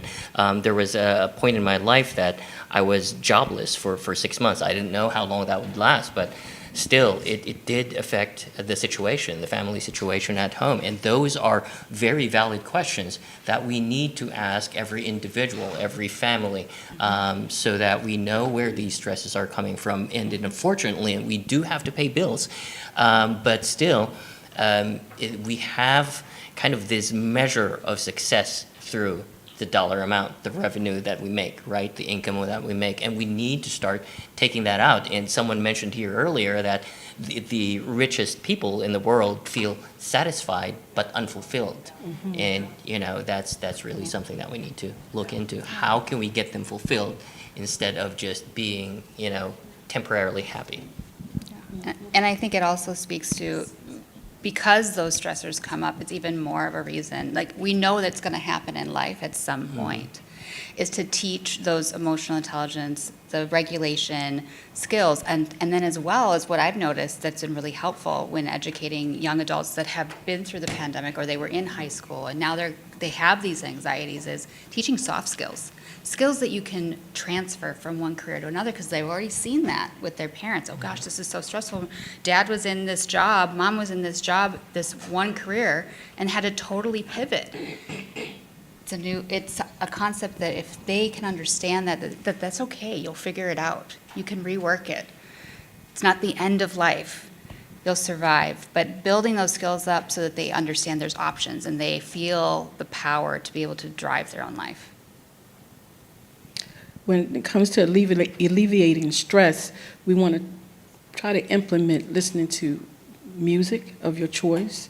Not headbanging is too much now, but listen to music, getting outside with nature, finding something that you like, whether it's art, painting, drawing. Find something that's relaxing. Just taking away the phone sometimes. Social media is hype, as my daughter would say, they are hype. And you can find everything on there that can just cause your stress to go even further up.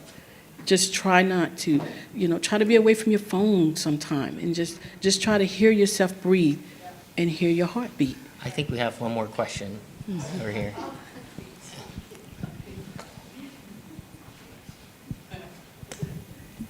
Thank you. Everything you said is really hitting home for me, but I wanted to share with you that I really do support having the schools involved, and I've done a lot of talks within the schools. But what happens is everybody points the fingers at the schools, and I think there's so many stops along the way with our children that we're missing. I think we're not seeing enough, and no offense to anybody that's a pediatrician in here, but I think even doing those, going to the pediatrician, going to the dentist, having those conversations with those children, everybody should be made accountable for that, because you find sometimes our children, there's the children that love being at school because that's their safe haven, because their home life is a shambles. Then you have the other children that love being out of school because they're being bullied. So you have the two different types of students in the schools. And the one cannot wait till summer. The other one dreads the summer because they're left to be on their own. So I agree with you. I think maybe the schools should come together and find who they can pull in onto their team. And I see it as doctors. I see it as pediatricians. I see it as the dentists. I see it as your churches, and have one big team. And I've watched these teachers when I've gone in and spoken to their classes. They're exhausted. They need help. The kids need so much help, and they're not even teaching anymore. So I think when we talk to the schools, it's to have the discussion, who do you need on your team? How can we make that happen? Because I know long ago I used to point the finger and say, well, they should be doing this. They're the teachers. Well, they can't do everything. And then some of the parents aren't even equipped to do it because they're struggling. I grew up in a home where my dad drank my entire life, so there was no support there at all. So I think when we look at this whole school system, I love what you said. I just feel like let's think a little bit broader and have the school look at who can I bring in on my team into the school, and let's work together. Even the school nurse that you have there. A lot of these individuals, they don't work over the summer. If you talk to any colleges, they're working with these students throughout the school year. Those kids go home. If they're out of state, they're done. So they're left to their own demise in the summer, and that might be them, they're going back to where all that stress and trauma is. So we have to do better with allowing our therapists to be able to treat these students after school is over and across state lines. That's what's a big piece that's missing. So just for my 2 cents. Well, and I think what's resonating through what you said was, it's mirroring that idea of school being the hub. Because I will tell you that's exactly what I learned as a special education teacher and case manager when I was in the school system, is that you become the connector. And in my work now, parents they go, when I ask, they go, hey, I need an ROI for anyone that you're working with. Is that, I need your physician, if somebody's doing medication management, who else is part of that support team? Because we all need to be talking, we all need to be consulting, and so that the hand and the foot knows what's happening, because otherwise we're not going to be making enough progress, we're going to be pulling in different directions. So I think that's exactly what you're sharing here is, yeah, we can't just point the finger at the school. No, we can't, but we can say that schools, your role is to be our hub, to be our connector. I think that is okay. And then just to change that mindset in our communities, and we can start it now. We can say, you know what, I'm meeting with this child. Who else can I talk to so that we can work together? And I can share my expertise and they can share theirs. And we can help that child so much more. And then it also lifts up those parents. And it takes a village. Exactly. It's too much for just the parents. It's too much for just the school. But if we come together, we can do it. And we can really make some significant and lasting change. Dr. Ryan, I think, has a question. Okay. Well, a lot of people have mentioned today about the fact that the world is changing very quickly. And I imagine that's going to be doubly true for kids who are growing up post-pandemic. I was curious as to what you thought is going to be the most significant risk factor for youth mental health in the next few years as it goes. The risk factors for the youth. The risk factors for the youth. Risk factors for youth mental health, yeah. The risk factor is key of what we're discussing now, not having the correct tools implemented in the school system. They need the mentorship there for the teachers to be able to help the children. So those risk factors are the barriers of what we're trying to prevent now by trying to set up some type of peer support, mentorship in the schools. If we start off with something small, to at least pilot that, because once again, mental health is like a taboo. But when we start off small with that and they see the productive outcome from what we're doing, then it can grow. Then we can implement it a little larger. Yeah, and those risk factors that Dr. Joan is saying is no different than the risk factors we see now and the risk factors we saw before. Yeah. We weren't educated enough to be able to handle this. So we still need to be educated. So actionable steps, it's just 2 steps. First is take care of yourself. Number 2 is spread the word like a bad Ponzi scheme or a pyramid scheme. Yeah. But it is a compound effect when you take care first of yourself. Yes. Because you change and then everything around you changes. That's exactly right. Because once you know that you're the flower that's in that garden, regardless of how many weeds are there, you will show out to be better than the weeds that are around you. And that's what we want to do.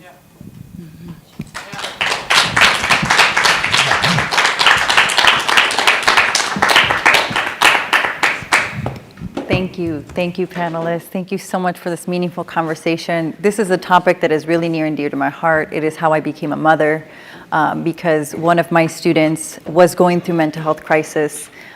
She had been detained by this organization that I ended up working for.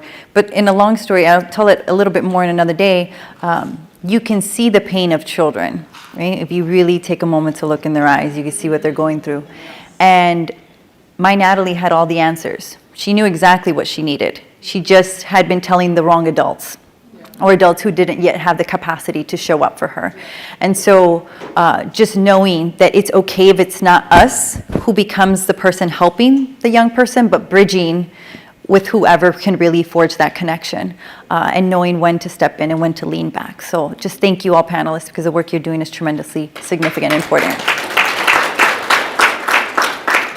All right, we are at our last but very exciting keynote address for the day. I want to just shout everyone out for still being here, being present, and still connecting with the energy. It feels really, really good in here.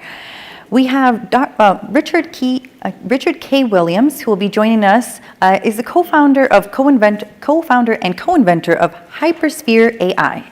He will enlighten us on the topic that we've been talking about throughout the day. Our session is whole organ photobiomodulation, state-of-the-art non-invasive modality, transforms therapeutic options in modern healthcare. We know that whole organ photobiomodulation, or by its acronym WOPB, is a non-invasive therapeutic modality that reshapes medical treatment possibilities. Please join me in welcoming Richard K. Williams to the stage.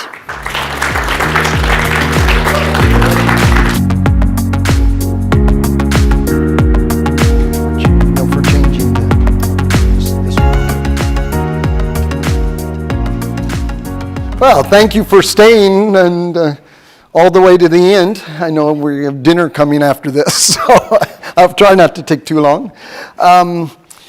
What I'd like to talk about is a therapeutic technology, photobiomodulation. And in particular, we're taking a new approach to that and being able to treat whole organs in one session. Rather than scanning or moving a probe around, you're able to treat a patient in a very effective way. So, first of all, do we want to be healthy? Yeah. Well, don't get sick. The best way to recover from illness is not to get ill. And wellness is a way of life. And I think everybody in this room is definitely a believer in that. We all do whatever we have to do to be in the right frame of mind. And we also know people who are happy are more likely to stay healthy. And when they get sick, they're recover faster. And specifically, we've learned that cancer patients have a much higher survival rate if they have a good attitude when they go into the sessions. So it's very important. Of course, you have to live healthy, nutrition, exercise, vitamins, and so on. But now we're learning that's not the only way to help our body and help our health. Another one is light, and we're going to get to that. And I know people like sunlight, they like sun tanning, but this is quite different. So, unfortunately, sickness and pain is part of life. There's hundreds of different diseases, etiologies, and they manifest themselves in thousands of symptoms. And doctors are now left trying to figure out what is the cause, what is the underlying condition. And then with drugs, they're oftentimes left with very narrow solutions that I can give you a drug that fixes this problem, but it won't fix that problem. And so there's this very complex arena which doctors are now facing and trying to advise patients. Specifically, you have all the pathogens which seem to be growing, the list grows every year for infection, all kinds of accidents, organ dysfunction, some of which could be related to the very food we eat, and then chronic diseases, which are related to lifestyle and also coming from illnesses. So if you just take a look at a disease trajectory, this is a COVID-19 example, we found that the progression of the disease had a respiratory infection, then it caused an immune response, and then sometimes it caused hyperimmunity where the body over-responded, and then the late phase outcome differed dramatically. Some people just had a mild sore throat and it went away. They're virtually asymptomatic. Some mild cases, they started to get a little bit of fever, it went away. Others got seriously ill, and they recovered, but they were left with some chronic condition. And others had organ failure and didn't survive the entire infection. So what did we learn? Disease presentations depended not just on the disease, but strongly on the patient's comorbidities, their health condition. Okay, so that comes back to if we're healthy, we have a better chance of surviving something like this. But strangely, pharmacological modalities, drugs, and vaccines exhibited very different efficacies and many different side effects, something we didn't really expect. We're not used to it being that different. Invasive modalities, such as mechanical ventilation, as soon as somebody was put on a mechanical ventilator, our doctors said their survival rate dropped dramatically. So you want to stay away from any invasive modality as much as possible. And unfortunately, in today's world, the pathogens evolve faster than the scientists can find what they are or how to combat them.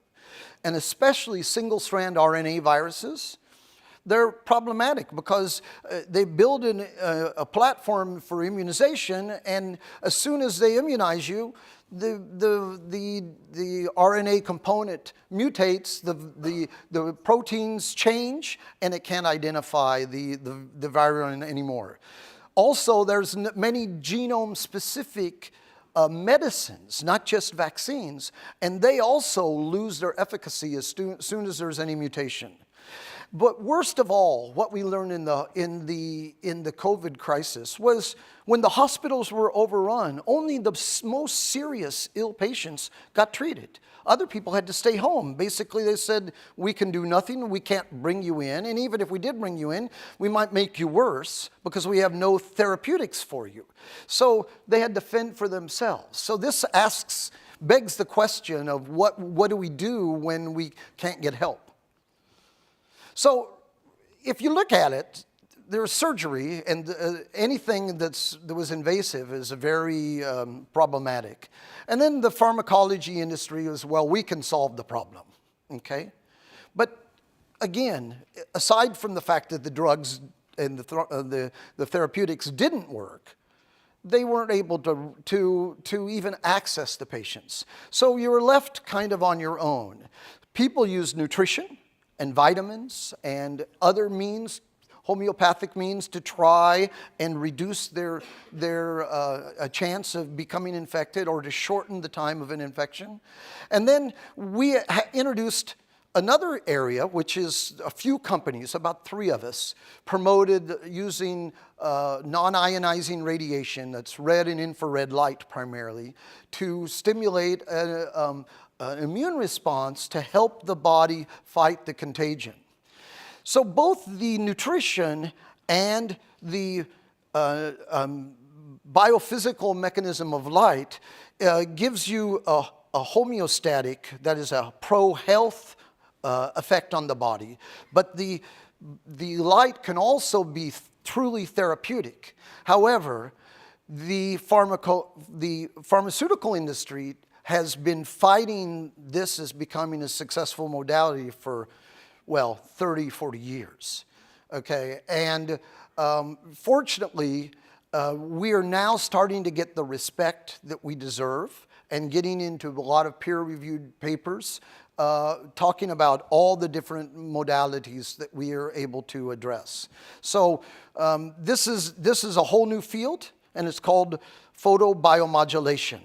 So if you look at coming back to being healthy, homeostasis is basically where the body regulates multiple parameters like temperature, blood sugar versus insulin, and it regulates blood pressure, it regulates pro and anti-inflammatory cytokines, which is part of our immune system, sodium, calcium, potassium, the heart rate, the acidity, the water retention or edema. And when you get an injury or disease, the normal process is you go through a healing process. But people who have immunodepression, and some of them did coming into COVID, had no healing, and the outcomes were poor. Strangely, if you say, okay, I'm going to take some non-steroidal anti-inflammatories, because it's an inflammatory disease. It turns out that if you took NSAIDs, it took 3 times longer to recover than if you didn't. So that means that the pharmaceuticals were creating another problem by postponing or interfering with the inflammation process. And then the other extreme is where the virus outsmarted the body, you went into hyperimmunity and you had a cytokine storm, or worse yet, it kept coming and going and you get into an autoimmune condition where your body begins to regularly attack itself. And arthritis is an example of one of those types of diseases. So is inflammation bad? Well, you know, when you get an infection or you get an injury, you get inflammation. So if it's bad, why do we have it? Well, it's part of our immune defense. It's also part of the healing process. And it's also a part of something called pyroptosis, which is essentially an inflammatory death of a cell so that the body can prevent a contagion from sequestering our cells and using them against us. So if you're going to invade my cell, I'm going to destroy it before you can use it against me. Okay? Unfortunately, when it does that, sometimes it releases the viral byproduct, and then it still causes a problem. But that's inflammation is part of that role.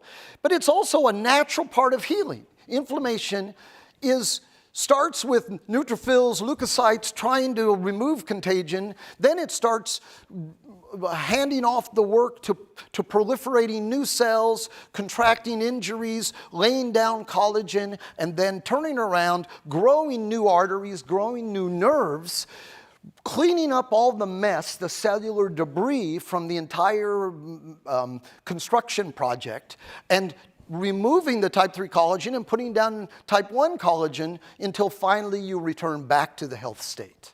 So this is the normal process, and inflammation is fundamentally part of it. So a little inflammation is good because that's where we were healed. Too little, no healing, no immunity. Frequent, autoimmune disease. Too much, dangerous or deadly. Hyperinflammation and this dreaded cytokine storm. How best to manage it? Limit the severity and limit the duration so that you can cause less damage to the organs. So one way to do that is through light. Now, if you look at light, if you look at the human physiology, not by the systems, but what they do, the musculoskeletal system is mobility, locomotion, and support. The visceral organs and all the endocrine organs, including the neuroendocrine organs, are part of the metabolism and immune system. But the circulatory system, even though it helps distribute immunity and carriers, it is primarily oxygen and nutrition. It is the supply chain. And then the nerves is sensing and cognition. But the sensing is not only sensing our environment, it's sensing our organs. It's determining, I have a problem in my lung, something has to be done about it. So there's very complex interactions here. So what actually controls these? What's common for all those elements? There's really only one element that's totally common, because the cells are different. They're differentiated. After they leave the stem cell phase, they become different. But what they don't change is the mitochondria. There's somewhere between 1 to 5,000 mitochondria in every cell. And in those mitochondria is a light-sensitive molecule, a chromophore they call it, called cytochrome C oxidase. And it, not your nucleus, is in charge of your life. You might think your nucleus is running you, but the mitochondria are actually running you. It controls your metabolism. It decides when a cell is scheduled to death, which is the apoptosis. It decides when a cell is injured, necrosis. It decides when an inflammatory death should occur, which is the pyroptosis. It also confers innate ability with T cells, macrophages, cytokines. And it controls gene expression by releasing the nuclear transcription factors that control the protein synthesis. So 100,000 trillion mitochondria make you up. That's unbelievable by any standard. So one of the jobs is power. 3 million old career of mitochondria. Throughout history, humans depend on machines to survive. Our machine is a mitochondria. And here's an example. This is very interesting. It's basically a membrane inside your mitochondria, and it has the outer wall to the cell and the inner wall of the mitochondria. And on this is these proton pumps, and they act exactly like a hydrogen fuel cell. What they do is they separate the hydrogen from the electron, and they put them on different sides, they put them on different sides of the membrane, and when they build up enough voltage here, then the proton comes through and it generates ATP. And that ATP is the energy of life. So when you see a hydrogen fuel cell, you can think, okay, I have one of those in me, in every mitochondria. And so we are essentially a battery. And the more light it gets, the higher the membrane potential, the higher the ATP production rate, and the faster the metabolism. Oops, sorry. So, does it have enough energy? Well, here are the molecules of life: ATP, fat, alcohol, proteins. Okay? Heat doesn't have enough energy. So you can sit in the sauna all day, but you will not make new ATP because it doesn't produce enough energy. Anything over 3 electron volts, which is 400 nanometers, that's in the ultraviolet, that can cause damage to your DNA. So in between, you have red light, near infrared light, and the visible light. And of those, the red and the near infrared is what drives the mitochondria. And it has roughly 2 to 3 times as much energy as the ATP that it's generating. So basically, you can feed it light, and it makes energy. Not from sugar, but from light. So we think of photosynthesis only being done by plants, but this is direct conversion of light into energy to power you. But the amazing thing is, if you get sick, then what happens is you get an imbalance between the oxidants and the antioxidants, and you get into a disease state. Your body becomes slightly acidic, and the cells don't work well, and bacteria like to invade those weak sisters, those weak cells. So this is far away from homeostasis, where you have a balance of the two. So when you use light and hit the cells, you get an immune boost if you're sick, and it will increase the cytotoxic effects to kill the bacteria or the contagion.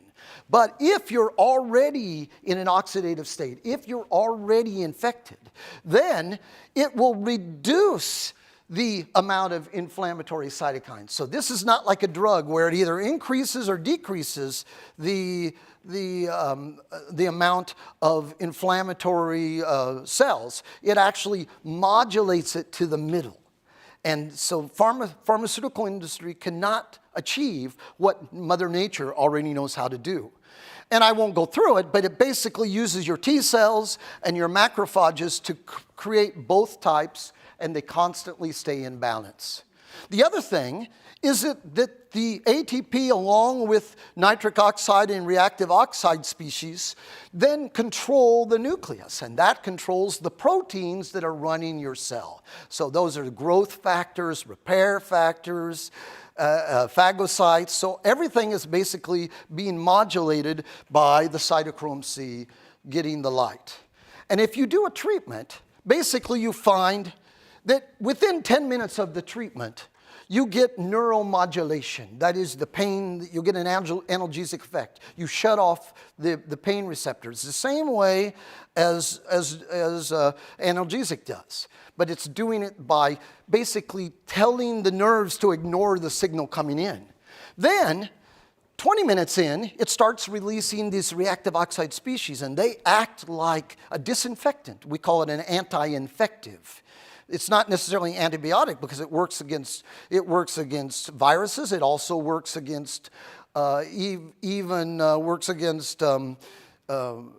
yeasts and molds. Okay, and then within 6 hours you get a spike in ATP. Now you've got all this energy. If you feel tired, you do the treatment on your liver, and 6 hours later you feel like the ever-ready bunny. You're ready to rock and roll. But it takes 24 to 36 hours for that to be turned into proteins.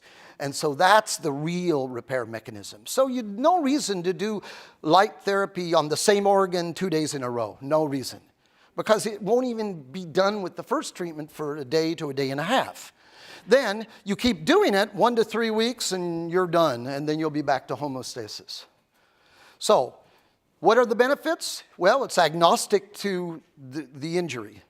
It improves metabolism and circulation. It increases tissue and blood oxygen.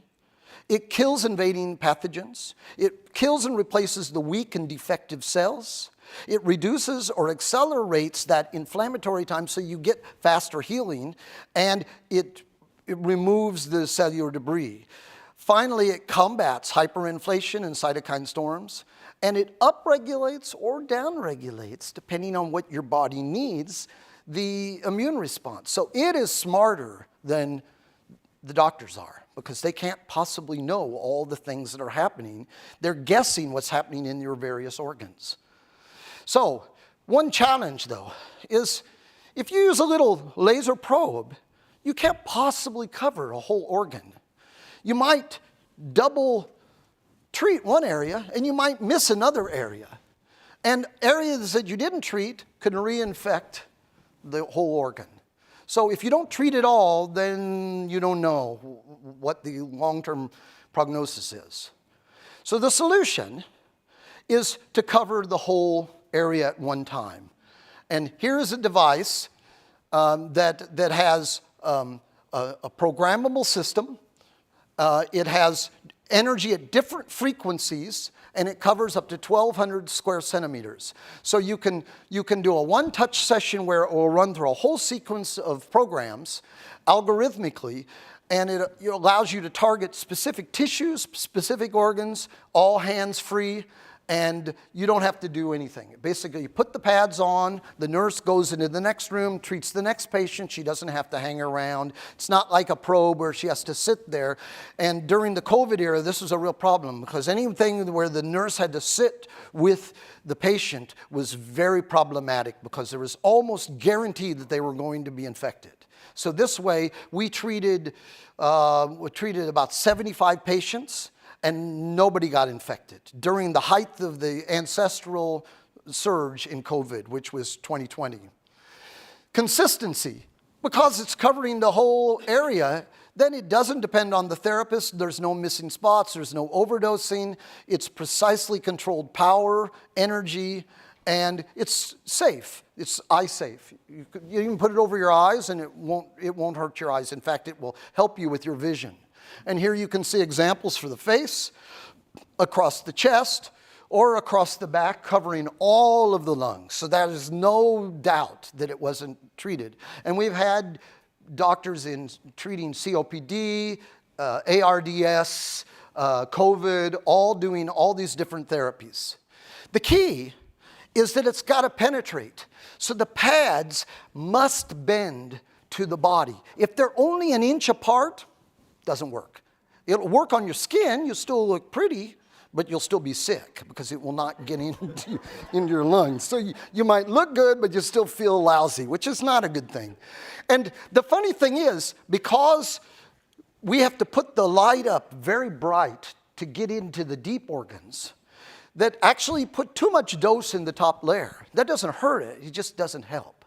So actually the efficacy is moved down into this subcutaneous layer, but it's still getting all the way down into the visceral organ. And this paper is being published in the European Medical Association Journal. So you can contact us, we can give you all the links to all these papers. The other thing is that our body, like our ears, we can hear certain frequencies. Our cells can react to certain frequencies. And the nerves can work up to 3 kilohertz. It's amazing that you can hear 20 kilohertz because the fastest nerve in our body can only transmit at 3 kilohertz. So go figure that one out. That's pretty tricky. But basically, if you pulse it above 3 kilohertz, the nerve will just basically shut off and say, I give up. And then it doesn't transmit signal, which means the pain goes away. It's not that the cause of the pain is gone, it's just disconnected, which is the same thing that Tylenol does. But if you move down to a lower frequency, now you start to stimulate the vasodilation of the arteries. And even lower frequency, you can actually rebuild bone. And we have pictures of a dog whose bone was completely broken in half, and within a week it grew back. So it's really amazing. But it takes low frequency. If you did high frequency, nothing would happen. And then in between is a different category. That's the brain, because the brain is it's not a clock system, but it has natural frequencies. So if you're not treating it like tissue, but treating it like a processor, if you synchronize the light to certain wavelengths or certain pulse rates, like for example, 40 hertz, this is the frequency that's dominant when we're thinking. If you have somebody with brain fog, you treat them with 40 hertz, 1 or 2 sessions, their brain fog will be gone indefinitely. It won't come back. But some injuries are autoimmune, so they keep coming back. So those people will have to have repeated treatments.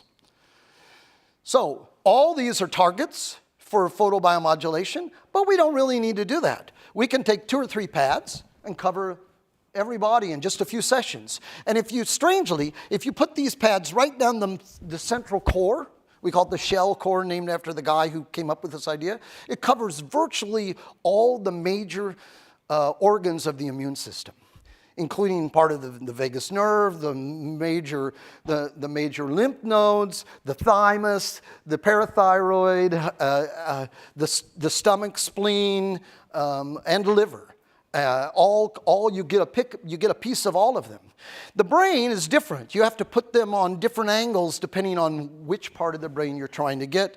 And the hardest one is the neuroendocrine system in the inside, which is the pituitary, hypothalamus, pineal core. So you have to generally do it through the face. And fortunately, we still are able to modulate it. A few case studies. So one was that if somebody gets an infection like SARS or COVID. It goes to the sinuses, then it transfers into the lungs. It doesn't like to stay in the sinuses because it can't amplify itself. So it gets in the lungs and it starts this cytokine storm, and then it causes endothelial inflammation of the entire circulatory system, but it also causes epithelial inflammation in all your organs, and then that starts to deregulate your neuroendocrine, causing organ dysfunction and central nervous system dysfunction. So you want to get it treated before it gets to that. If it does, now you're in a different category. Now you got long COVID. Now you need to treat the visceral organs with one set of programs and the neurological with another set of programs. You can't treat them uniformly anymore because they're not the same disease anymore. So this is very interesting, but we've treated 350 patients and 346 recovered within 3 days. So it's really no drugs. No drugs. So this is really outstanding result. And you can see if you take the 5 stages going, stage 6 would be where you go on to a hospitalization. So stage 5 would be the worst you could be before you have to go to the hospital. You can see the red bars kind of, they recover within 1 to 5 sessions, but the earlier stages, stage 1, stage 2, mild, you get 101-degree fever, you get it for 2 days, 3 days, 2 sessions, you're done, you're recovered. So this is a really outstanding result, and you can see the lungs clear from a lot of glass ground opacity all the way down to essentially recovered. And here's a patient who, as soon as you take him off of oxygen, boom, his SpO2 drops. Put him back on it, okay, it's back. Okay, do a treatment, oh, went up to 100%. Okay, but it takes time to recover. So another treatment, then took him off, okay, came down to the limit, one more treatment, discharged from the hospital, no need for oxygen supplementation, never saw the patient again. You can't follow up on long COVID. But anyone that we ever treated early enough never got long COVID. And most of all, the C-reactive protein measures the inflammation. So here, somebody was getting sick, they took a whole bunch of drugs, they got it back down, then the drugs didn't work anymore. Then boom, 9. That's bad trouble for inflammation, because C-reactive protein is a direct measurement of inflammation in the body. One treatment down to 3.5. After this session, down to 0.65. So full recovery. This is out of a hospital in Taiwan. The other thing we do is treat the brain. We had a lot of people with long COVID had brain problems, brain fog, emotional problems. So we did transcranial treatment. And you can see before and after, this is the circulation. And you can see that basically it's a temperature or measure of the circulation. There's very poor circulation before the treatment, and afterwards much greater in circulation. But this is the one that's most interesting. The connectivity across the hemispheres improved dramatically. And their depression and mood swings and malaise went away when this happened. So this is pretty profound. And this is only the beginning. We think there's many, many more things that can be done neurologically with this technology. Lastly, we had a patient who had stroke, and he was completely paralyzed. They were going to discharge him to a convalescent home, and he would never walk again. And instead, we started treating him. And by 14 days, he was walking with aid. By 22 days, he passed the sit test where you have to bend down without falling into the chair, which is not easy if you've had a stroke.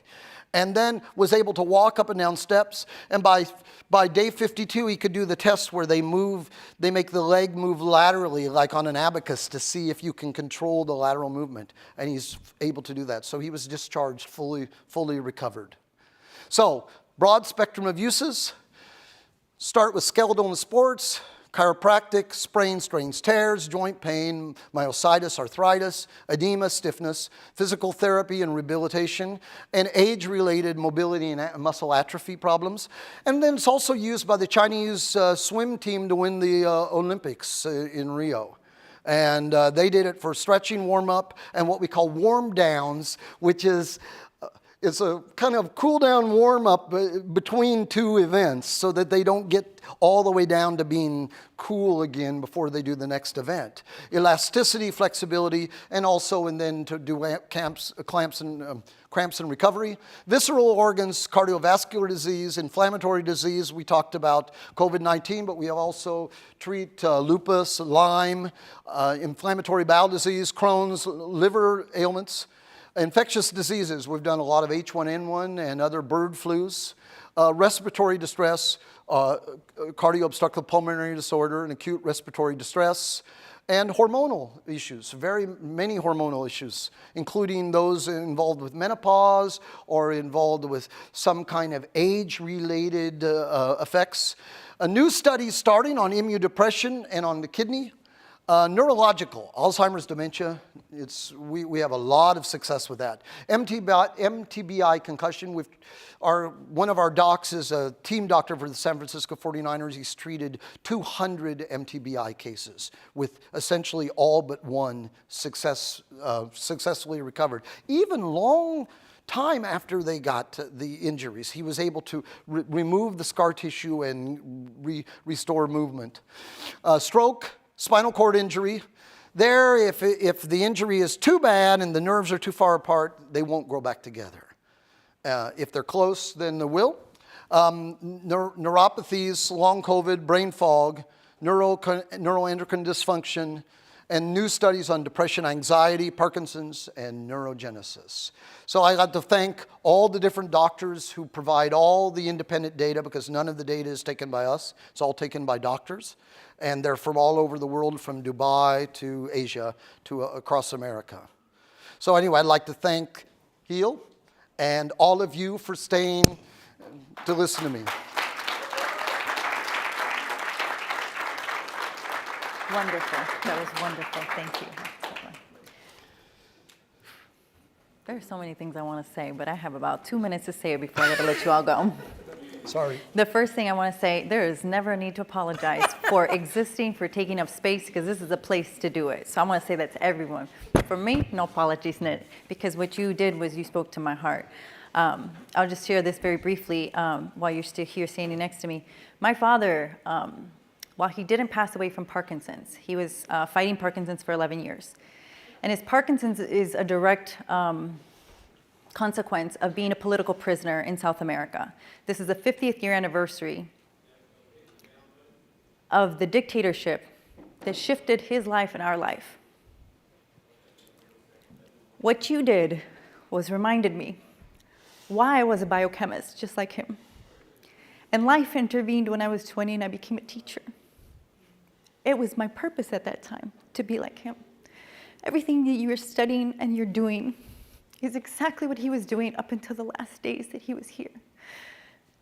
He was on ESPN in Chile because he talked about the need to oxygenate the body and the significance of that. So he had a whole radical treatment for COVID, but because he lived in South America and I wasn't there with him and I didn't have my PhD yet, there was just so many little factors that he couldn't get the spotlight he needed, right, to share his discoveries with the world. He's a doctor. And someone mentioned earlier today that some of the regrets that people have, I think it was Eric or Ryan when I was discussing, we were having our interview, the regrets that we have sometimes is not living our purpose, right? When we get to the end years or our transition, or passing on the wisdom that we learn on our journeys. And you just took me back to my passion and my love for biology. Like, I finally felt it after 20 years. And all the institutions and companies whose has an interest in not having us communicate. That's correct. So this is beautiful when we can communicate. So you helped heal me and my dad today. So thank you for that.